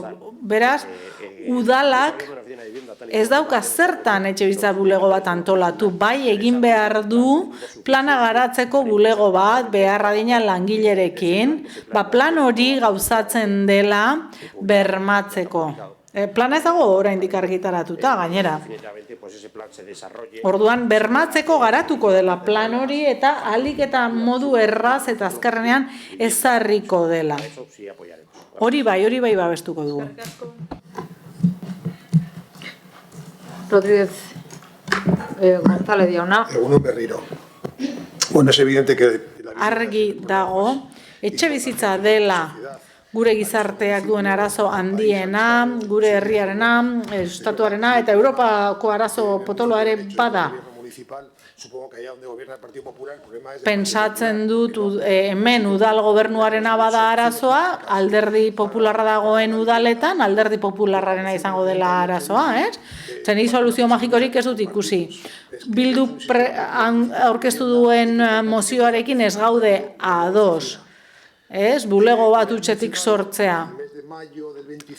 2025ko maiatzean egin genuen zeharkako akordio bat. La unidad de vivienda se refuerce. Y cuando el punto de partida es erróneo... Eta abia puntua okerrekoa denean, irtenbidea ere okerrekoa da. Ze etxe bizitza hor dago, bulegoa hor dago, teknikariak, goi mailako teknikaria daude, udal arkitektoa dago, administrazioko langileak daude, eta hor etxe biderekin, alokabiderekin eta bizitzarekin lotuta gaude. Eta ez gara ari telefonoa duen mai batez hitz egiten, ari gara egitura tekniko sendo bati buruz hitz egiten. Egun dagoen azpiegitura zuek proposatzen duzuena baina sendoagoa edo handiagoa da. Beraz, ez dago gabezia, egiturazko gabezia bat hemen antolamendu auzi bat dago mai gainean. Eta argi esan behar da, egoitza fisikoa duen bulego bat izateak ez duela irtenbiderik ematen, sortzen du gastu bat. Urtean 600.000 euro nahi baduzu hor jarriko dugu etxe bizitza bulegoa ez karteltxo bat. Ze bulegoa badago, egon badago. Hainbat eskumena aipatu dituzue, zerrenda luzea da, irakurtzen ari da, eta interpreteok ezin dugu jarraitu abiadura horretan irekitzen denean. Alokabiderekin batera egiten dara. Se hace desde la unidad que el propio Plan Estratégico 2023 plantea reforzar y dimensionar. La diferencia es que ustedes plantean una estructura nueva en lugar de fortalecer la existente, y aquí es donde surge la política... Hemen sortzen da, ondoko gauzi politikoa. Etxe bizitza politika hobetu nahi dugu, edo nahi dugu erakutsi zerbait egiten dugula naiz eta hori existitu aurretik ere. Ze bulegoaz ari garela, udalak 2,5 milioi euro ditu lurzoru ondarean, eta lurzoru horren helburua etxebizitzak eraikitzea da. Une honetan, udal lurzoru guztia agortu dugu sustapenean ateratzeko, 74 etxebizitza geratzen dira, pleguetan lantzen ari gara, alokairu ordaingarriaren bitartez ateratzeko merkatura. Helburua da, onartu berri den APOa garatzea. Lurzorurik gabe ez dago etxe bizitzarik, ez babespekoa, ez babestu gabea.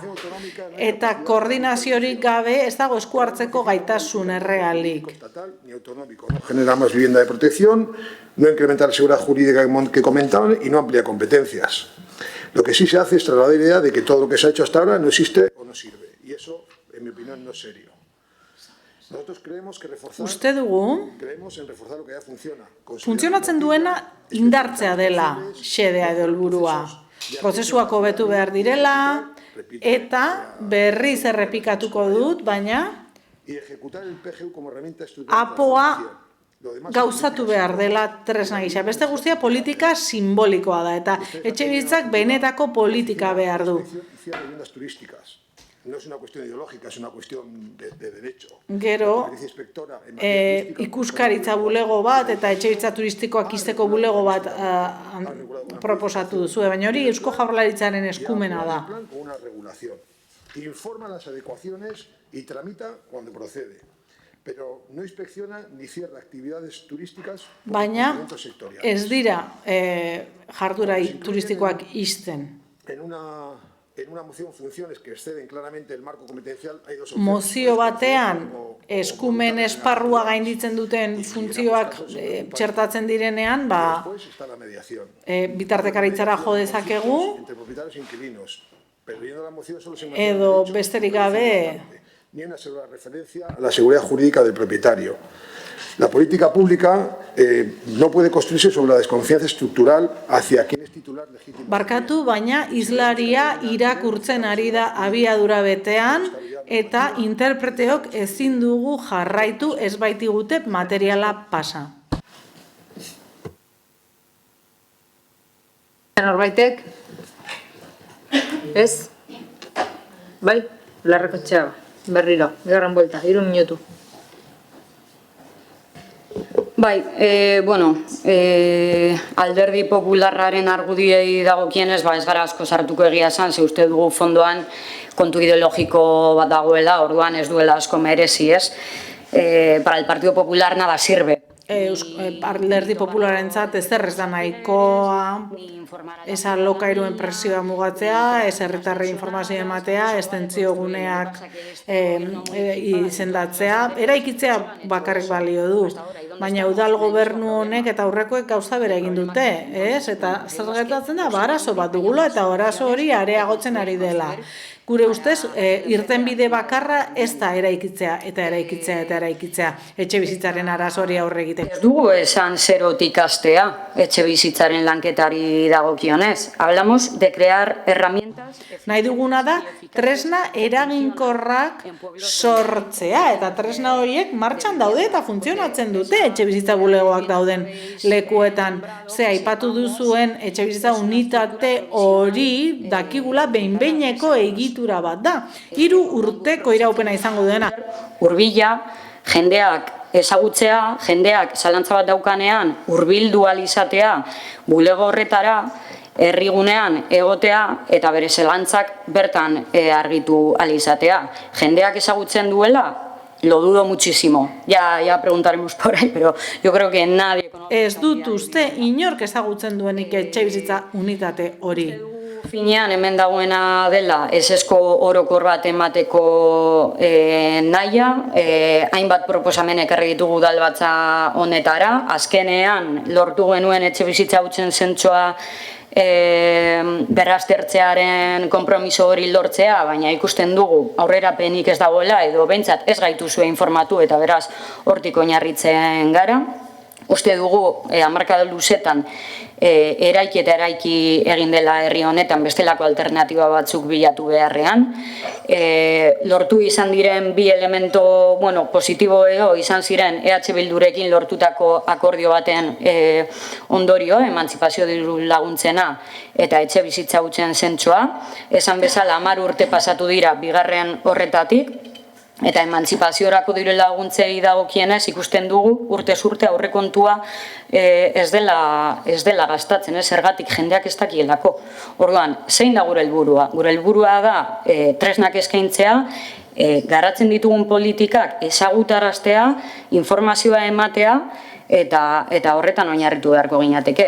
Uste dugu etxebizitza bulego bat erraminta tresna eraginkor bat izan daitekeela, eta bukatu zaiten moda. Bai, alaxe da. Beste norbaitek hitza hartu nahi du? González jauna. Para terminar, por precisar, la unidad de vivienda... Zehazteko etxebizitza unitatea ez da behin-behinekoa, badu egiturazko alde bat, eta beste bat, maiatzaren 25-ko erabakiaren ondoriozkoa. Arkitektoa funtzionarioa da, teknikaria funtzionarioa dira, gero bada jurista bat, eta badaude indartzeko beste lanpostu batzuk, baina hor asko funtzionariak dira, eta amaitzeko.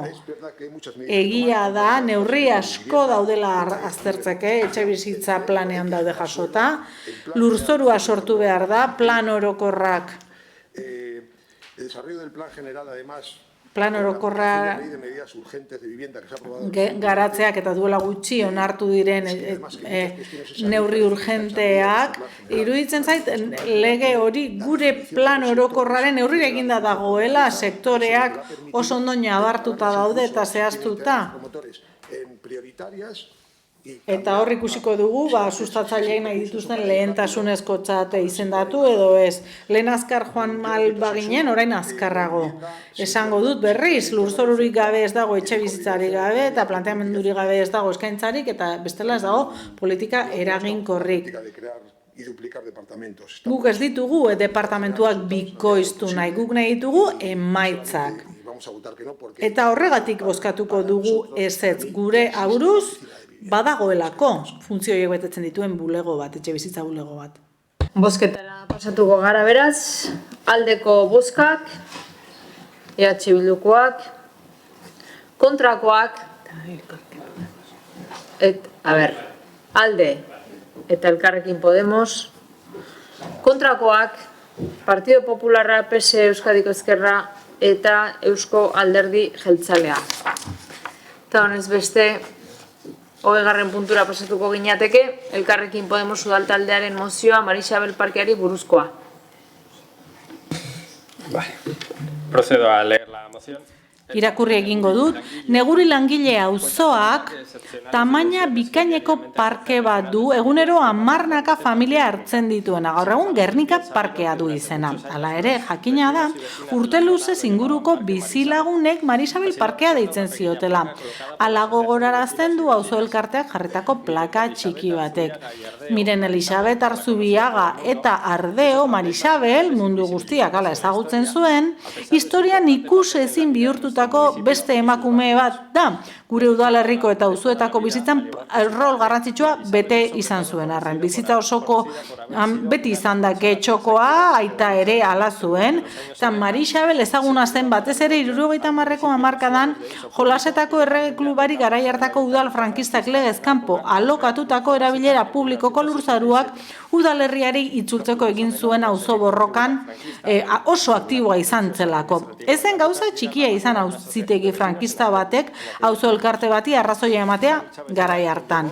Auzo borroka horrek urte luzetako auziak ekarri zituen eta eztabaidak errepide mozketak, auzokideen ekintzak, gauez instalazioetako hormak eraistea adibidez, edo goze greba bat ere. Erromoko eta Getxoko auzo elkarteek ez ezik, udalerriko beste pertsona garrantzitsu batzuek ere babestu zuten auzokideen borroka. Hala nola, Ramiro Pinillak. Naiz eta auzitan zeuden lurrak Aresti kondeak 1930ko hamarkadan auzoaz gozatzeko emandakoak kirol klubak okupatu zituen, ondorengo akordioak jada demokrazia garaikoak espazio hori erabilera librerako gordetzea lortu zuen. Erabaki hori etzen Marisabelen gustukoa izan, baina bere eta gainerako bizilagunen ahaleginengatik izan ez balitz, gaur egun ez guen nuke espazio hori izango. Historia ezagun horrez gain, Marisabel euskararen babesle sutsua izan zen hizkuntza propio gisa. Auzoko beste pertsona batzuekin batera euskara eskola bultzatu zuen Portuko pasealekuko 30ko etxe bizitzan. Bere etxe aurrean. Ezagutu zuten pertsonek diotenez, haren nahia beti izan zen komunitatea sortzea, auzoa sortzea. Neguri langilera lanagatik joaten ziren familiak hartuz, eta bere etxeko sarreran zegoen arrastearria, auzotarren topaleku eta solasgune ohikoa zen horregatik, hiltzenean 1985ean haren lagun senideek eta bizilagunek omenaldia egin zioten eta egungo parke horri Marisabel parkea izena jarri zioten eta bere ateko arrastearria jarri zuten bertan. Oroitzapenezko plaka baten ondoan, zoritxarrez gau batean desagertu egin zen instalatu eta gutxira. Martxoaren 8 hemen dugula, emakumeen nazioarteko egunean udalak Marisabelen ondarea eta bizitza aitortza eta ikusaraztea proposatzen dugu. Horrela historian zehar emakumei beti jasan duten ikusezintasuna hautsiz. Horregatik guztiagatik, Getxoko udaleko osoko bilkurari erabaki proposamena aurkezten diogu. Getxoko udalaren osoko bilkurak Marisabel parke deitzea ofizialki Neguri langile parkeari eta gainera oroimen ekitaldi bat egitea auzoaren memoria historikoa eta emakume gure udalerrian eta auzoan izan duten rola azpimarratzeko. Bai, zeharkako bat dago.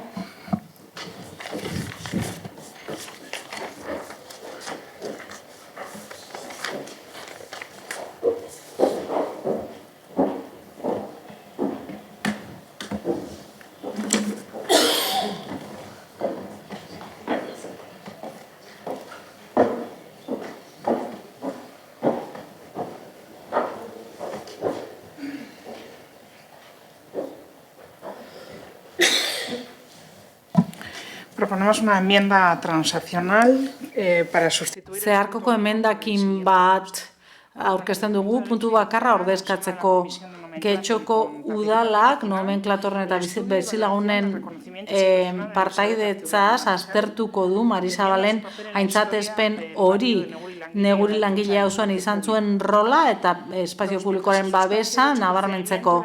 Prozedura hori egiten den bitartean, udalak plaka bat ezartzea proposatuko edo sustatuko du emakume horrek egindako ekarpena aintzatesteko. 3, udalak urtebeteko epean proposamen bat egingo du Getxoko kale izendegian emakumeen izenak txertatzeko irizpide objektiboei jarraituz.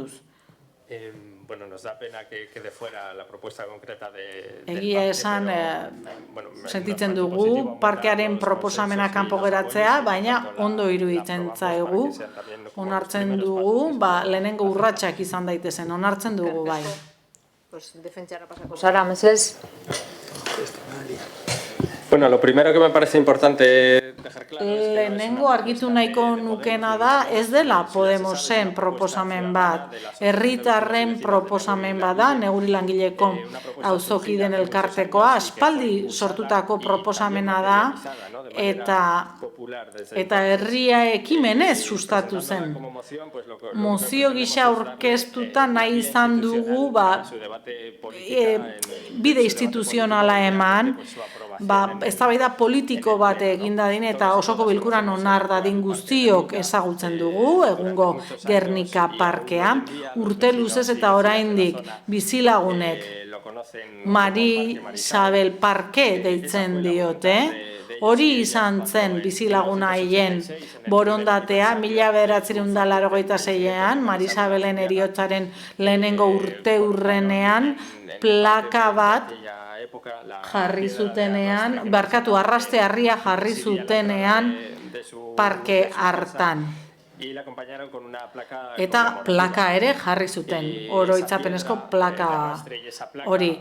Harri hori, arraste harri hori eta plaka parkean enongo lirateke oraindik 1988ko uztailean ez balu udalak kendu, ustez udalak gauez gainera. Horrela ukatu egin zitzaien familiari eta bizilagunei arraste harri hori errekuperatzeko aukera ere kendu egin baitzuten harria ere eta pena bada. 2026an iruditzen zaigu herriari eman behar zaiola herriarena dena, iraganeko ezaletasunak edo etsaitasunak gainditu behar direla eta emakume honen rola azpimarratu behar dela eta aintzatetsi behar dela, oso garrantzitsua izan baitzen auzoarentzat eta herriarentzat. Martxoaren 8 hor bertan dugu emakumeak historikoki egin dituzte ikusezin, eskutatu egin ditu, historiak estali egin ditu.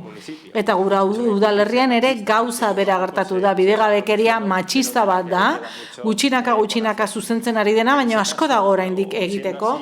Eta gauzak horrela zergatik parte hartu udalak ikusezintasun lan horretan. Zergatik ez lagundu udaletik antzatespen lan hori, Marisabelena eta beste emakume garrantzitsu batzuena baita ere. Iruditzen zaigu gogo eta hor dagoela, mozio honek gogo eta hori sustatu nahi du. Marisabel ezen izan bere alaginez espazio publiko bat mantentzea lortu zuen bizilagun bakarra, baina bai izan zen oso garrantzitsua eta erreferentziazkoa. Horregatik, auzoko bizilagunek omenaldi egiten jarraitu nahi dute, naiz eta 40 urte pasa. Zergatik ukatu? Borroka horretaz gain, Marisabel getxostarra zen, getxon jaio zen, euskalduna zen, auzora etortzen ziren euskalduntzea babestu zuen, gau eskola babestu zuen, eta batez ere, ezagutu zuten pertsonek esaten diguten bezala, beti zegoen lanean besteen alde, beti nahi zuen komunitatea eraiki. Auzo bizitza.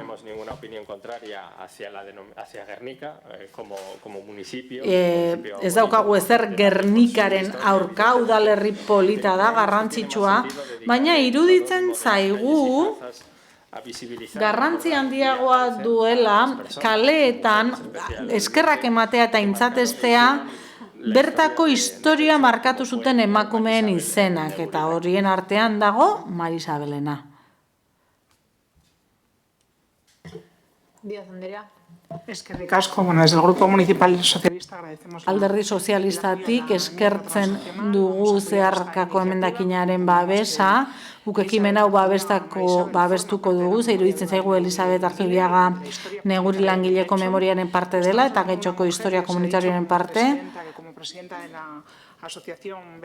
Bizilagunen elkarteko buru zen, aurpegi ezaguna zen, bera mugitu izan ez balitze, bizilagunak mugitu izan ez balira 70ko hamarkadan, gaur egun hori litzateke familia guztientzako parke bat izango. Marisabel aintzatestea da interes publikoa babestea pribatuaren aldean. Eta emakume askoren rola aintzatestea da, ez? Inoiz titularretan egon gabe komunitatearen alde lan egin zuten emakumeena.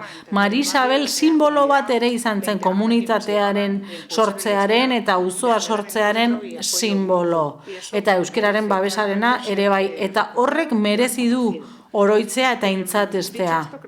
Hori esan da, iruditzen zaigu aintzatespen instituzionalak zorrotz egin behar direla partaidetzarekin, eta horregatik nahi dugu, zorroztasun horrekin aztertzea auzi hau eta ondo balioestea zein aintzatespen den onena.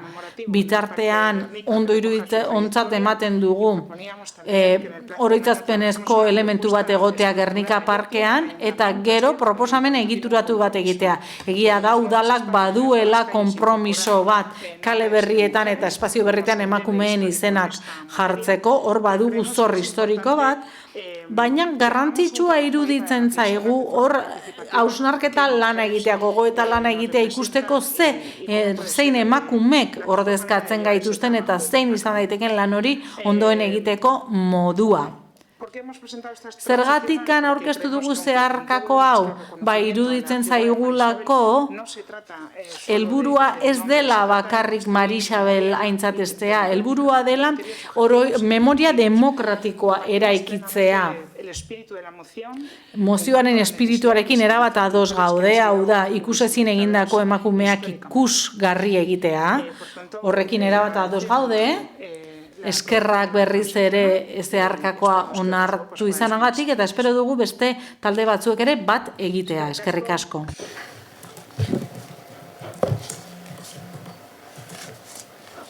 Beste norbaitek? No. Ahora no es el momento. Vale, luego la ciudadanía tenéis el... Herritarrek gero izango duzue, zuen espazioa, hitzartzeko, baina orain ezin da. Beste norbaitek? Bai, Bilbao Andrea. Egunon berriro. Gogoratu nahiko genuke, gaur Podemosek dakarren gai honek ibilbide luzea duela udalbatza honetan, eta ez dela gaur goizean sortutako kontu bat. 2015ko urriko udalbatzan guk, Euskal Herria Bilduk, eskatu genuen Marisabel Azubiagaren omenezko plaka bat jartzea plazan. Zehazkiago esan da, auzokide jarritako eta gero desagertu ziren plaka eta harria berreskuratzea. Izan ere, plaka hura harri handi batean zegoen jarrita, eta bai plaka, bai harria desagertu egin ziren.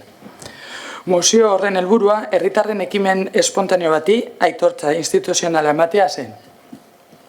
Etzen onartua izan, PNV, PSek eta PPek kontra buskatu zuten.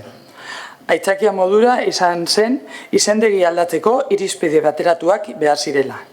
Baina guk ez genuen izena aldatzea proposatu. Plaka bat jartzea baizik.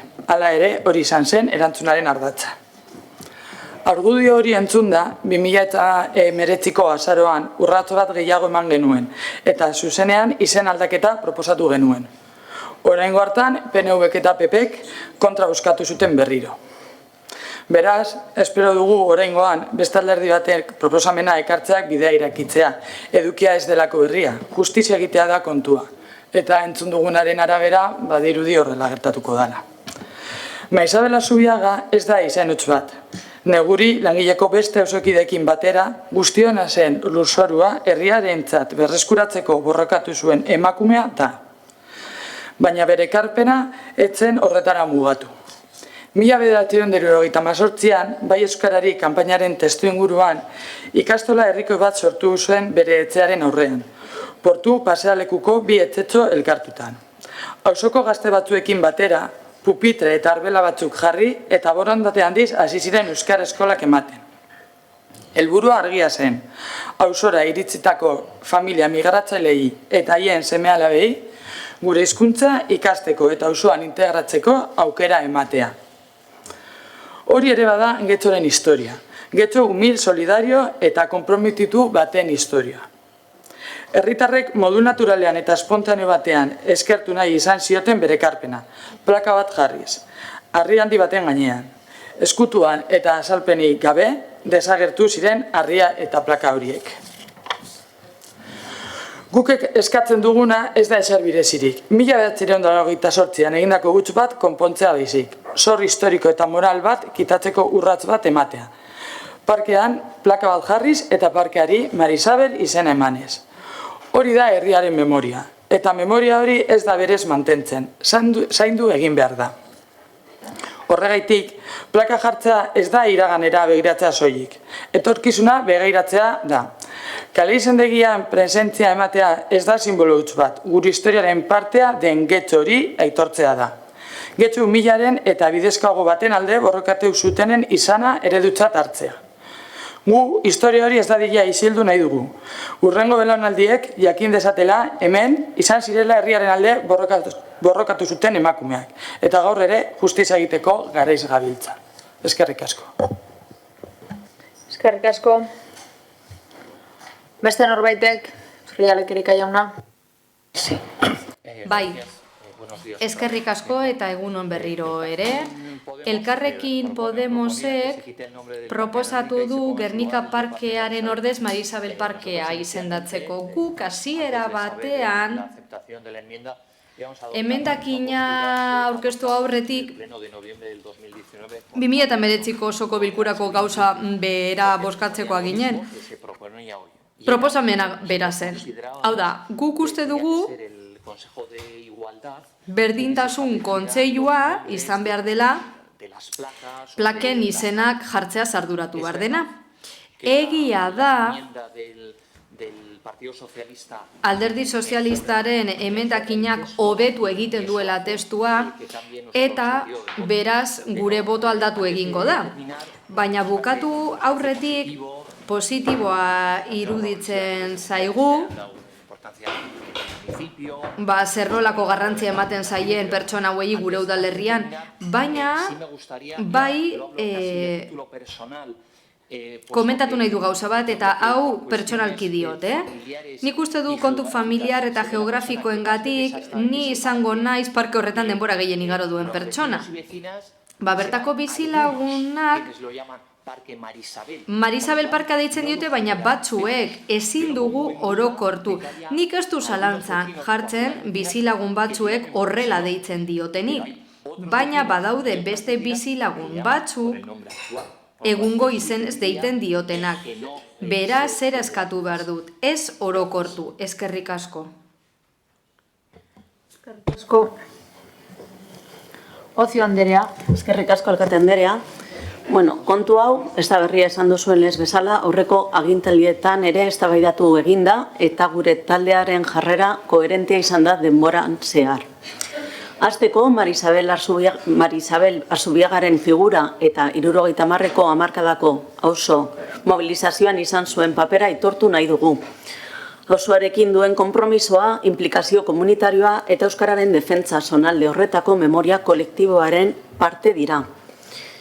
Es evidente que la historia del actual... Argi dago egungo parkearen historiak lotura zuzena duela prozesu eta mugimendu horrekin, eta argi dago baita urteetan zehar errekonozimendua egon dela bere figuraren inguruan.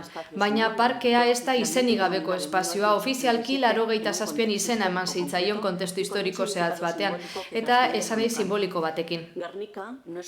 Gernika ez da izen neutral bat, oso herri polita da gainera, baina ordezkatzen gaituen simbolo bada.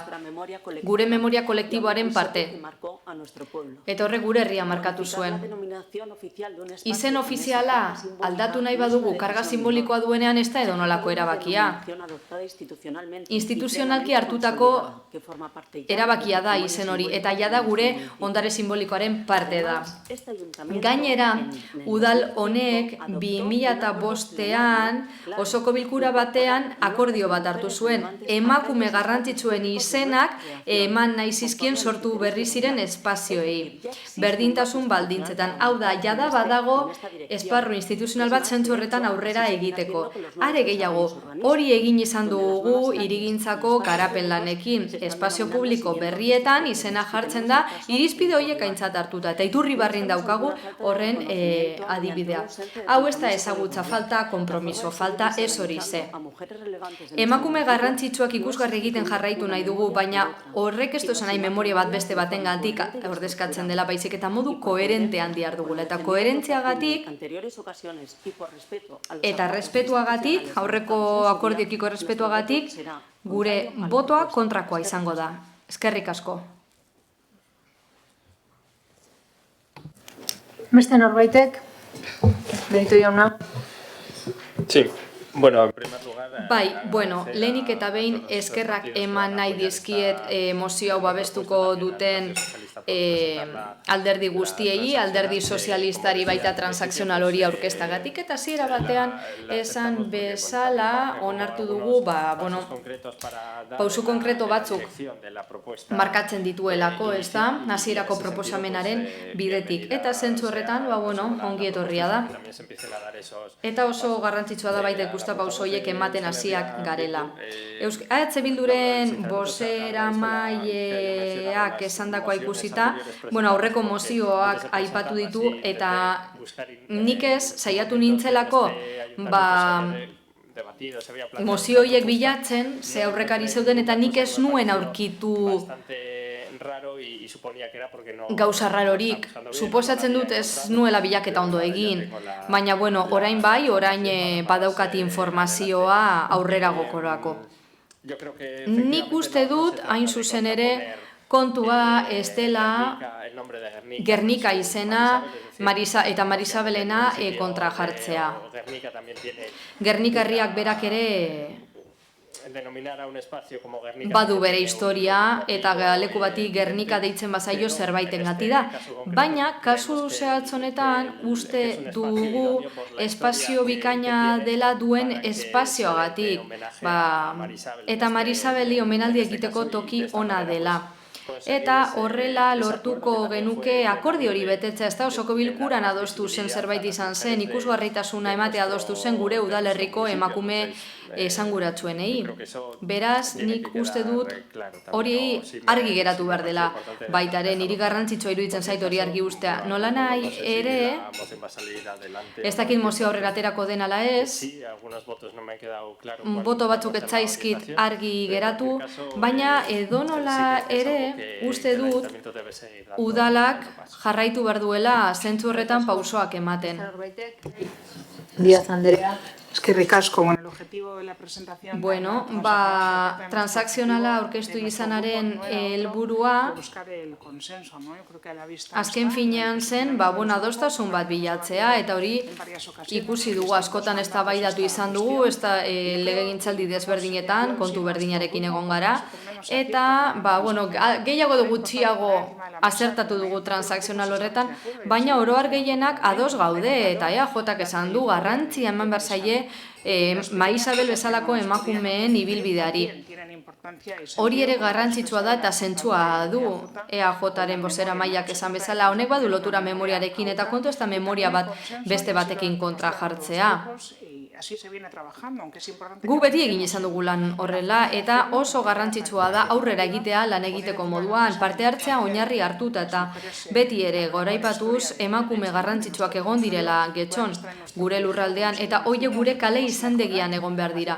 Eta hobe dezakegu egindako lana, parte hartzea sustatuz, baina espero dugu helburu horretan ere lan egiten jarraitzea eta betetzea. Norbait gehiago? Bozketara pasatuko gara, beraz, mozioaren aldeko bozkak. PSE, Euskadiko Ezkerra, Elkarrekin Podemos eta EH Bildu. Kontrakoak, Eusko Alderdi Jeltzalea, abstentzioak, Partido Popularra.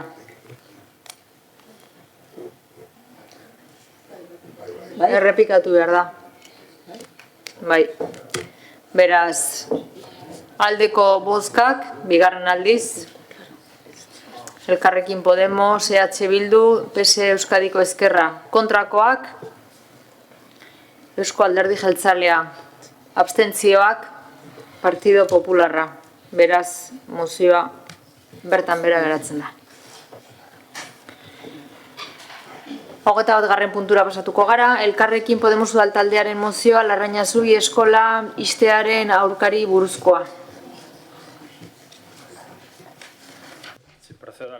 Bai, mozioa irakurriko dut. Urtarrilaren Urtarrilaren 22an Eusko Jaurlaritzako Hezkuntza Sailak iragarri zuen Bizkaiko hezkuntza publikoko 12 ikastetxek bat egingo zutela, edo bestela esan da, Larraina Zubi HLHI, San Ignacio HLHI, izeneko 6 eskola publiko itxiko zirela. Erabaki horrek ezustean hartu du ikastetxeko hezkuntza komunitate osoa, bai irakasleak, bai ikasleen familiak, ez baitzitzaien aukera horren berri eman. Bi egun lehenago urtarrilaren 20an ikastetxeko zuzendaritzarekin egindako bilera batean enteratu arte. Sailak bere kabuz hartu du erabakia, eta oraingoz iragarri egin du. Izan ere, eraginkorra izateko dekretu argitaratu eta Euskadiko Eskola Kontseiluak onartu behar du. Alde bakarreko erabaki hori ere gauzatutako ekintzengatik ezarritako erabakia da, joan den ikasturtean 2 urteko gela ixtea erabaki baitzen. Eta ondorioz ikasturte honetan ez daukate 3 urteko gela. Erregistroan akatsa badako hemen. Larraina Zubi gure udalerriko ikastetxe txikia da. A-ereduko hezkuntza eskaintzen du aurrezkuntzan eta lehen hezkuntzan, eta premia berezia dituzten ikaslentzako gela egonkorra du. Gainera, itxiera hau sorpresa bat izan da San Ignacio HLHirentzat. Izan ere, Larraina Zubiko ikaslek beren haien instalazioetara lekualdatzea eskatu beharko dute eta gainera gela egonkor bat prestatu beharko da, eta ez dagoia lekurik horretarako. Ikasle izkantza zaien beste aukera Bilboko Cervantes ikastetxe publikoa da, 14 kilometrotara. Eskola bat iste ezin da izan errentagarritasunan edo zenbakien kalkulu huts gisa ulertzeko zerbait. Hezkuntza komunitate oso baten eta bere proiektuaren seme-alabentzako eskola gisa aukeratzen duten familien eta bere egunerokotasunaren eta bizitzaren zati handi bat garatzen duten ikasleen kaleratze moduko bat da. Azken finean Getxoko eta Euskadiko eskola publikoen sarea ahultzea da. Horregatik guztiagatik Getxoko udaleko osoko bilkurari erabaki proposamena aurkezten diogu. Bat, Getxoko udala Larraina Zubi HLHI iztearen aurka dagoela adierazten du eta la jakinaraziko die hezkuntza sailari, sailburuari, legebiltzarrari eta lehendakariari. Bi, Getxoko udalak Larraina Zubi iztearen aurka egingo du hezkuntzaren arloko foro guztietan.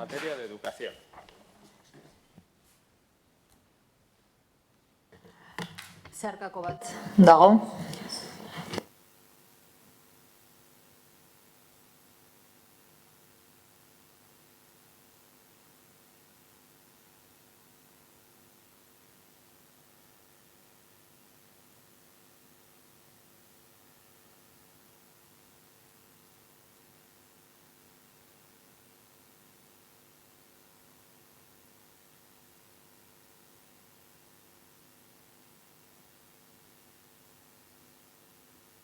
Irakurriko duzu, mesedez?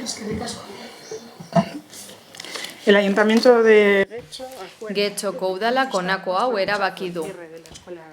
Gure deitoratzea erakustea itxiera honi, dakartzan ondorioengatik eta informaziorik eta elkarrizketarik egon ez delako aldez aurretik hezkuntza komunitatearekin zein udalarekin. Bi, Eusko Jaurlaritzaren hezkuntza sailari eskatzea udalari eta hezkuntza komunitateari datu guztiak emateko, incluyendo la primera opción de centro solicitada por las familias. Zentroen aukera barne. Azken kurtsoen matrikula datuak, prebizio demografikoak, udalerriko eremuka, irizpide teknikoak, honen oinarri direnak. 3. Hezkuntza sailari eskatu, elkarrizketa bat izan dezan familiekin, irakaslekin, eskola kontseiluarekin eta guztiekin. Honen berri eta aurreikusten dutenaren berri emateko. Zalantza guztiak argitzeko. 4. Hizkuntza ereduaren jarraitutasuna bermatzea hezkuntza publikoaren baitan. Eta gela egonkorra ere mantentzea. 5. Berrestea udalak eskola publikoaren alde duen konpromisoa berdintasunerako, kohesion sozialerako eta inklusiorako tresna delako eta akordio honen berri ematea Eusko Jaurlaritzari eta gainerako eragilei. Sí, aceptamos la enmienda. Vale. Bai, onartzen dugu. Vale. Procedo a defender la moción. Vale, defentsara pasatuko naiz orduan. Quiero agradecer la enmienda. Eskerrik asko zuzenketagatik, eskerrik asko baita izan dugun elkarrizketa horrengatik. Emendakin honetan ere esaten da deitoratzen dugula Larraina Zubiren itxiera eta beraz ondo iruditzen zaigu eta batez ere iruditzen zaigu posible egiten duela udala posizionatzea erabaki honen aurrean. Eusko Jaurlaritzak bere kabuz hartu baitu erabaki hau eta Garrantzitsuena epe laburrean hori da. Eta familiek eta zentroko langileek espero dutena ere hori da. En la defensa del centro educativo. Hezkuntza zentroaren defentsan babeste. Argi utzi dudan bezala ze. Para nosotros y nosotras guretzat es imposible separar ezin ditugu bereiztu eztabaida hau eta con el modelo educativo en Euskadi, ¿no? Euskadiko hezkuntza ereduaren afera. Uste dugu Larrañazubi eta beste 5 zentroetan gertatutako honek erantzuten diola Euskal Hezkuntza Sistemaren eraldaketari plazak ituntzean oinarritzen da. Eskola pribatuarekin plazak ituntzean, eta horrek azken finean zoritzarrez eskolak iztera garamatza. Batez ere, eztabaidan esaten zen, Alderdi Nazionalistak esaten zuen, zein zen saietik emandako argumentua jaiotza tasa basua. Jaiotza tasa basuaren kontu honek badu muga bat. Badirudi bakarrik jaisten dela jaiotze tasa eskola publikoan. Eskola publikoan, bai, plaza jartzen dira, baina itunutakoan antza ez. Desde la medida que la baja natalidad debería entenderse como jaiotza tasa basua ulertu beharko litzateke eskolak hobetu eta ratioa jaisteko kontu bezala, ez, kontrako autua egiten ari gara. Jaiotza tasa basuaren aitzakia erabiltzen ari gara hezkuntza zentroak izteko. Eta larria da, datuek bere kabuz hitz egiten dute. Euskadi da autonomia erkidegoa eskola kontzertatuetan jende gehien duena. Madrilen gainetik ere bagara. Eta Europar Batasuneko herrialdeekin alderatuta Belgika baino ez dago portzentaia horren gainetik. Eta hori da Euskadiren errealitatea. Zehatzago esan da, goazen bagetxora, galdetu beharko diogo gure buruari, zein argumentu edo premisapean erabaki duen hau hezkuntza sailak. Eskola publiko bat izte erabaki du getxon, datuen arabera, plaza gutxi daudenean, gehiago behar ditugunean. Eta zeintzuk dira datuak, 2023an, 452 pertsona jaio ziren getxon, eta 3 urte beranduago, 25ean getxon, 419 plaza eskaini ziren 2 urteko gelarako. Hau da, jaiotza kopura baino 23 gutxiago.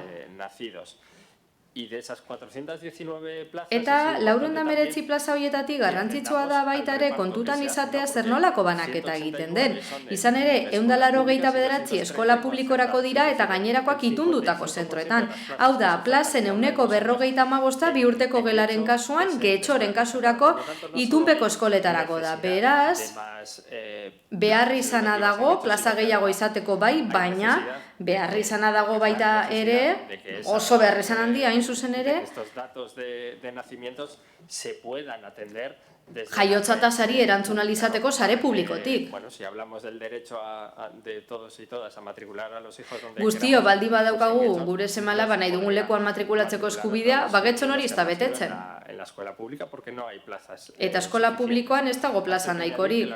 Horri gehitu behar diogu, hezkuntza legearen artikuluetan esaten dela infra eskaintzari aurre egin behar diogula. Eta momentu honetan hori getxon gertatzen ari da.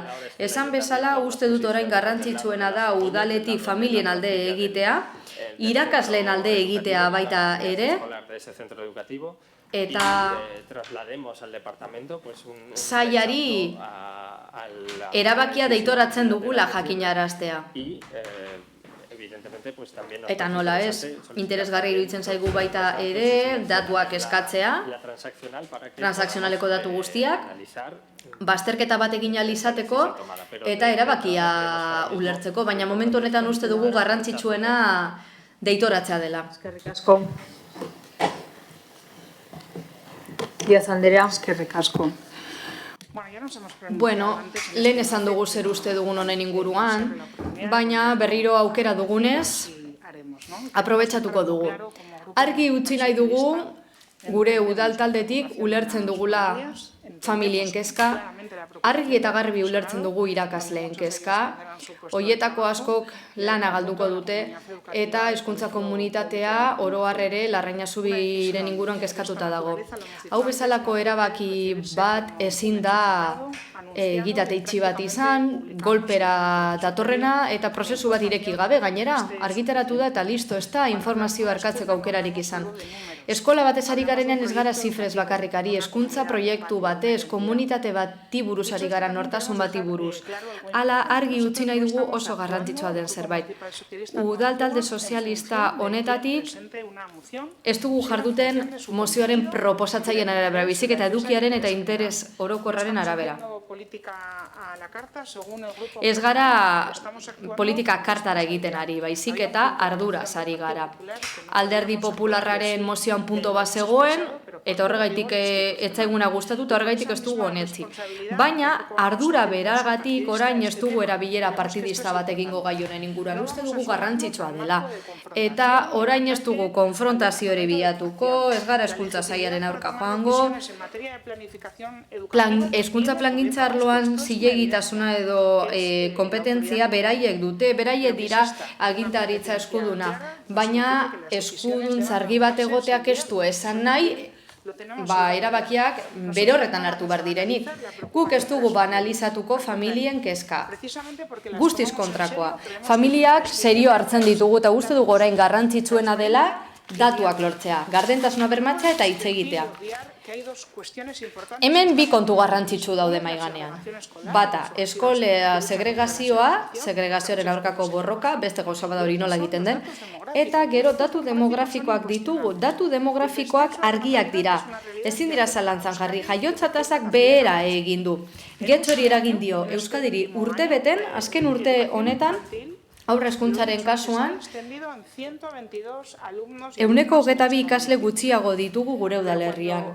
Baina, datuak ondo jo behar ikusten baditugu, badago datu bat etzaiguna gustatzen, eta lehen ere esan dugu.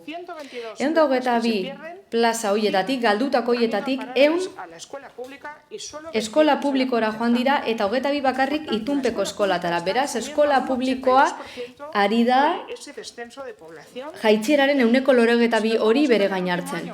Baina azken urtea aztertu ordez, azken 6 urteak aintzat hartzen baditugu eskola publikoak 174 hartu du bere gain, galeraren 174, eta hori ez da kasualitatea.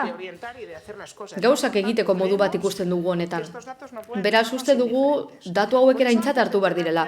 Horregatik, zentro publikoak itxi aurretik, uste dugu esfortzu gehigarria egin behar dela administraziotik, hoiek indartzeko, babesteko, eskola publikoa sustatzeko hori baita berdintasunerako eta gizarte kohesiorako benetako tresna. Eta horregaitik eskatzen dugu datu guztiak gardentasunez partekatzeko. Eta ez bakarrik matrikulazio, azken matrikulazioak, hoiek argitaratu daude, Alderdi Popularrak esan bezala, baina hasierako eskaera datuak hoiek ere ezagutu behar dira, historikoak. Zein izan zen familiek aukeratutako lehenengo aukera Getxorako? Izan ere guk erabakitzeko askatasuna errespetatu nahi dugu, eta hori dio indarran dugun araudiak, eta guk ez dugu susmoarik ere izan nahi ezagutzen ez ditugun dinamikek matrikulazioak zuzentzen dituztenaren inguruan. Eta guztiok ondorio berera helgaitezke. Horregatik, hezkuntza plangintza datuetan oinarritu behar da, baina konfiantzan baita ere. Hezkuntza saila da eskuduna baina eskumen hori guztiak aintzat hartuta egin behar da. Irizpide teknikoak azalduz, prebizio demografikoak partekatuz, eta benetako elkarrizketa prozesu bat baliatuz. Hori da eskatzen duguna. Ez konfrontazio instituzionalik, ez isiltasunik, ez familien erabilera partidistarik, logikoki ja nahiko txarto pasatzen ari direlako, ardura, gardentasuna eta eskola publikoaren defentsa. Izan ere eskola publiko ez da eraikin utz bat gehiago da. Aukera berdintasunaren bermea da, eta hori gure udaltaldearentzat ez da negoziagarria. Eskerrik asko. Beste norbaitek? Bai, Zelai Andrea. Argustuako proposamen honen aurrean, guztu dugu beharrezkoa dela eztabaida sakon bat irekitzea ez bakarrik emaitzaren inguruan, baizik eta prozesuaren beraren inguruan, prozesuak berak ere emaitza horretan eragiten baitu. Hezkuntza komunitateari zuzenean eragiten dioten erabakiak ezin dira. Informazio faltarekin, gardentasun eskasarekin, edo aldez aurretik adostutako biderik gabe planteatu. Hezkuntza sailak urtarrilaren 22an egindako iragarpenak agerian utzi du planifikazioan eta komunikazioan hutsune barmenak egon direla, eta horrek normala denez urgabetasuna eta tentsioak sortu ditu komunitatean. Egia da ere bai, ezin dugu lastu, hezkuntza sistemaren egungo testuingurua bera ere aldaketa sakonez markatuta dagoela, eta aldaketa horiei egokitzearen beharra badagoela, izan jaiotze tasaren berakadak, gizartearen eraldaketak, eta etorkizuneko erronka berriek, planifikazio serio eta ikuspegi integrala eskatzen dute. Eskola maparen edozein berrantolaketa, hezkuntza publikoaren sarearen kohesioa, hurbiltasuna eta aukera berdintasuna bermatzeko helburutik abiatu behar dira bai ala bai. Inklusioa, euskal kurrikuluna eta tokiko komunitatearekin benetako beharrak kontuan hartuta.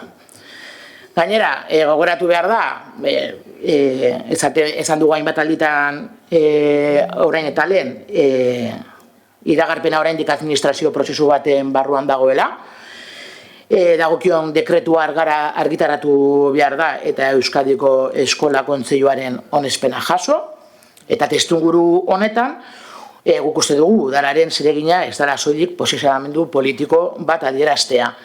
Prozesua nola egin den eta hemendik aurrera nola egin behar den exigitzea ere bada.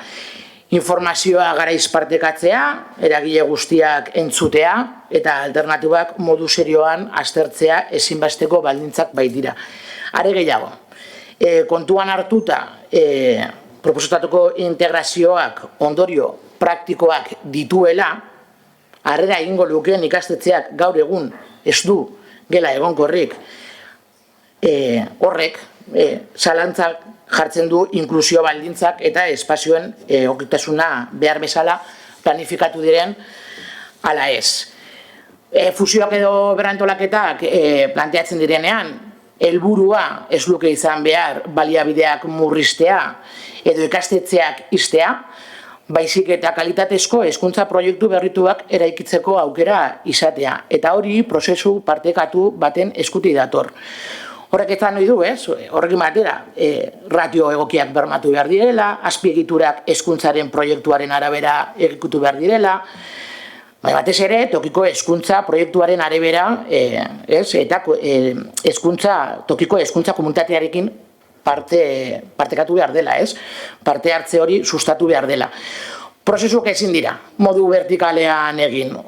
Udalen, familien, langileen eta gainerako eragileen ahotsa entzutea ezinbestekoa da, benetan prozesu partekatuak eraikitzeko. Horregatik guztiagatik, akordio proposamenean agertzen zean puntuan eta bai orain egindako zuzenketak irakurrita uste dugula egokitzen direla kasu honetara zehazki, alde bozkatuko dugu, baina uste dugu ez bakarrik itziera horren kontra, baizik eta udalonek bere ahotsa altzatu behar duela prozesuari dagokionez. Berriro gertatu ez dadin. Gardentasuna, parte hartzea eta hezkuntza ikuspegi integrala exigitu behar duela.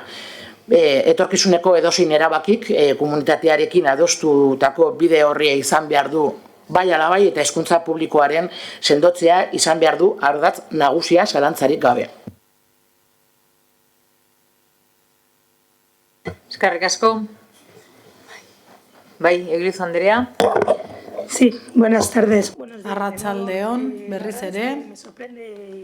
Egia esan, harrituta nago, pozik nago, pare bat ordutan alderdi sozialista pasadelako keskatuta egotetik baztertzera, Eta posten nau baita ere ikusteak EH Bilduk parte hartu duela Alderdi Popularrak aurkeztutako mozio batean eta orain Podemoskoarekin bat egitea.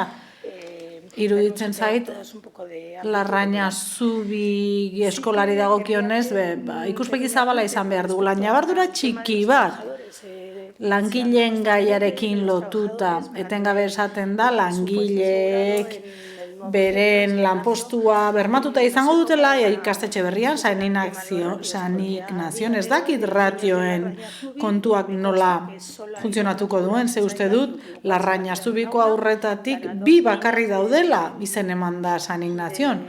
Orduan gela bat sortuka da bi aurrentzat bakarrik, ez dakit iruditzen zait, irakasle gehiegi egongo direla, ez dakit hori nola konpon daitekeen. Edo, agian ez dute begiratu behar zuten bezala. Bestalde, hemen esan den guztia entzun ondoren, Eusko Alderdi Jeltzalearen izenetan utziko duta, bere burua eskaini du, eta esan du beste bilera bat egingo duela Eusko Jaurlaritzarekin, Hezkuntza Sailarekin, gai honi buruz hitz egiteko ez bakarrik, eta ez dela izango bakarrik bilera informatiboa gurasoi begira, eta ez da hor geratuko, baizik eta atzera ere bota halko dela prozedura eta berritik hasi eta eskolari jarraipen eman halko zaiola, ze iruditzen zait, osoko bilkura honetan hori dela guztiok nahi duguna. Eskerrik asko. Eguren Anderea. Eskerrik asko, alkate Andrea. Efectivamente, la moción... Bai, Elkarrekin Podemosek aurkeztutako mozioa aurrez eztabaidatu dugunaren ildo beretik doa, naiz eta zeharkakoa ere edo transakzionala onartu den eta proposamenaren azkeneko zatia aldatzen duen, baina ez dut ez dut dena errepikatuko, baina bai azpimarratu nahi du labur, bi gai azpimarratu nahi ditut. Lehen ere esan dut eta berriz esango du. Hezkuntza Sailak azaldu digunez, bi ikastetxeak Larraña Zubi eta San Ignacio bat egiteko plana, organo eskuduna izanik sail hori, eta ulertuta komunikazio lanak hobeto edo okerrago egin dituela, baina sail horrek azaldu du eta esango dut berriz, sail hori da eskumena duena gai horretan eta ulertuta bategite hori fusio hori integrazio horren helburua pedagogikoa eta soziala dela eta ez dela ez diola bakarrik erantzuten antolamenduzko auzi bati,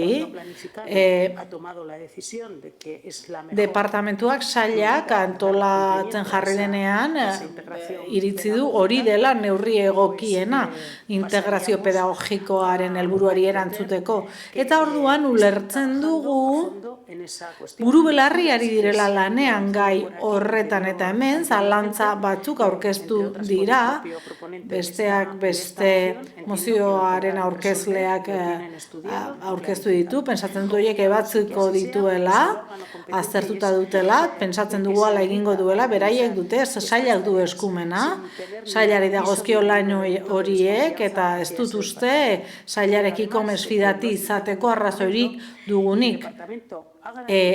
Gainera sailak bermatu egin du ikasle guztien matrikulazioa familiek aukeratutako ikastetxean, orduan ez dago aurrik plazarik gabe geratu denik, naiz eta ez izan lehenengo aukerakoa da guztia daude izen eman da matrikulatuta, hori bermatuta dago, eta bermatuta dago ikasleak ereduan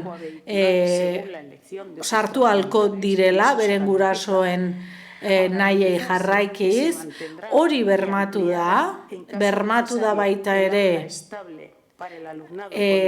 gela egonkorra premia berezia dituzten ikasleen gela egonkorrari eutxiko zaiola, bermatu da baita ere langile finkoak saninazioko zentro berrira eramango direla, sailak berak kalkulatzen ditu ratioak, bozeramaileak zioen bezala, Alderdi Popularreko bozeramaileak, eta ez denez, udalaren eskumenekoa prozesu hau, integrazio prozesu hau, eta lehen esan dudan bezala, dagoeneko deituta dagoenez, datorren martxoaren 11-arako bilera bat hezkuntza sailaren OMR ikasle guraso elkartearen eta udalaren arteko bilera bat eta alkatea buru duela kasu honetan bilera honetan ez dira egongo zinegotzi ordezkariak, baizik eta alkatea bera egongo da. Orduan bilera hori egingo da, eta han jarriko du mahai gainean sailak eta besteek ere jarriko dituzte beren kezkak mahai gainean erabakiak ere bai, eta horrek guztiak eramaten gaitu ez onartzera mozio hau. Lehen ere esan dut EAJak, PNVek jarraituko duela hezkuntza komunitateari eta familiei laguntza eskaintzen. Integrazio prozesua balik eta errazen eramateko. Eskerrik asko. Eskerrik asko. Beste norbaitek? Benito jauna? Pues en primer lugar agradecer a... Eskerrik asko lehenik eta behin alde bozkatuko duten taldeei. Acordada para que salga adelante. Por supuesto, por delante, agradecer y apoyar a las familias. Noski, eskerrik asko baita ere familiei eta langileei. Lucha para evitar el cierre del... Lanean ari diren familia eta langileak ikastetxea itxi ez dadin. Hombre, ya respecto a lo que ha manifestado el Partido Nacionalista Vasco... Alderdi jeltzaleak esan duenaren arira ulertzen dut beraien rola edo posizioa jarrera zaila dela. Baina udalerri honetan instituciones supramunicipales y aquí nos las tenemos que comer, ¿no? Adibide asko izan ditugu. Ya del cierre de una escuela. Orain eskola baten itxiera daukagu mahai gainean, benetan nik esango nizueke naiz eta zaila izan, mesedez eskatuko nizueke zuen alderdiaren aurretik babestea zuen udalerriko bizilagunen nahiak eta baita ere Larrañazubiko hezkuntza komunitatearenak. Ez duzue akordioaren alde bozkatuko eta lastima da. Edonola ere, eta amaitzen joateko, esan da alkatea bilduko dela hezkuntza sailarekin martxoaren 11an. Hemen bai ikusi da. Ustedes sabrán por qué hacen otra reunión. Ez dakit lehen egon zen bilera bat, orain beste bat. Los esfuerzos, pero bueno, ustedes sabrán. Lo que sí pido es bai eskatzen dut, martxoaren 12an, mesedez, guri esateko zer gertatu den bilera horretan, bilera horretan erabakia jakinarazteko, eta bilera horretara eraman dezazuela, hau da, gehiengoaren nahia. Izteari uko egitea, ezkarrizketa prozesu bat jartzea martxan, ereduari eustea, udalak eskola publikorekin duen konpromisoan berrestea. Orduan, mesedez, eskatzen dute hemendik, bilera horretara osoko bilkura honen gehiengoaren iritzia eraman dezazuela. Eskerrik asko. Beste norbaitek? Eguren Anderea. Yo muy brevemente, por haber sido interpelada el por qué se realiza esta reunión. Creo que lo he dicho en la anterior intervención, pero lo vuelvo a repetir. En la reunión que se realizó el 12 de febrero del OMR, en el primero de los 2 OMRs que se realizaron aquel día, que se celebraron aquel día, la representante del ayuntamiento en ese OMR se ofreció a realizar una tarea de mediación entre el Departamento de Educación del Gobierno vasco, que es el competente en esta materia, con el Consejo Escolar, con el OMR. Eso se ofreció la propia representante del ayuntamiento, que en este caso no tengo nada que ocultar porque todo el mundo creo que conocemos, soy yo misma. Y en cumplimiento adquirí un compromiso y hemos dado cumplimiento a ese compromiso. No porque ahora sea más importante o no, sino simplemente porque viendo la inquietud que en aquel OMR se presentó por parte fundamentalmente de las representantes de las familias, así adquirí el compromiso, se hizo ese compromiso, se trasladó a alcaldía y alcaldía en primera persona con esa intención de liderar que esa reunión se lleve a buen término, lo ha liderado la propia alcalde, la máxima representación de este ayuntamiento. Entonces lo ha llevado a cabo y esperemos que esa reunión pues sea fructífera y sirva para, como he dicho antes, y sirva para aclarar con total transparencia. Balio izatea hainbat auzi argitzeko. Baina batez ere bitartekaritza hori egingo du hezkuntza komunitatearen eta familien artean eta hezkuntza sailarekin barkatu, baina gaztelaniazko kanaletik hizketan ari ginen interpretazio kabinatik barkamena eskatzen dugu. Bozketara pasatuko gara, mozioaren aldeko bozkak, Partido Popularra, PSE, Euskadiko Ezkerra, Elkarrekin Podemos eta EH Bildu. Kontra? Eusko Alderdi Jeltzalea.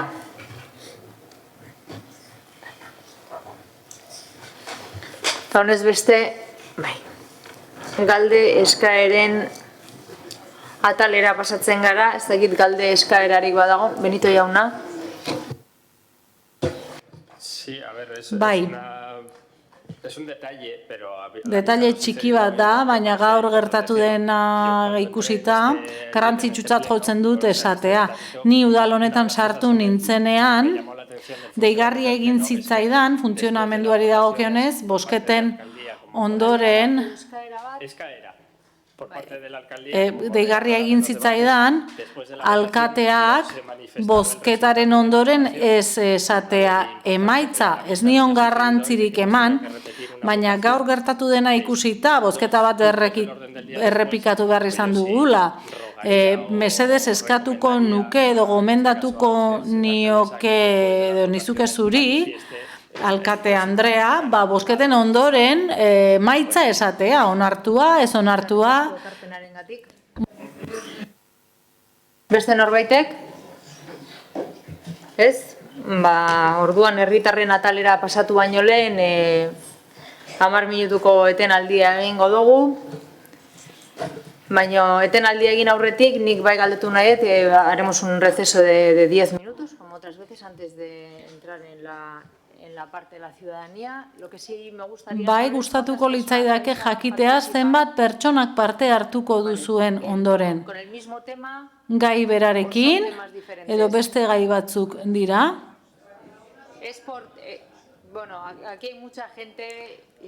Hemen jende asko dago, ez dakit pertsona batzuek gai beraz hitz egingo duten, edo ez.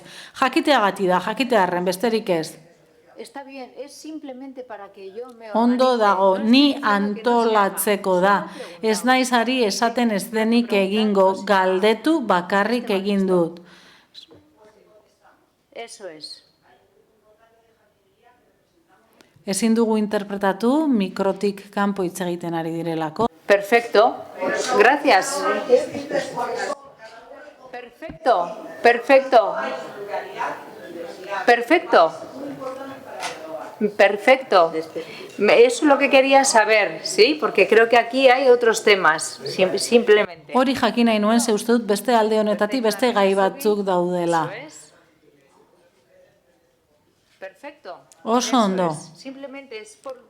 Hori besterik ez, ni antolatzeko besterik ez da. Eskerrik asko.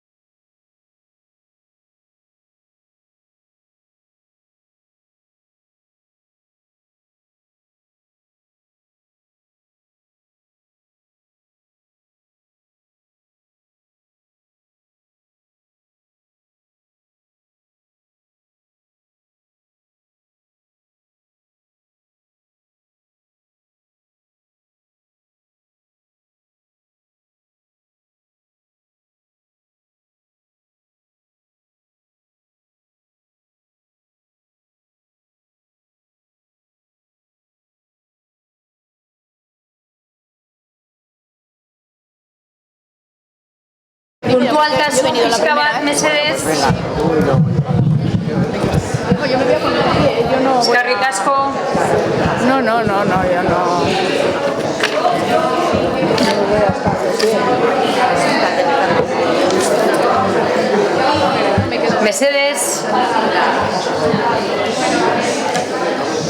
Mesedez, hasiko gara, herritarren atalari hasiera emango diogu.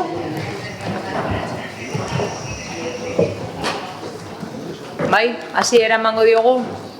Bueno, vamos a organizar, bueno, itzultzaileak badituzute, ezta? Tenéis la...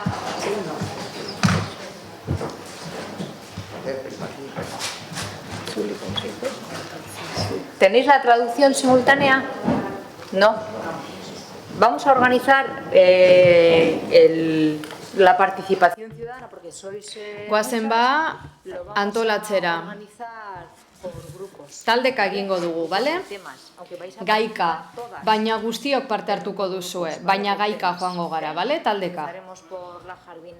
Lore zaintzatik hasiko gara, gero Larreina Zubi. Una cosa, voy a terminar. Ontze bukatuko dute. Bien. Quiero recordaros gogorarazten dizuet 7 minutu dituzuela guztira. 5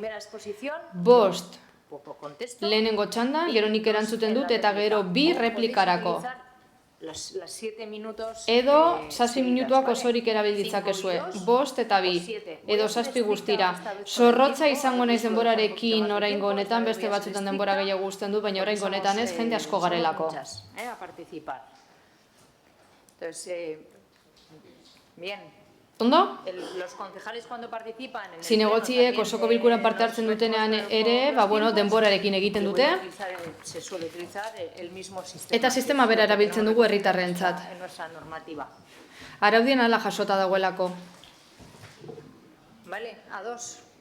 Recordad que gogoratu, os dirigís a mí. Niri zuzendu behar didazuela mezua. Eta ez zinegotziei, niri. Alkate Andreari. ¿De acuerdo? El resto no pueden contestar los concejales. Pues nada, vamos a... Zinegotziek ezin dute erantzun bestela, guazen astera. Voy a tratar 2 temas. El primero, las escaleras mecánicas. Bigai, Salziduko eskailera mekanikoak, eta bigarrenik badoak kentzea, aparkalekuak kendu izana, eta bidegorri bat, segurtasun aurkaiten bidegorri bat jarri da.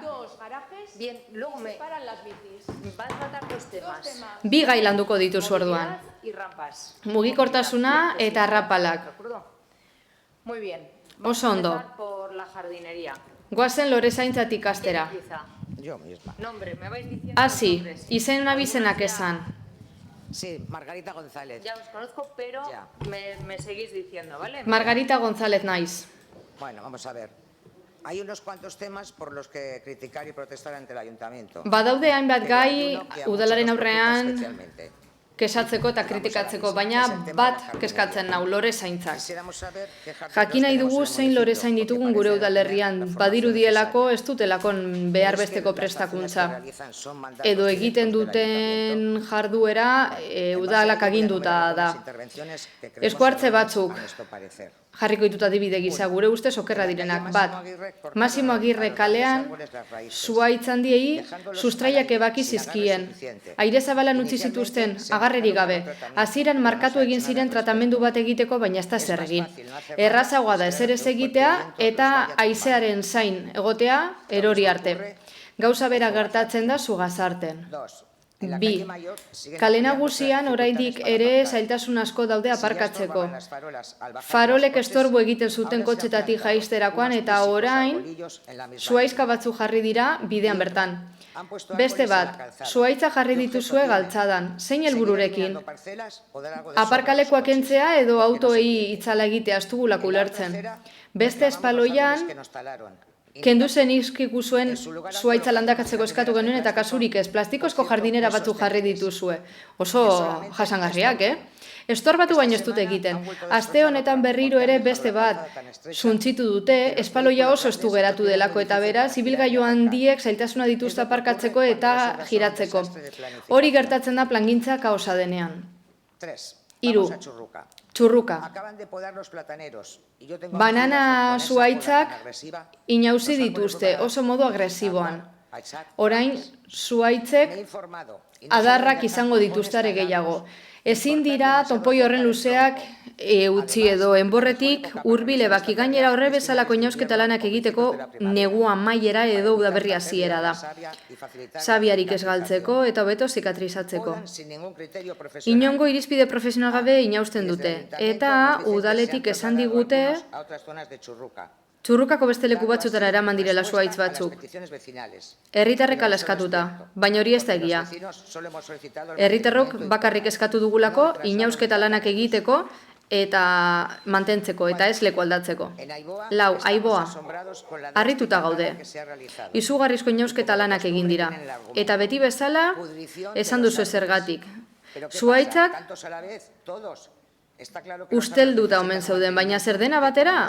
Denak argi dago mantenu egin behar zaiela, baina azten ez egiten, hori gertatzen da. Berdeguneak kentzen jarraitzen duzue, krimena da.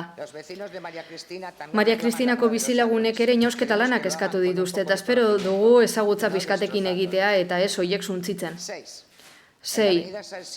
Salzidu etorbidean erabaki duzue hartze gorri polita kentzea eta hien ordez tejoa jartzea. Esan ez autoktonoa dela espezie hori. 6. Beste bat. Udalak dio arrazoiak direla. Hemengo espeziak erabili behar direla. Inguruko eraikinekiko bizikidetza bermatu behar dela. Eta segurtasuna bermatu baita ere. Baina norren gainatu nahi duzue? Egungo zuhaitzak ezin dira inauziala. Behar izanetara gokitzeko. Klaro, errazagoa eta erosoagoa da beste zuhaitz batzuk inauzi behar ez direnak edo hostoak batu behar ez hitzaienak landatzea. Tejoak toksikoa dira. Eta hoiek jarrita salzidu etorbideak hilerria emango du. 7. Neguriko geltoki ondoko parkean zuhaitzak kendu dira eta hau ere mantenu faltagatik izan da. 8. Kale nagusiaren amaieran zuhaitz polita zeuden da kendu dira eta gainera hainbat aparkaleku kendu dira. Hoien ordez, espaloi handi bajarri da pavimentozkoa eta bide gorria hori, ditxosozko bide gorria. 9. Orain Txurruka kaian berriro Kalistenia parke bajarriko dela, esaten da eta horregaitik berdegunak kendu, baina ondartzetan daudenekin zer gertatzen da. 4 eta ez dute funtzionatzen, non daude mantenu lanak. Edo berria jarri behar dialdira gastatuz. Azkena, beste dozena erdi zuhaitz gehiago desagertu dira Aizerrotatik Arrigunagarako bidean. Noiz arte jarraituko duzu zuhaitzak kentzen? Hoiek ere estorbo egiten zuten ala? Beharrezkoa dira, ez aldakizue. Babesleku klimatikoa dira eta badirudi ez duzuela ulertzen. Uste dut Tisen baroinesak egin bezala egin beharko dugula. Zuhaitzetara kateatu beraz botatzeko. Nire gomendio onartu nahi baduzue. Ideia bada. Agortu duzu denbora. ¿Sigue utilizando el turno hasta los 7? Sí. Bael, ondo jarraituko duzu, ezta? Zoazte erandiora bidean. Eta kopiatu bertan egindako lana. Zuhaitz asko landatu dituzte. Espaloi bietan zehar. Joan baita ere, Leioako biribigunetatik oso polita daudelako eta lorategiak. Hori guztia. Ikusiko duzunez bilduma oso bat. Eskerrik asko ekarpenagatik. Benetan, horrorea da. Aurrekoan esan zenidan, guazen antolakuntza batea eramatera. Jende asko zaudetelako. Egin didazu galdera dozkaera eta nik erantzungo dizut, eskerrik asko ekarpenagatik. Aurrekoan esan zenidan berdegune asko zeudela getxo osoan, areetan, eta horregatik kendu behar dira, ez dut ulertzen. Eta zuaitzena ez da. Bueno, goazen hitza ematera hurrengo pertsonari. Bueno, como tengo buena voz. Llevo 50 años viviendo en este municipio. 50 urte daramatza Zugazarte etorbidean bizitzen. Joan zaitez bertati buelta bat ematera eta ikusiko duzu zer nolako gainbeheran dagoen. Zugazarte etorbidea oso garrantzitsua da guretzat. Bertati jende asko aritzen da. Eta turistek ikusten duten lehenengo gauza ere, ona datozenean horixe da. Lotxa ematen digu egungo gogoerak. Zuhaitzak Zugazartearen nortasunaren seinale dira eta ia guztia gaixori daude. Pasan urtean enborrak margotu zituzten eta orain gaixotasuna hortxe. Zerbait egin alduzue. Adituekin kontsultatu alduzue zein den hoiek kontserbatzeko modurik onena. 2018az geroztik ez dira inauzi. Hoien osasun egoera, adar gehiegi dituztela eta sustraien sakonera urria dela eta negu honetan 2 zuhaitz erori dira, oso handia gainera. 56. zenbakiaren parean, eta bertako murete apurtu dute 2 aldiz. Eta 32, 38 eta 58 zenbakitan ere zuhaitzak erori dira.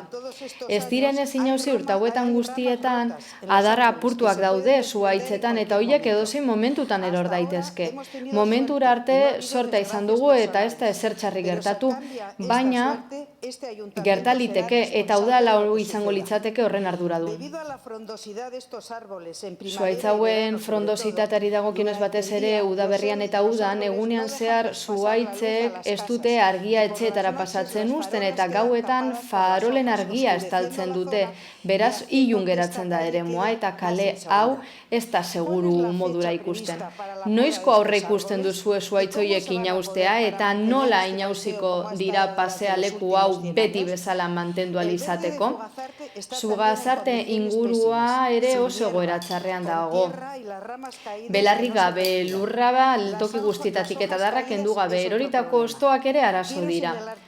Adierazi nahi dut basta ere zein egoeratan dagoen San Jose metrorako bidean dagoen San Jose parkea. Jente askok erabiltzen dut gainberan dago. Azkenik noiz egin da azkenengo derratizazio kanpaina gure udalerrian, arratoi asko daudelako eta Zugazarten baita ere, eskerrik asko. Gracias por su aportación. Siguiente, por favor. Hurrengoa mesedez. Hola a todos, soy Ana Areitio. Kaixo Ana Areitio naiz. Vecina de Zugazarte. Eta Zugazarteko 56. zenbakitik nator eta bertati pasatzen naiz, Romoko jende guztia bezalaze. Eta ez dut hitz egingo eserleku ez, ezi zuriez, zuhaizkez, edo belar faltaz, edo zuhaitzez hori esan delako. Arriskutsua dira. Badakizu nola dagoen guztia. Baldosez hitz egingo dizuet. Baldosak oso gora arriskutsuan daude, batez ere 56. zenbakitik harago. Hasieran, kalearen hasieran aldatu dituzue baldosak, zuri komentatu nizuen aurrez aurrekoan, eta oso ondo dago, espaloia zabalagoa da, jende asko pasatzen da baita ere, bizikletak ere horti pasatzen dira, ez daki zergati, bidegorri asko daudelako, eta benetan 56. zenbakitik harago, basurdaren etxetaraino ikaragarria da. Bata horrela, beste horrela, beraz, osto bat erortzen badaztuz, ikusten baldosa aterata dagoela eta erortzen zara. Ni erori nintzen aste artean. Beraz, baldosako oso gora txarrean daude, kalea zabaldu beharko litzateke hasieran bezala, eta benetan Zugazarte amaiera 56tik harago oso egoera txarrean dago. Mesedez serio hartu eta Zugazarteren hasiera bezala jarri, eskerrik asko. Bai, hori da asmoa. Baina denbora beharko dugu baita, baina bai asmoa badugu. Baina joan ikustera benetan, batez ere 56tik haratago.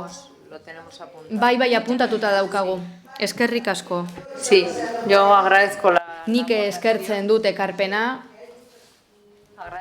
Eskerrik asko ekarpenagatik, eta bai, asmoa badugu hori konpontzen joateko. Eta irisgarritasuna, mugikortasuna hobetzen joateko eta segurtasuna baita ere. Hori egin izan dugu areetan ere bai, orokorrean. Sí. Gracias. A ver. Hola, buenas tardes. Arratsaldeon, iraila, zure izena? Maria Monasterio naiz. Getxon bizi naiz, Getxon lan egiten dut, eta irailean, udalean egin zen bilera batean egon nintzen, inausketa faltagatiko elkartean, edo eraginpekoen elkartean. Egoera oso larria da, eta lehenago parte izan ez badut, izan da, ezinezkoa izan zaidalako lanagatik, edo ezin izan dudalako ona etorri gaur arte. Bere garaian udaleko zerbitzu eta azpiegituren teknikariak eman zituen argudioak, inausketa hori ez egiteko, erabat baztertu zituzten elkarteko kide asko, ez Europako araudia, ez 2030 agenda, esaten zuten itzala eraikinek ematen zutela, eta ez ondorioek, ez airearen kalitatea. Horrek guztiak ez du justifikatzen inausketarik ez egitea. Pertsonak bertan, udaleko pertsona batzuk, konpromiso batzuk hartu zituzten. Bat, Platanus Hispanikusen inausketa egitea, lehenengo lerrokoena, eta akordi hori betetzea. Bertan, fede honez izan ginen pertsonen helburua zen, lehen lerro hori, horren inausketa egingo zela uste genuen, Amuñon esaten den inausketa bat. Baina udala inausketa selektiboa egiten ari da. Eta erdiko adarrak 6 metrotik gora iristen dira. Inausketa honek laguntzen die erdiguneko adarrei indartsuago eta handiago azten, eta laster orduan martxa honetan izango dugu baso bat eta ez parke bat. Fatxadekiko 13 metroko distantzia bakarrikan dago, eta gero badago lerro bat inausi gabe, eta gero tamarizak daude hormari itxatxita. Gero komun bat ere badago oso egoera txarrean. Beraz, lekuak tamalgarria da egoera.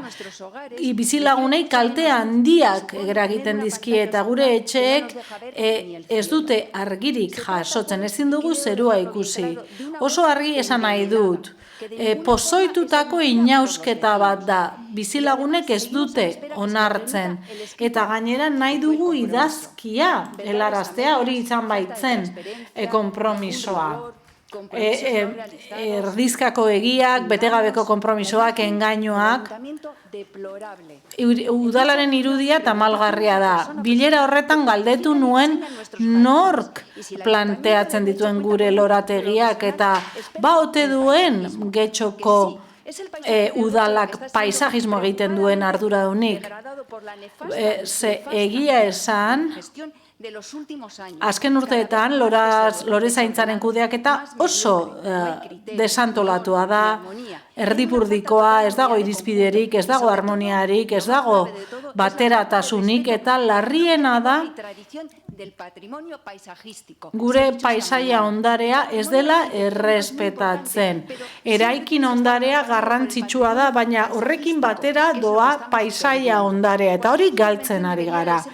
Edozein esku hartze ondo aztertu behar da, eta elementu asko hartu behar dira intzat. Klima baldintzak, argi baldintzak, eraikinak beraien arkitektura interesa, kultura elementuak, gaur goizean ere esan dute. Plangintza behar da. Baina baita ere, sormena, ezagutza eta errespetua. Orain dela gutxi arte, Getxoko lorezaintza izan den horrekiko errespetua, gero elizak daude. Lezamalik izamon, jauregia, hainbat eliza, eskutatuta daude, zuhaitza masen atzean eskutatuta daude eraikin horiek. Ikuspegia galtzen ari gara, une honetan oso itxura txarra ematen dute zuhaitz horiek, bai bertako hoi, bai bisitatzera etortzen direnei ere. Horregatik erreklamatzen dizut zuri alkate eta beste talde guztiari inausketa egin dadila orain arte egin den bezala. Amuñon edo esaten den moduan. Ze gauza hori guztiak eragiten ari zaigu gure garapen ekonomikoari, gure garapenari, eta ez gara geldirik geratuko. Ez dugu ikusi nahi nola ondatzen den gure udalerria, zuen ezgaitasunagatik edo. Ez dakizuelako nola kudeatu herritarren baliabideak. Gaur gauza asko entzun ditut. 5 minutu daramatzazu, beste 2 erabili nahi dituzu, bai. Yo le tengo que avisar. Bueno, pues mire, estuve pensando mucho en que... Asko pentsatu dut, ez? Eta hauxe esan nahi dizut. Mesedez, azkarren, alik eta azkarren, zure agendak usten dizuenean, mesedez, txurrukako portura eta aretara hurbildu eta ikusi, guk erakutsiko dizugu, ze badakigu gure aldarrikapena justuak direla eta oso erabaki txarren ondorio dela orain dagoen egoera, zain geratuko gara. Ados, proposamena jasoko dut. Y me pondré en contacto, pero suelo pasear por toda esa zona. Zuekin harremanetan jarriko naiz, baina nik pasiatzen dut ingurune horretatik. Bai, eskerrik asko ekarpenagatik, urrengoa, mesedez. Buenos días, alcaldesa. Egunon, alkate Andrea, eta udaleko kideak Esperanza Saldaña naiz. Inausketa eta mantentze faltagatik eraginpekoen elkarteko burua naiz, izan nintzen azkeneko aldian esan zen iguten.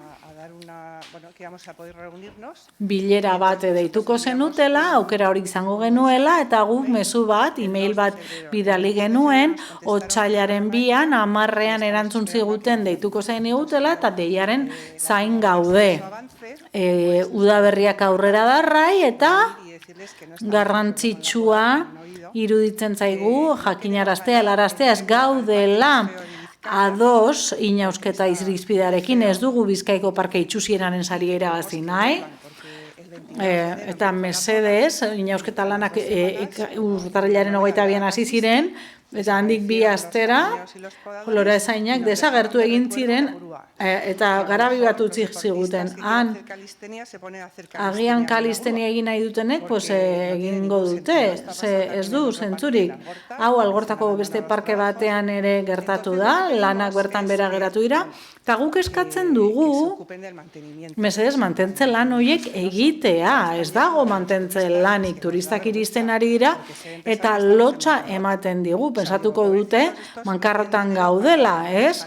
Pensatuko dute, ez dugula dirurik lorategiak zaintzeko. Uztailetik egin dugu eskaera hau.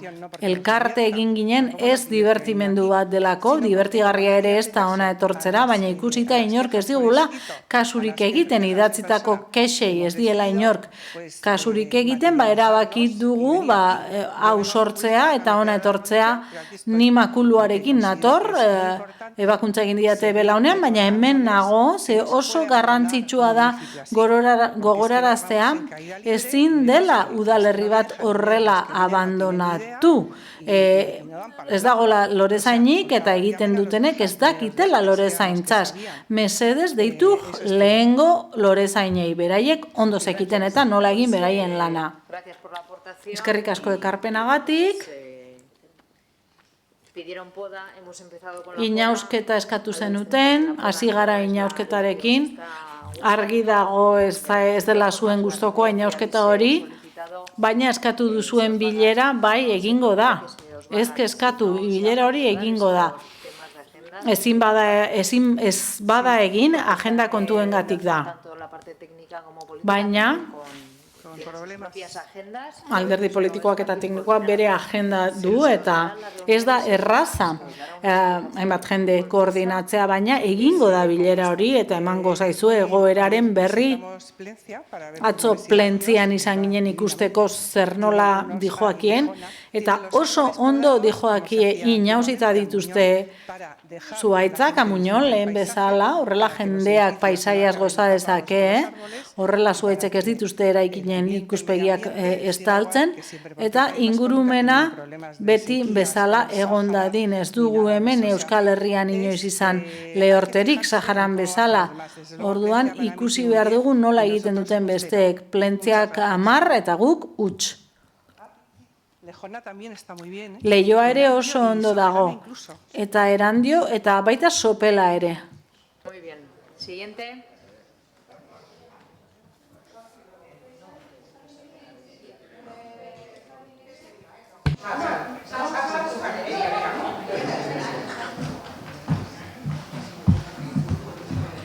Bueno, mi nombre es Amaya Susilla. Amaya Susilla naiz. Humilde. La zona de Sarrikobas. Ni Sarrikobasotik nator, gune xumeago bat, irakurri egingo dut. Hemen nator gaur, Algortako bizilagun gisa, Sarrikobaso kaleko bizilagun askoren, eta ondoko kaletako bizilagun askoren, iritzia ekartzera. Ez dira nire iritziak, dira arazo batzuk berehalako esku hartzea behar dutenak. Nik Sarrikobason bada tamaina izugarriko zuhaitz bat eta inausketa behar du. Adar batzuk, oso astunak diren adar batzuk, aske daude eta beste adar batzuk bakarrik eusten dute.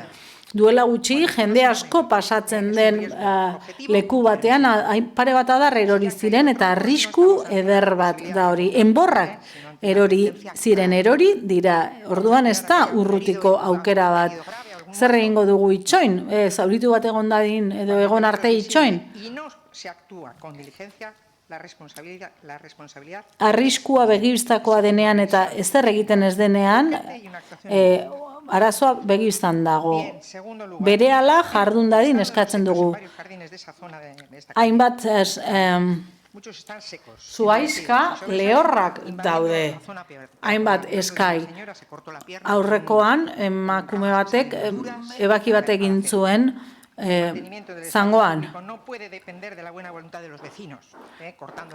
Gune publikoen mantentze lanak ezin dira bizilagunen esku egon.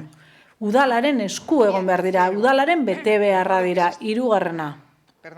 El modo en que se está gestionando la siega de la hierba de algunos jardincitos que hay en esa calle. Lorategi txiki batzuen belarraren mozketa, ez da ondo kudeatzen, moztutako belarra bazter batean uzten da, usaia sortzen du, usai txarra, eta arratoiak pilatzen dira hor. Beraz, osasun publikoko gaia da, ez da gai estetiko hutsa, beste kaso batzuetan bezala. Laugarrenik, hau gogorra da, segurtasuna. Bizilagunak gero eta kezkatuago daude, gero eta delinkuentzia handiagoa dago bertan. Bizilagun batzuk bertatik paseatzeari utzi diote, nik izugarrizko txakurra handi bat daukat eta hala ere beldurra daukat. Beraz, bizilagunek beldurra dutenean beren auzoan, hor administrazioak zerbait egin behar dugu. Polizia presentzia behar dugu, naiz eta batzuei ez gustatu. Eta txakurren gorozki egido dagokienez, bizilagun batzuk ez dute betetzen jasotzeko bere geharra. Nik 34 kiloko txakurra dut eta 2 kiloko gorotza egiten du aldiro. Eta batzuekan uzten dute, beraz, arauak betearazi egin behar dira eta betetzen ez direnean isuna jarri behar da. Kontrol kanpainak nahi ditugu, benetako kontrol kanpainak, eskatzen dugu, istripurik egon aurretik, zerbait egin dadila, mantentzelan eraginkorrak egin daitezela, osasungarritasuna eskatzen dugu, segurtasuna eskatzen dugu, eta araudia betearaztea eskatzen dugu. Uste dut, arrazoizkoa dela, alkate Andrea, bizilagun askok gobernando en este ayuntamiento. Yo como afiliada desde Nahi dugu gelak hemen jarraitzea. Ni afiliatua naiz aspalditik eta asko simpatizante gisa. Baina hemen jarraitzeko irabazi egin behar da hori. Erantzuteko gaitasuna izan behar da. Eguneroko arazoi erantzun behartzaie. Bizilagunen konfiantzari eustea zure esku dago. Bizilagunak adi gaude eta gainean egongo gara. Eskerrik asko. Eskerrik asko. Anoto las aportaciones. Eskerrik asko apuntatu ditut bai ekarpenak. Ha comentado varios temas. Hainbat gauza komentatu dituzu. Yo sí me gustaría que las personas que estéis Gustatuko litzaidake hitz egiten ari zareten pertsonen kasuan, gero zuekin batzartuna ahal banaiz aurrez aurre, datuak eman ahal izateko, guztiak zuei emateko, oso pozik batzartuko naiz, eta izan ere hori egiten daramat denbora luzea, nire ateak beti egon dira zuei irekita. Beraz, nire idazkaria hortxe dago, Silvia, berari eman telefonoa eta izena bizenak eta zuekin harremanetan jarriko da.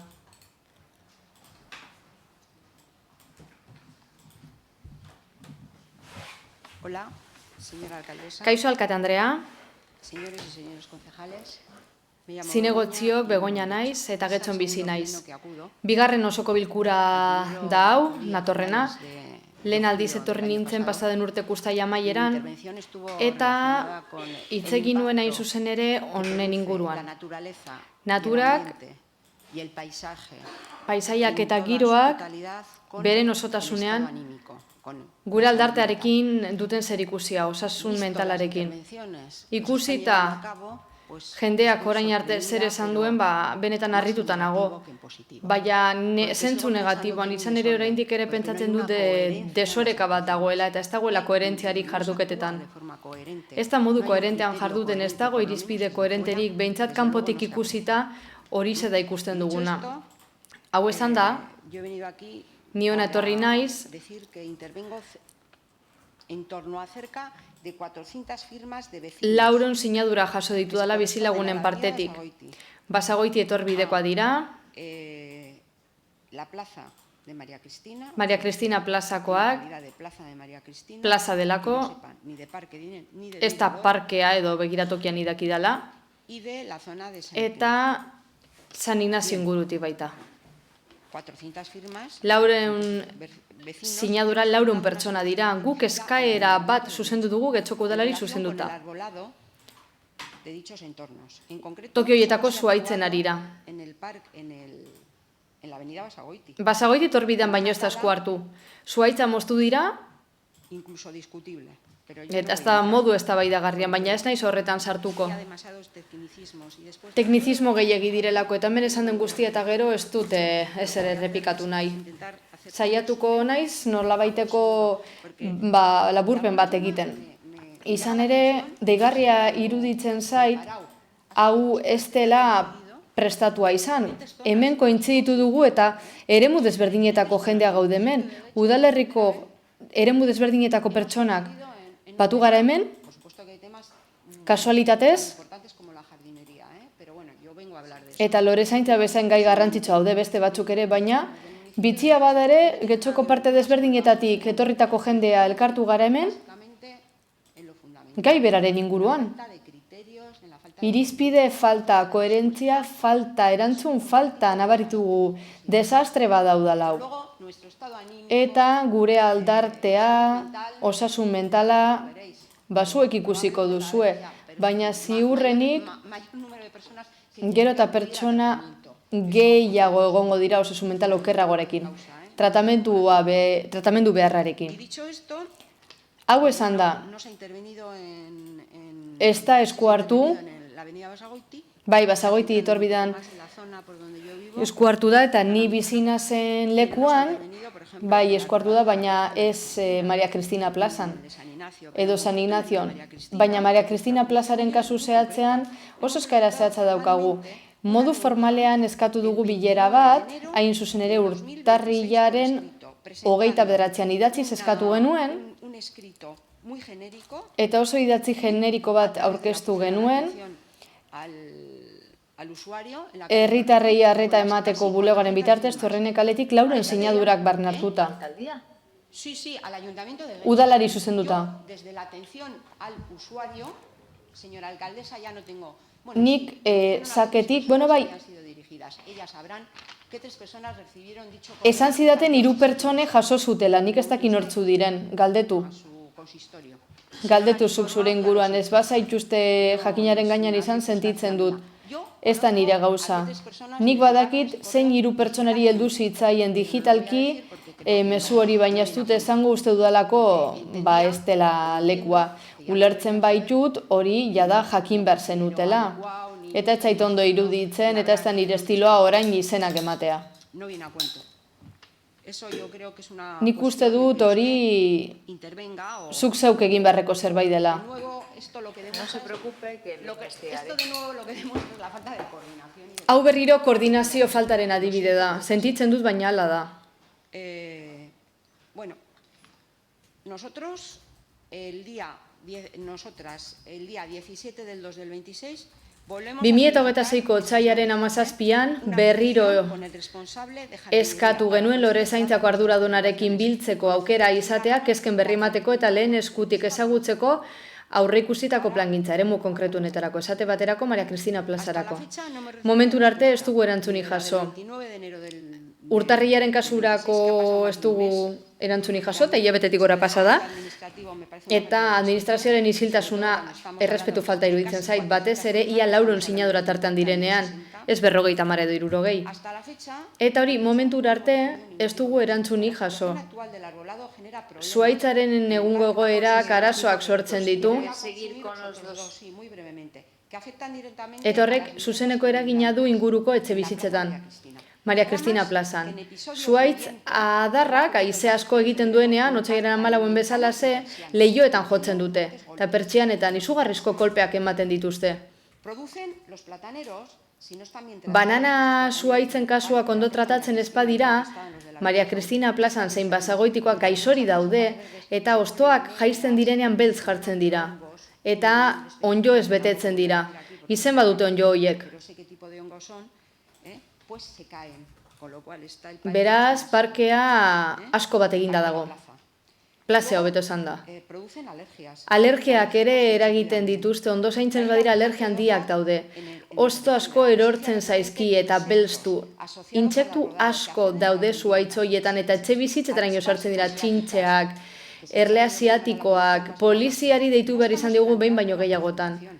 Guk ez dugu konfrontaziorik nahi. Ez dugu bestelako lanik eskatzen, ez gara zalantzen jartzen ari ingurumen eredua, baina gaurkoa entzun eta gero ez dakinik. Oinarrizkoa den zerbait eskatzen ari gara herri administrazio bati. Elkarrizketa, elkarrizketa eta elkarrizketa. 400 bizilagunek idatzi bat sinatzen dutenean, zentzuzkoena da espazio tekniko batean hitz egitea. Eta berriro diogu idatziz jasota geratzeko. Eskatu nahi dugu bilera bat Lorezaintza arloko arduradunarekin edo dagokionarekin. Lasaitasun osoz eta lankidetzan hau konpontzeko. Lasaitasunez eta lankidetzan berriro diot. Herritarrek esan beharrekoa entzuteak ez du inoiz erakunde bat ahultzen, are kontrakoa indartu egiten du. Eta hau ez da zuhaitz eta bizilagunen arteko eztabaida bat, ni ez nabil aurreko zuhaitzarekin eztabaidan. Hau koherentzia kontua da, irizpide koherente kontua.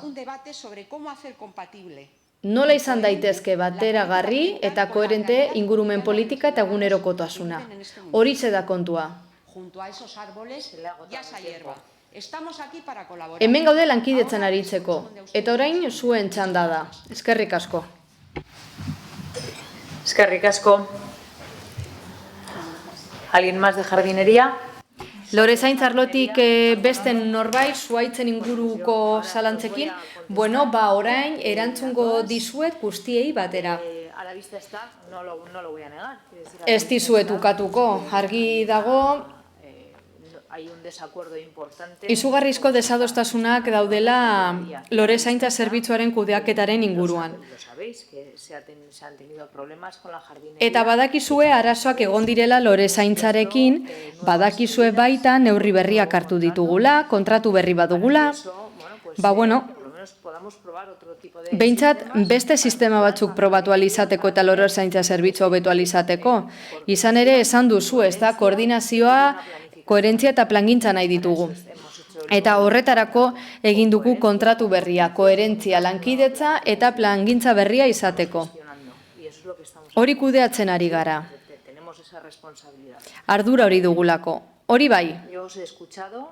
Entzun dut zuek esan beharrekoa, ikusi duze kesa dauden batzuekin bat nator, beste batzuekin ezain beste, baina ez diogu hitzegitari utziko. Nirateak beti egon direlako irekitan nire bulegoan. Beraz, ondo iruditzen bazaizue, zuen izena bizenak eta zuekin harremanetan jartzeko modua ditugunez, telefona edo emaila dena delakoa, zuek hori eman nire idazkariari, Silviari, eta zuekin harremanetan jarriko gara pertsonalki.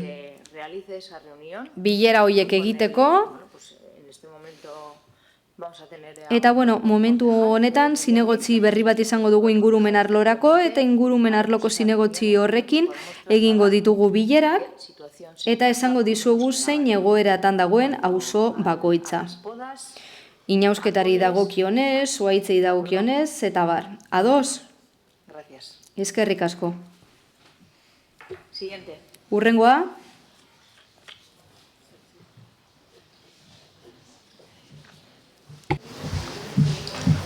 Bueno, arratsaldeon, Ustatz naiz, Larrañazubi... Izena esango didazun? Bai, Ustatz, Larrañazubi eskolako langilea naz, eta hezkuntza komunitate... Larrañazubi eskolako hezkuntza komunitate ordezkari bezala etorri naiz. Idazki bat irakurriko dizuet. Bueno, Larrañazubi eskolako hezkuntza komunitatea alkatesa honi zuzentzen gatzaizkio 2026-2027 ikasturterako gure ikastetxea ixteko erabakiaren aurrean gure kesa eta ezinegon sakona formalki adierazteko. Erabaki hori alde bakarretik hartu da, ikastetxeko langilei eta ikasleen familia heldez aurreko jakinarazpenik egin gabe. Horrek, babesgabetasun eta zaurgarritasun egoeran utzi gaitu. Batez ere leku aldatze lehiaketari dagokionez, ez baitugu prozesuaren berririk izan, ez da jarduteko tarterik ere, behin betiko beste plaza bat lehentasunez aukeratu ahal izateko. Hezkuntza komunitateko pertsona askok aukera galdu dute gabonetako oparaldian egindako prozesu horretan, eta ezin izan dute hezkuntza administrazioa jo solantzak argitzeko. Erreklamazioak aurkezteko edo gure lan eskubideak defendatzeko beharrezkoak izango liratekeen kudeaketak egiteko. Erabaki hori justifikatu da ustezko matrikulazio eskasean oinarrituta. Hala ere, beharrezkotzat jotzen dugu adieraztea 2024-2025 ikasturtean 2 urteko ikasleak matrikulatzeko aukera aldez aurretik itxi zela. Eta horrek modu zuzenean eta erabakigarrian baldintzatu duela ikastetxearen egunko matrikulazio egoera. Ikastetxearen itxierak ez dio soilik irakaslegoari eragiten, hezkuntza komunitate osoari baizik. Hezitzaile, jantokiko langileak, atezainak, irakasle espezialistak eta ikastetxearen eguneroko funtzionamenduari eusten dioten gainerako langileak. Hainbat kasutan, erabaki horrek lanpostua galtzea dakar, eta ez dago aukera errealik baldintza baliokideetan birkokatzeko, bai lan baldintzetan, bai hizkuntza baldintzetan. Gure ustez, hezkuntza sailak langileen ongizatea eta eskubideak zaindu eta babestu behar ditu, eta hori ez da bermatu prozesu honetan.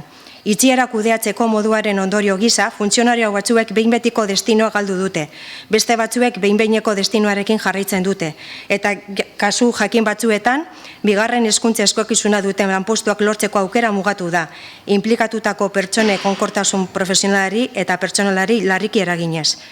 Azaldutako guztiagatik jarritutako prozedura berikustea eskatzen dugu, bai eta azalpen argiak, gardenak eta parte hartzaileak ematea ere. Administrazio irizpideak ez ezik, erabaki horrek pertsonengan lanean eta gizartean duen eragina ere kontuan hartzeko.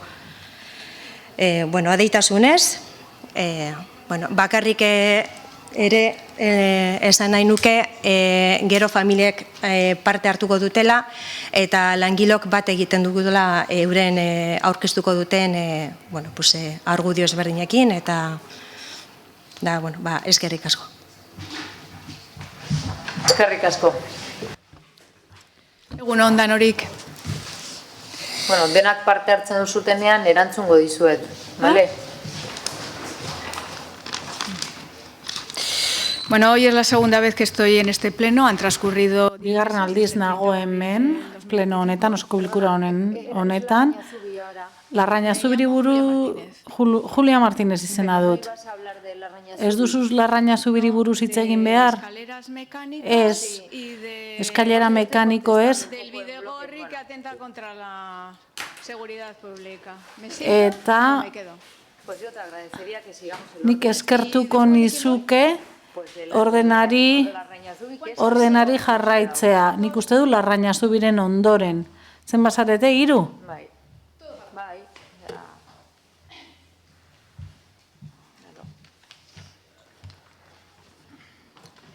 Buenas tardes. Arratsaldeon, alkate Andrea. Hezkuntza Sailarekiko zubilanak ez du zentzurik gaur zertarako nahi dugu bilera bat, zuek erabaki hartuta baduzu, Larraña Zubik abanguardiako proiektu bat izan zitekeen. Ez duzuen nahi, ordea, eduki ikastetxe moderno bat. Proiektu hau auzoko bizilagunekin partekatzeko diseinatuta dago eta euro bakoitza dago lortuta. Zergatikan ez du babesten hau udalak, ez dugu ulertzen eta seguru gaude Getxoko bizilagunek ere ez dutela ulertuko guk aurkezten diegunean gure proiektua. Zuk esan zenuen, B ereduko ikastetxe batera eraman genitzakela gure umeak, baina ez dago alakorik Getxon. Esaten ari zara, hitzarmeneko eskoletara joan barutela gure umeek. 2002an ikastetxeko zuzendari zenak salatu zuen eskola ixteko saiakeretan zinatela. Eta matrikulazio eza edo gutxitzea jarri zenuten arrazoi gisa.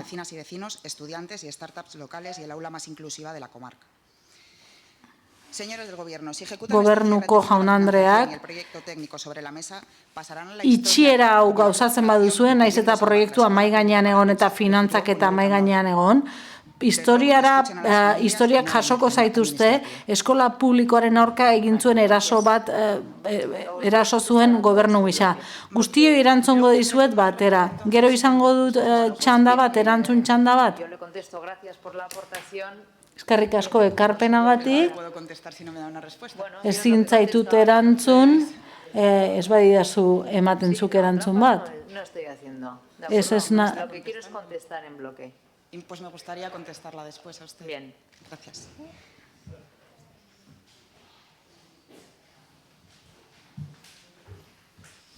Buenas tardes. Arratsaldeon. También soy la madre del colegio Larraña Zubi ikastetxeko ikasle baten ama naiz. Eta hemen eskatu nahi dut, Kristina da nire izena, zuen babesa eskatu nahi dut, zuen laguntza. Orain arte ez dugu sentitu dugunik, ez babesik ez laguntzarik.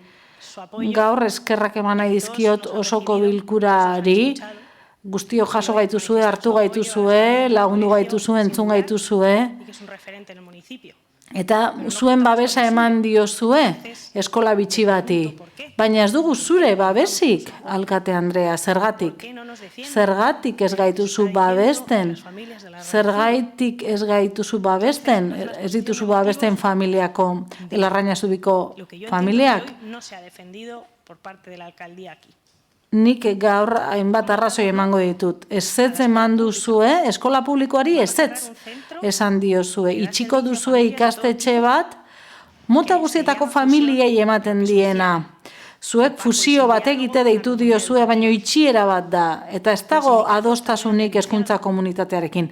Sindikatuek ere salatu dute. Ikasle asko itunpeko eskoletara eramango dituzue. Baina itunpeko eskola horietan ez daude, ez dago lekurik antzeko hezkuntza ereduetan. Eskola batzordeko ordezkariak badaki badaki. no en la opción que han deseado. Claro, Ez si yo daukate pido plaza una chuleta, bermatuta eskatu duten ereduan, ez? Nik txuleta bat eskatzen badut, eta hamburguesa bat ematen badiate, bai, elikatu naiz, baina kalitatea ez da, bera. a la integración del alumnado Ezetz esan diozue premia bereziak dituen ikasleen integrazioari. Gure eskolak gela egonkor bat du, erreferentea da eremuan. Hainbat ume joan dira ikastetxe honetara bere ezaugarriengatik, ikasle eta irakasleen arteko ratioa txikia delako, eraikina egokituta dagoelako, arrapalak ditu, igogailoak ditu, aparkaleku zabala dauka, eta hor egokitutako taxiak ondo jetxi daitezke.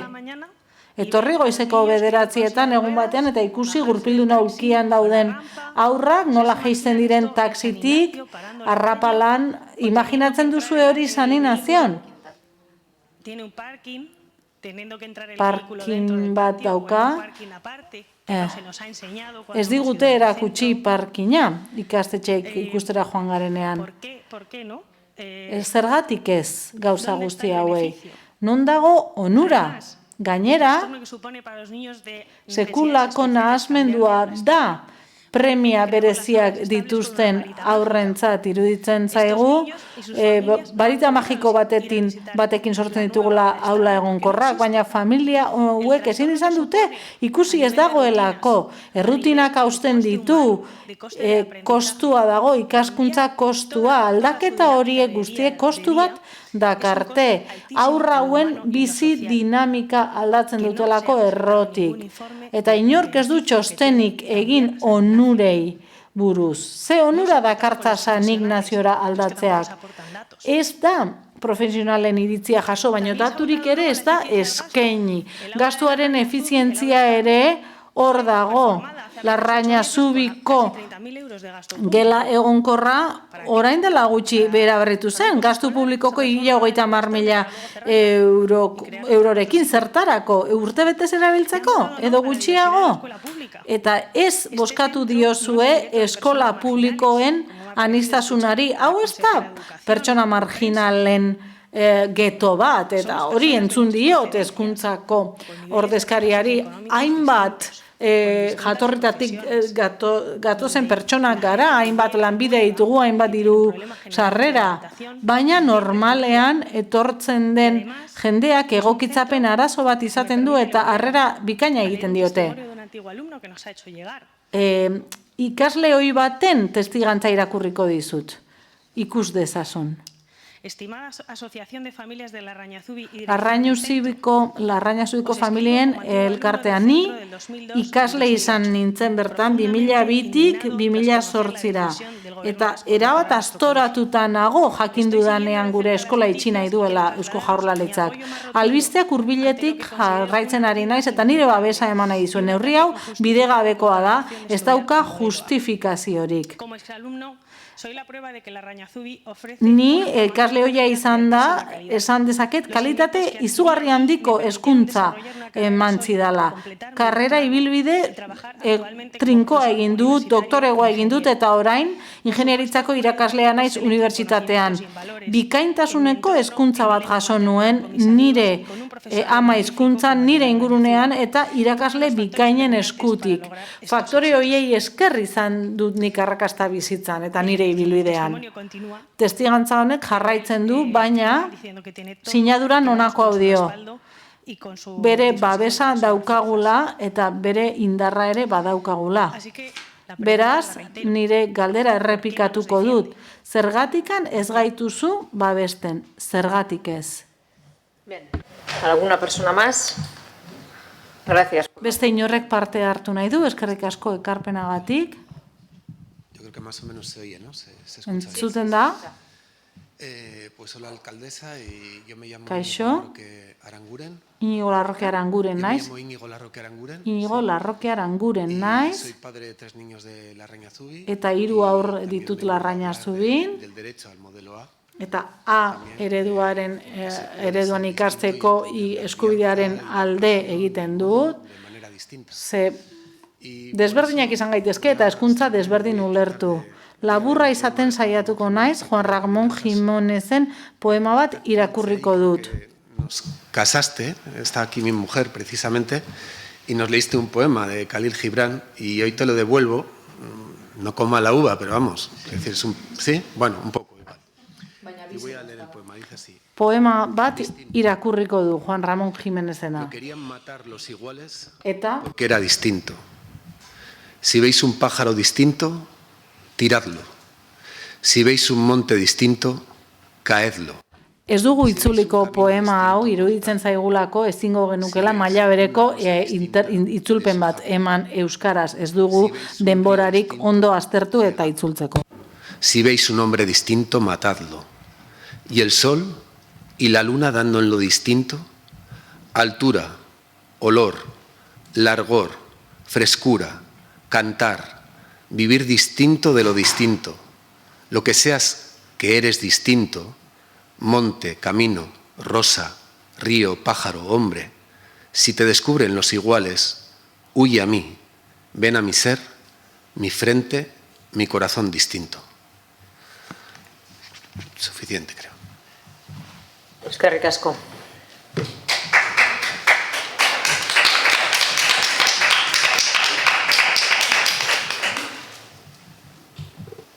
¿Alguna persona más de Larrañazubi? Norbaitek gehiago, Larrañazubitik norbaitek gehiago parte hartu nahi du? A ver, se han dicho muchas cosas. Gauza asko esan dira. La primera es mostramos nuestra preocupación. Lehenengoa da gure kezka familiengatik, langileengatik, eta horixe helarazi dugu hasieratik jakin genuenean Eusko Jaurlaritzak erabaki zuela ixtea edo bategitea. Lo que se ha exigido en todo momento Une oro eskatu da es que se garanticen berma daitezela lanpostuak, familien ongizatea, trasladar pues todos estos niños y niñas, todas las personas, el centro tuviese las instalaciones adecuadas. ikastetxeak instalazioak behar zituela, eta esan digute baietz. Esan genuenean behar zituela egokitzapenak eta instalazioak, Eusko Jaurlaritzak esan digu eskola berriak badituela. Nik esan nahi dut, nik hasieratik babestu zaituztet. Hasieratik eta saiatu naiz, zuen interesen alde egiten, baina ezin dut, erabaki batzuk hartu, niri ez dagozkidanak alkate gisa. Eta udal gisa ez dagozkigu erabaki horiek. Egin diezaiokegu uko itxierari. Baina Eusko Jaurlaritzak erabakitzen badu itxi behar dela, itxi egingo da. Guk hasieratik esan diogu Eusko Jaurlaritzari zein den gure kezka, eta nik badakit aur horiei aldaketa hauek nahasmendua eragiten dietela, nahasmendu handia. Eta badakit saninazioko ikastetxeak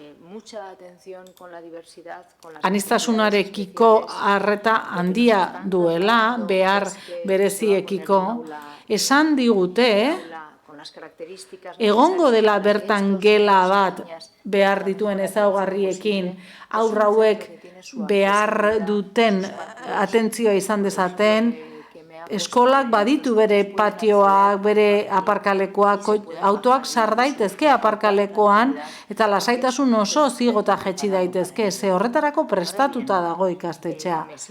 Baina, kezkatuta jarraitzen dut, eta nahi dut, leku aldaketa hau, egin dadila berme guztiekin, eta ahalik eta eragin txikiena eginda aur hauei. Espero dut aur hauek ez galdu behar izatea egun bakar bat bera ere, eskola egun bakar bat bera ere. Horretan ari gara lanean, horregatik deitu dugu bilera hori delegaritzarekin eta ikastetxearekin, ulertzen dut eta ikusten dut badagoela hor gairen bat ez dena ondo egin, aldez aurreko bilerak, zuzendaritzarekin, dena delakoa. Informa a los padres que la delegación está en contacto con la dirección, langileak, zuzendaritza, delegaritzarekin harremanetan daude, hori da beraien bidea, udalarena baino gehiago. Ze ez dira udaleko langileak, orduan ulertzen dut delegaritza eta zuzendaritza etengabe egon direla harremanetan, eta agian hor egonda koordinazio faltaren bat edo ez dira egin gauzak egin behar ziren sentsibilitatearekin.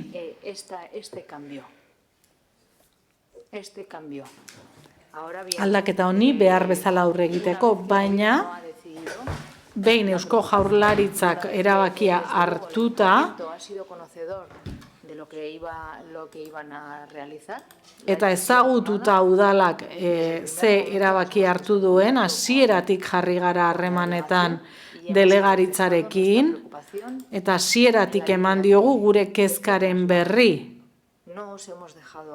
Ez zaituztegu aparte utzi.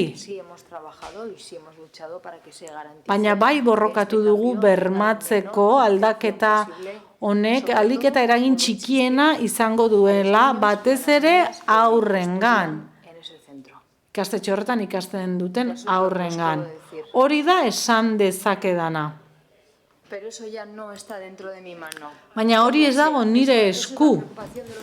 Hori da gurasoen kezka, baina hori ez dago nire esku ulertu behar duzue, hor badaudela eskumenak, horiek errespetatu egin behar direla, eta nik ezin ditudala gobernuaren edo beste erakunde batzuen eskumenak zapaldu edo inbaditu.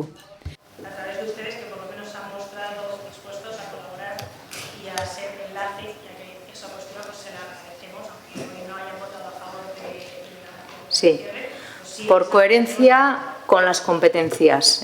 Bai, eskumenekiko koherentziaz. Guk ezin dugu alde bozkatu. Ze guk alde bozka dezakegu, baina gero ezin badugu ezer egin, koherentziaz, eta eraikin berriari dagokionez,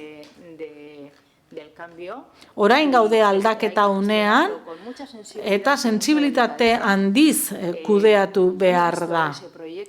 Nik ez dut proiektu hori ikusi, ez dakit ze finantzazioz ari zaren hitz egiten, ezin diot gai horri erantzun, baina uste dut egin behar dugun lehenengo gauza delegaritzarekin biltzea dela, elkarrizketa bat izan, lasaitasun osoz, eta hori zen hartu genuen konpromisoa. Uste dut hori dela gure abia puntua, hortik hasi behar dugula. Barkatu, baino mikrofonotik kanpo egiten dituzten hitzartzeak ezin ditugu interpretatu, ez ditugu entzuten. Nada, simplemente aclarar un... Besterik gabe, bi gauza argitu nahi genituen. Badakigu eskolako zuzendaritzak ez zeukala itxieraren berri, naiz eta hezkuntza sailak kontrakoa esan, ez da aintzat hartu zuzendaritzaren iritzia urte osoan, naiz eta sailburuak gauz kontrakoa esan, eta hemen dekretuak ekarri ditugu, ez dakit badakizuen iaz, 4 eskola itxi zirela Euskal Herrian, eta itxiera dekretuak ekarri ditut, hori.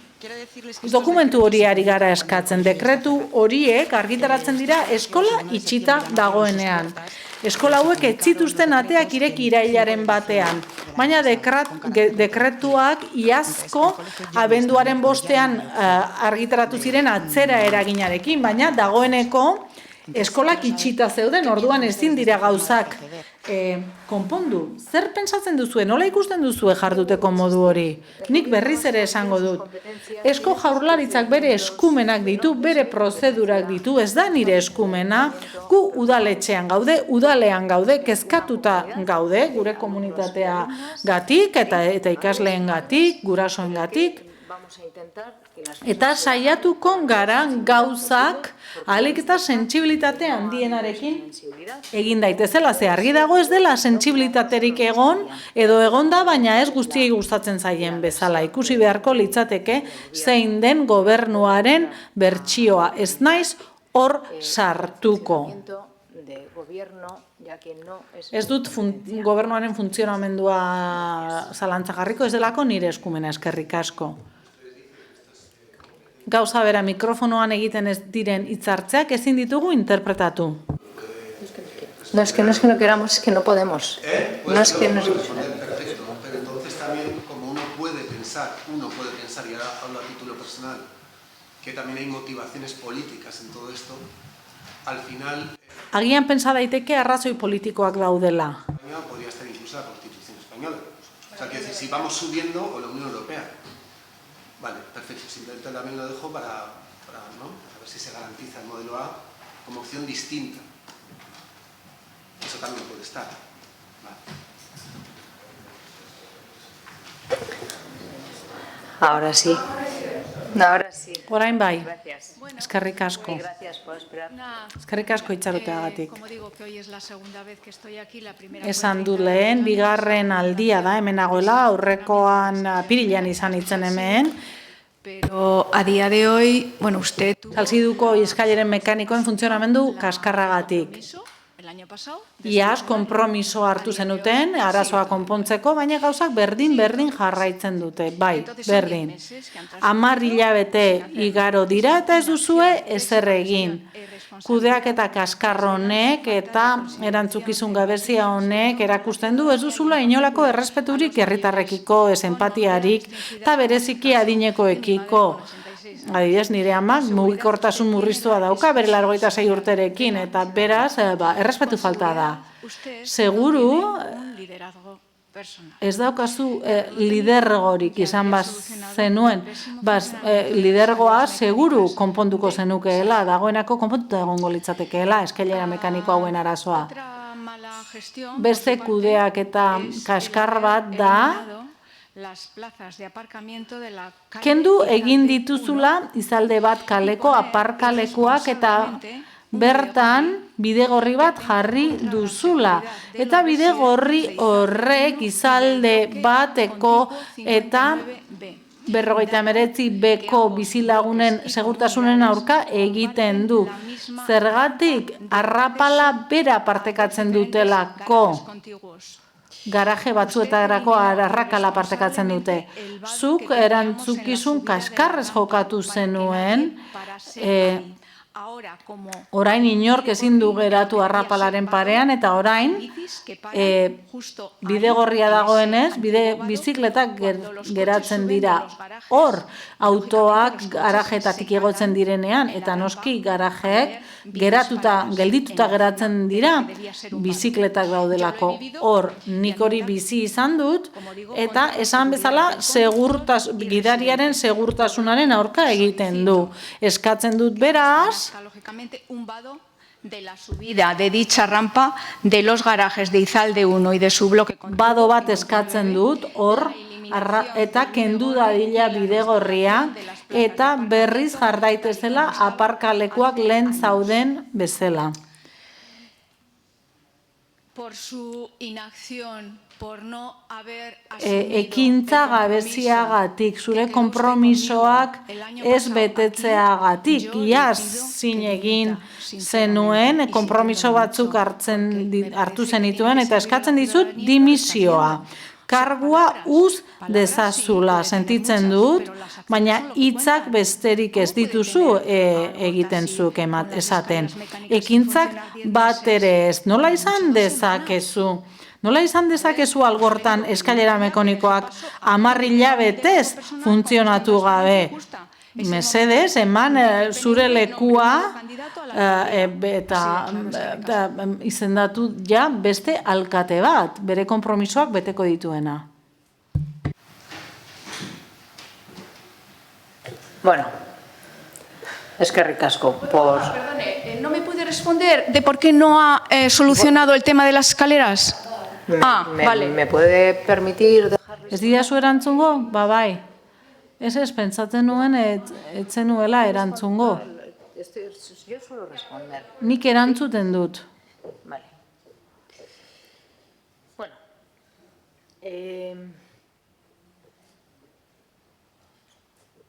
Salzidu. Me acuerdo de usted. Salzidu, gogoratzen naizutaz. Eta gogoratzen naiz etorri zinela, arrapalaren kontuarekin. Eta nik esan nizun aldatuko zirela arrapalak aurrekontuan sartu ziren, finantzatu dira eta une honetan arrapala horiek lizitazio prozesuan daude. Hau da, kontratazio administratiboaren lehenengo zatia hasita dago. Prozesu administratiboak horrela dira, eta errespetatu behar dira. Nik ezin dut hortik jauzi egin badakit, askotan nahiko genukeela gauzak berehala eduki, ez? Ze, ohituta gaude mugikorrean, 3 kliketan dena hor edukitzera. Baina administrazioak ez du horrela funtzionatzen, eta askotan, prozedura batzuetan, itxaron egin behar da, eta naiz eta korri egin nahi izan, ezin da, denborak ezarrita daude, ze hor berme batzuk daude, berme orokor batzuk, bete egin behar direnak. Guk jarraitzen dugu kudeatzen, eta kezkatuta gaudelako, eta konpromisoa hartu dugulako. Orduan jarraitzen dugu Saltziduko arrapalak aldatzen, ari gara konpontzen, elementu mekanikoak konpontzen. Bakoitzak bere prozedura administratiboak ditu. Espero dut goiz edo aldik eta azkarren lortzea arrapala horiek konpontzea eta aldatzea. Uste dut gaur 5 daudela, 9tik 5 funtzionamenduan daudela. Gaur 5.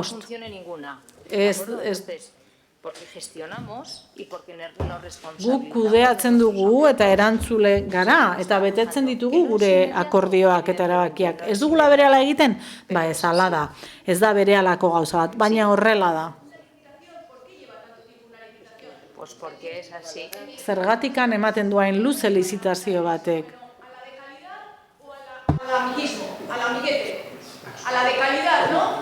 Pues eso es muy rápido. Bueno. Y ya se sabe cuál es la de calidad. La que tiene buenos ratings, buenas evaluaciones. Pero si eso se hace en 2 días, hombre. ¿A quién quieren engañar? Es que la gente está harta, hombre.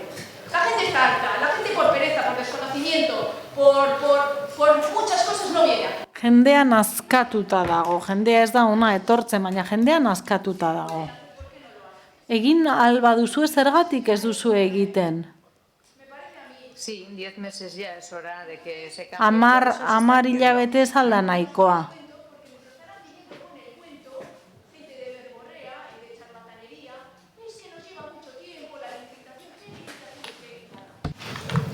Esta compañía es de calidad.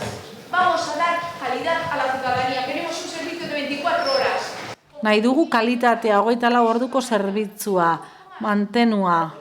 Garestigoa izango dela? Noski.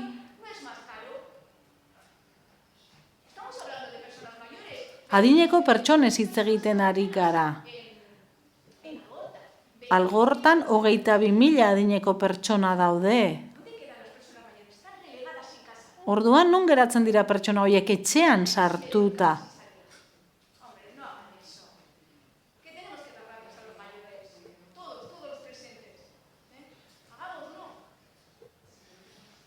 Le agradezco la aportación. Eskerrik asko zure ekarpenagatik.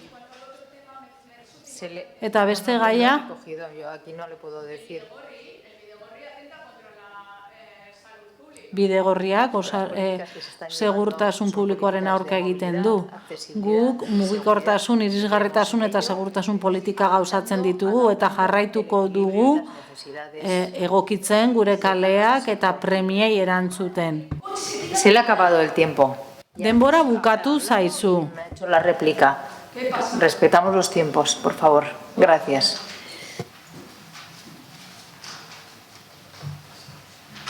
¿Beste norbait? ¿Alguien más? No, nadie más. Por tanto, damos por terminado este pleno. Muchas gracias.